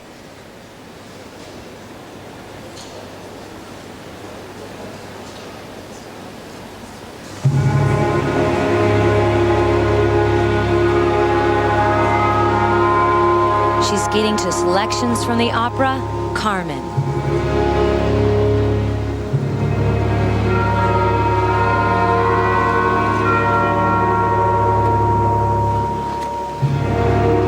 Right away, she will begin with her hardest jump. It is the triple Lutz. Oh no, right away a crash.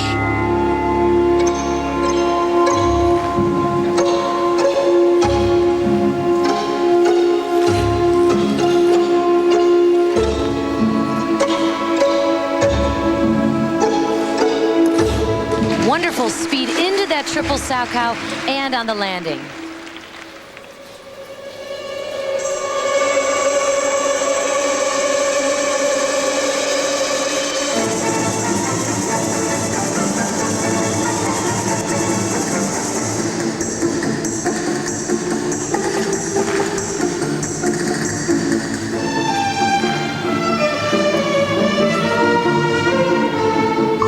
Remember the first jump that she fell on. Right now, another attempt at the triple Lutz and no chance. Really backed off, scared going into that.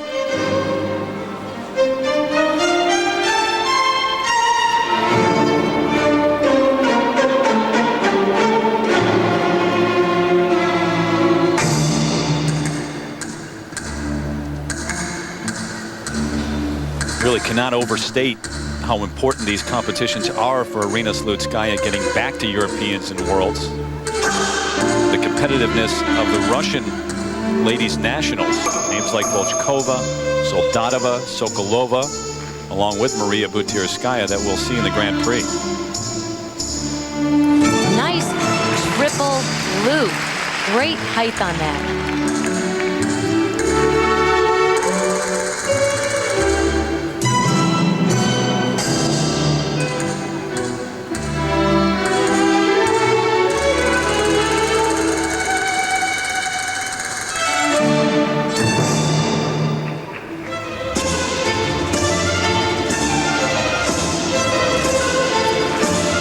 She's done 2 triples and missed 2 triples. Now, the triple flip. Much more aggressive on that.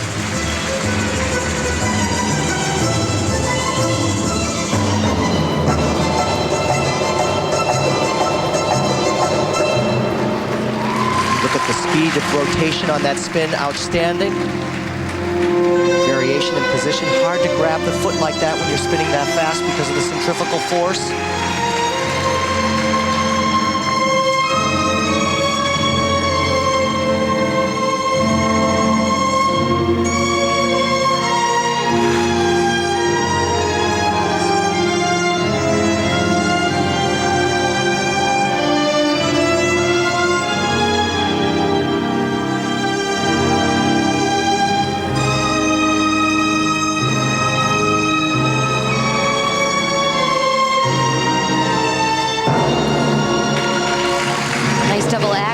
Within the spiral sequence, she seems to be incorporating her choreography quite well into the jump entrances.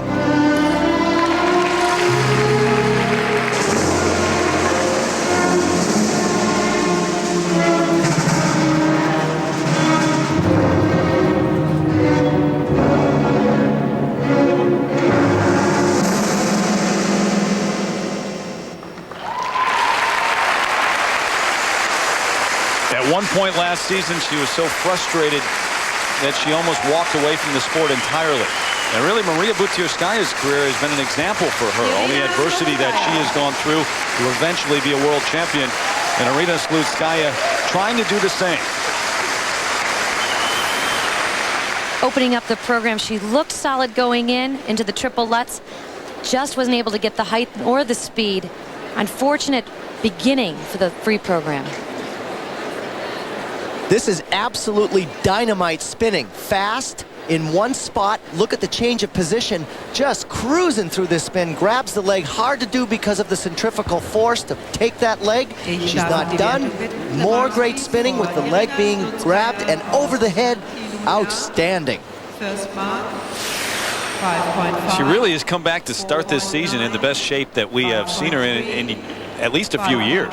Well, you know, Terry, I am still impressed with the fact that she has shown up here so fit. She's working through some problems with the jumps, but by no means is it over for Arina Slutskaya. The range on the technical merit marks, 4.9 up to 5.5. 5.8. And now the second set for presentation, 5.4 up to 5.8. And so Arina Slutskaya moves ahead of Brittany McCann in terms of those that have taken part in the free skate so far. 5.5. Taking the ice now in this ladies free skate, the reigning world champion and six-time champion of Russia, beginning her new season here in Germany, Maria Butirskaya.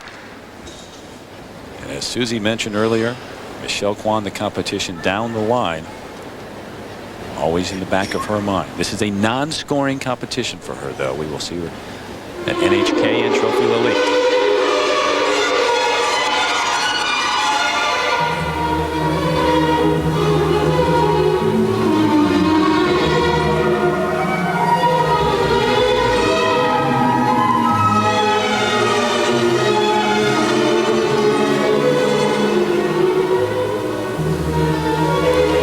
Triple Lutz. Wow, look at that. Taking command of the performance right away.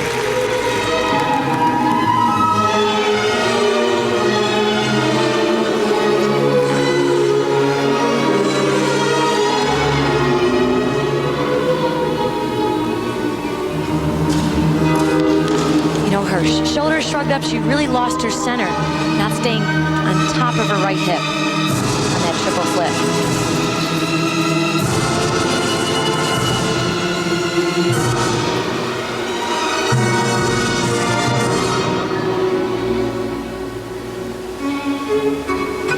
Oh my, is she elegant though. She's done a wonderful job in her own choreography. She is her own choreographer. These are selections from Swan Lake. And she's both the black swan and the white swan. Triple toe loop. Hop, and then gets the triple Salchow off, but pitches forward on the landing.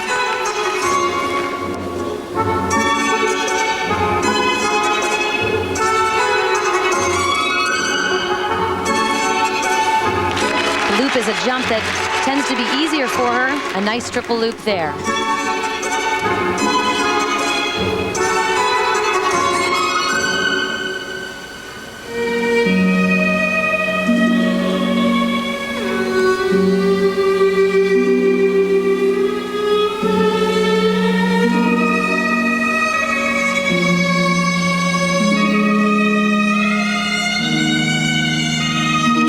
Years of age, of course, last year crowned the oldest ladies champion in history at 26. And she told us she really feels this program, the Swan Lake, helps her use that age and maturity to stand out from the young crowd.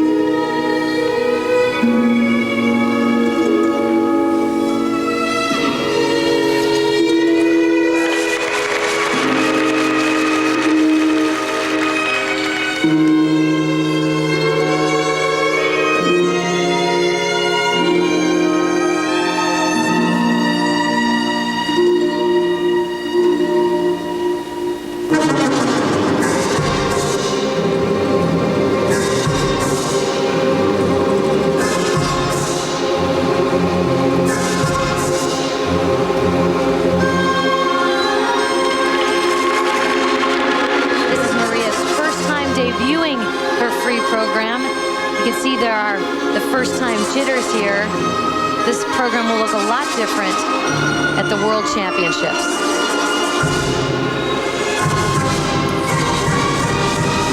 And the jumps will need to look different as well.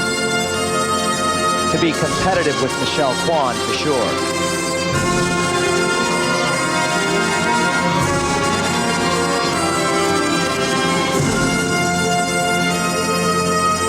Maria had her last year's free program for 2 years, so she had become quite confident with it. So she was especially nervous coming into this event. Nice low back sit position and her final spin.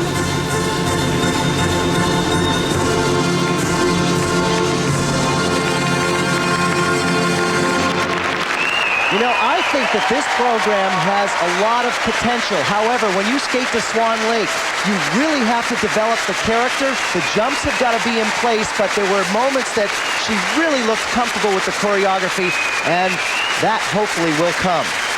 Well, the last time we saw a great rendition of Swan Lake was with Oksana Bayul in the '94 Olympic Games, where she just mastered the character.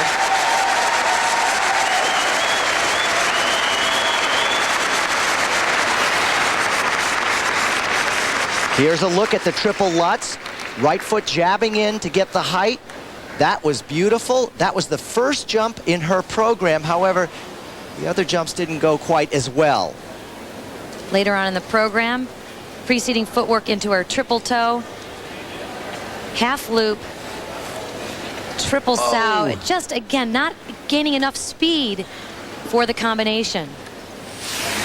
Overwhelmed by her flowers, her coach Yelena Tchaikovskaya next to her. Somewhere Maria's in there. There she is. Spent most of this week signing autographs and talking to young girls around this arena. 5.3 to 5.7, the first set of marks. What I really want to see are the second set of marks, the presentation marks. How do the judges like the concept and the character of the music that she puts out there? A discerning eye as she waits for the presentation marks. Here they are, 5.6 to 5.8, Peter. Much improved, some 5/8s in there, but you have to put it all together. So Maria Butyrskaya, the reigning world champion, back into the lead over Irina Slutskaya and Brittany McCann.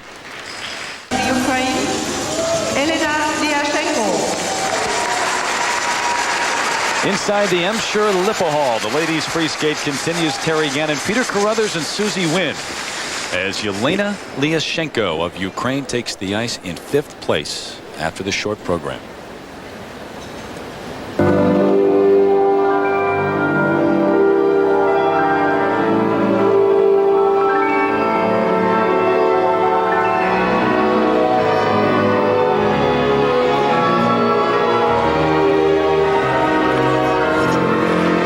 And like most of the women in this free skating event, she wants to get this tough stuff out of the way.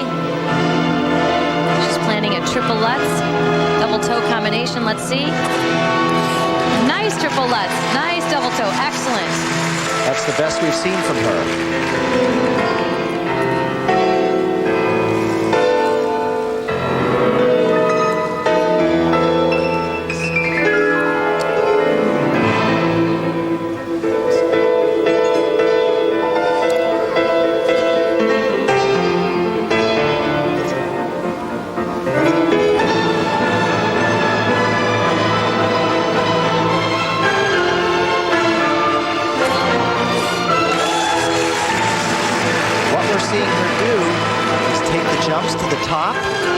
Then rotate. Really nice. It seems as though when she gets the feel for the jump, she sticks with it through the whole program. I've noticed that in practice as well.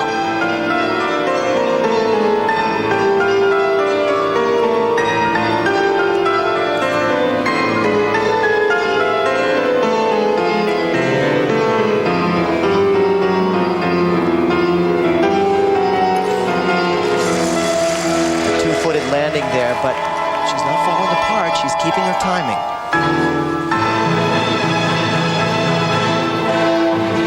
Nice fast flying camel with a very pretty back position.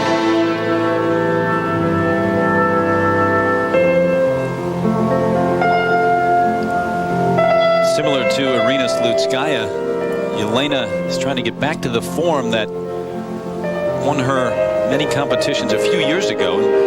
Stood on the podium at the European Championships all the way back in '95. Twice has won the Ukrainian Championship, but was 8th in the world last season.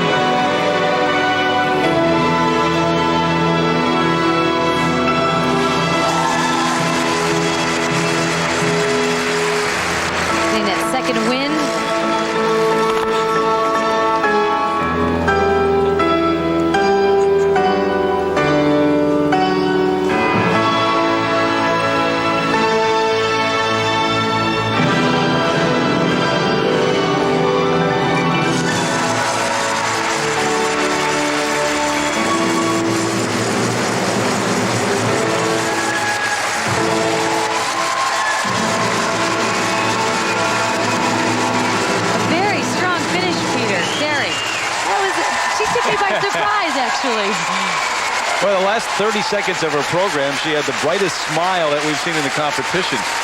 All across her face. Wow. 23 years of age from Kiev, Ukraine, Yelena Lyashenko in 5th after the short program will come back and check her marks when Nations Cup continues. Yelena Lyashenko following her free skate, trying to move up perhaps into 2nd place with her effort, Peter. Well, I think that was a personal best for her to start things off. And look at this start, the triple Lutz, double toe loop. Everything was in place, and she was attacking this jump, not letting the jump take control of her.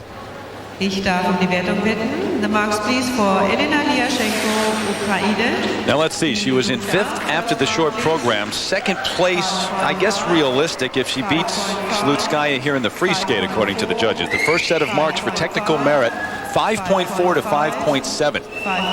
Well, she was really able to combine great spins, great choreography with great jumping. 5.4. Thank you. Our coach, Marina Amirkanova. The second mark, please. Now the all-important presentation marks. 5.7. There they are, 5.4 up to 5.8, the range. And so those are good enough. She's able to go all the way from 5th to 2nd place. Arina Slutskaya is going to drop down to 3rd. Thank you. Representing Uzbekistan, Tatiana, Malinina. The current leader here in the ladies free skate, Maria Butirskaya. Yelena Lyashenko of Ukraine in 2nd place. And Arina Slutskaya in 3rd as Tatiana Malinina of Uzbekistan takes the ice in 2nd after the short program. So if she wins this free skate, she is the champion here. And she has 7 triple jumps planned.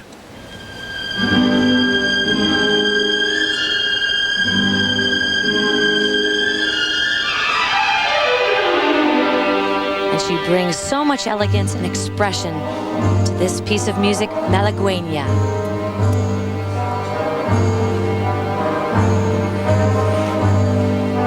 Hardest jump in her program, the triple Lutz. Wow, big, lots of coverage.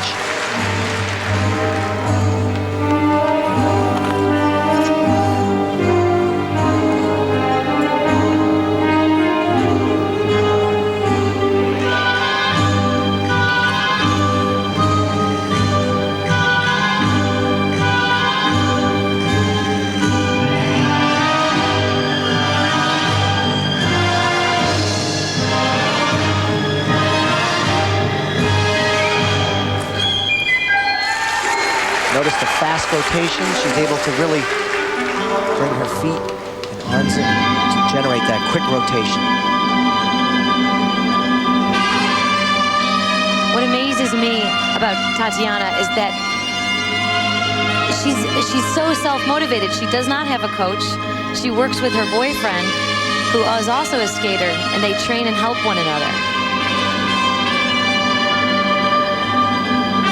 Trained in Dale City, Virginia. She has moved there. In fact, her former coach, Igor Senefodov, died in a train crash this summer in Russia. Very emotional about that this week, talking to us.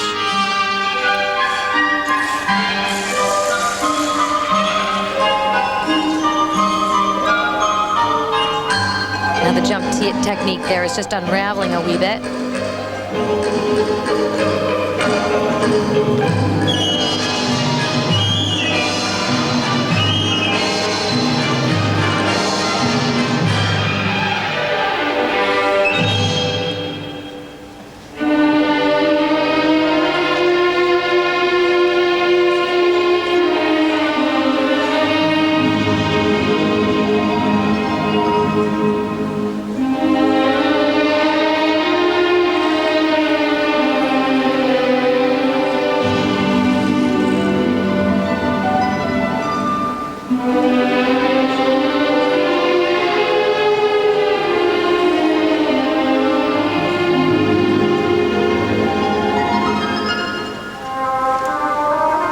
She did a very good triple Lutz at the beginning of the program. Let's see if she can repeat here. Not even, oh my goodness.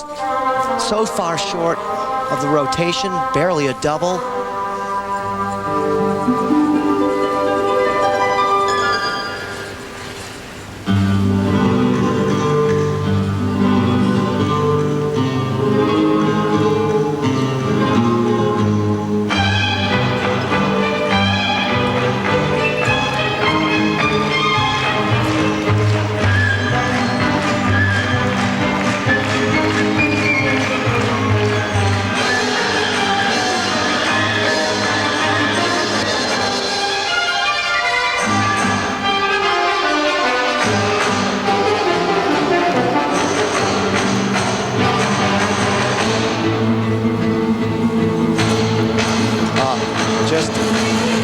gas here at the end of the program. Conditioning so important to be strong. 3:40 into the program.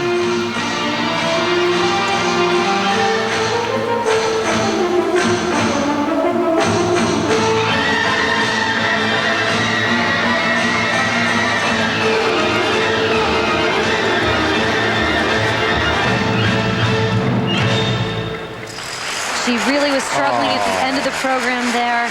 She left out one of her triples, a triple toe loop. You can see very disappointing for her. She comes off to the best results really of her career at the end of last season.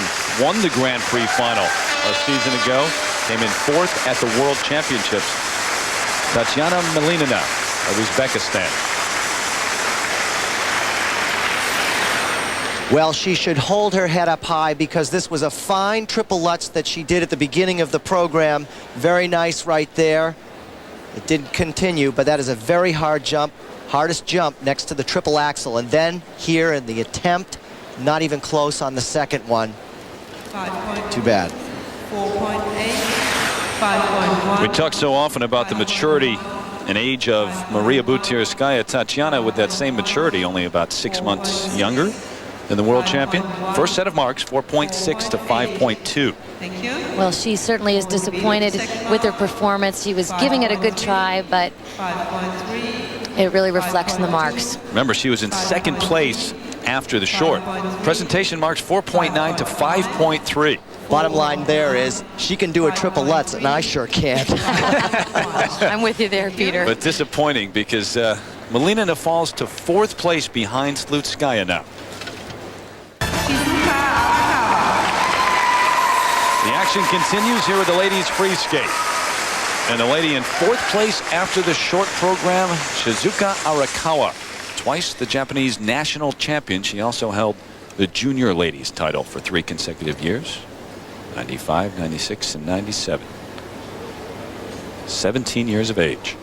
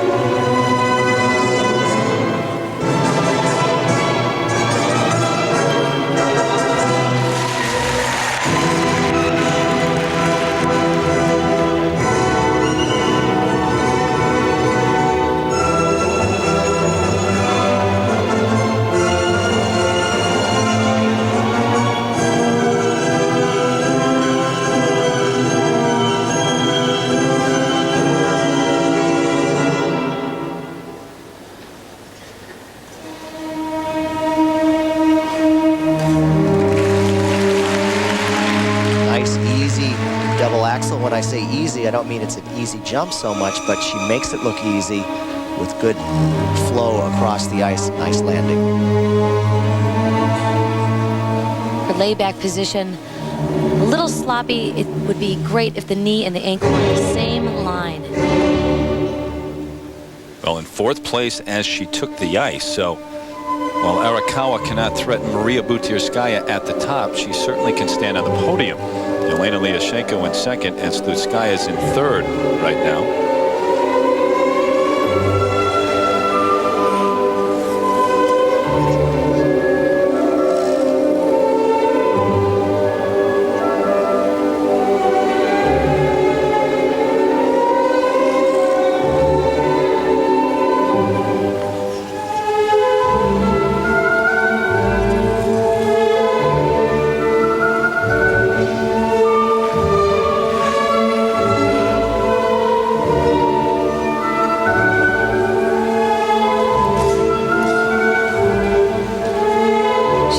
With the Lutz jump today.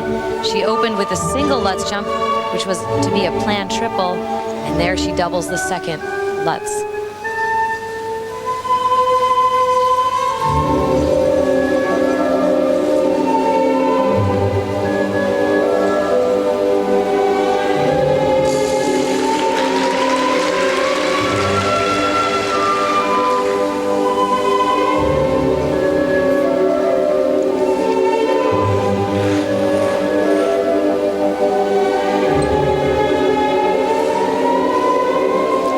not enough attack to get the spring she needs to complete the rotation for the triples that she had planned. A little passive. Those triples take so much energy. And so much training, as you were saying, Peter.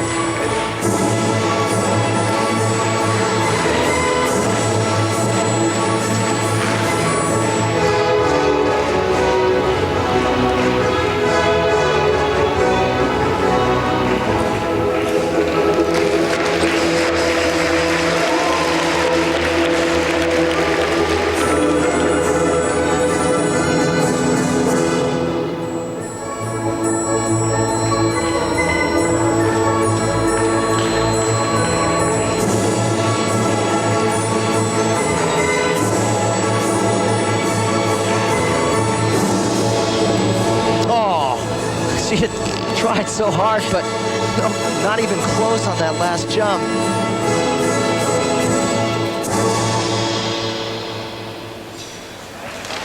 Well, you've got to remember, she's 17 years of age, so she is competing against the Maria Butirskayas and the Arena Slutskayas here on the international stage, and that's a fine effort from Shizuka Arakawa in fourth after the short. Let's see what the judges think.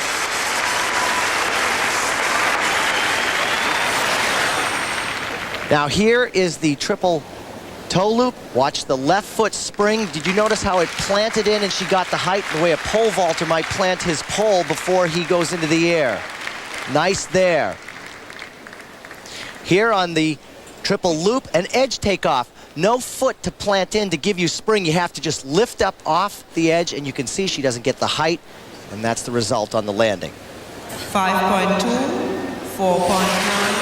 This is her second season on the Grand Prix circuit. And now the first set, 4.7 to 5.2.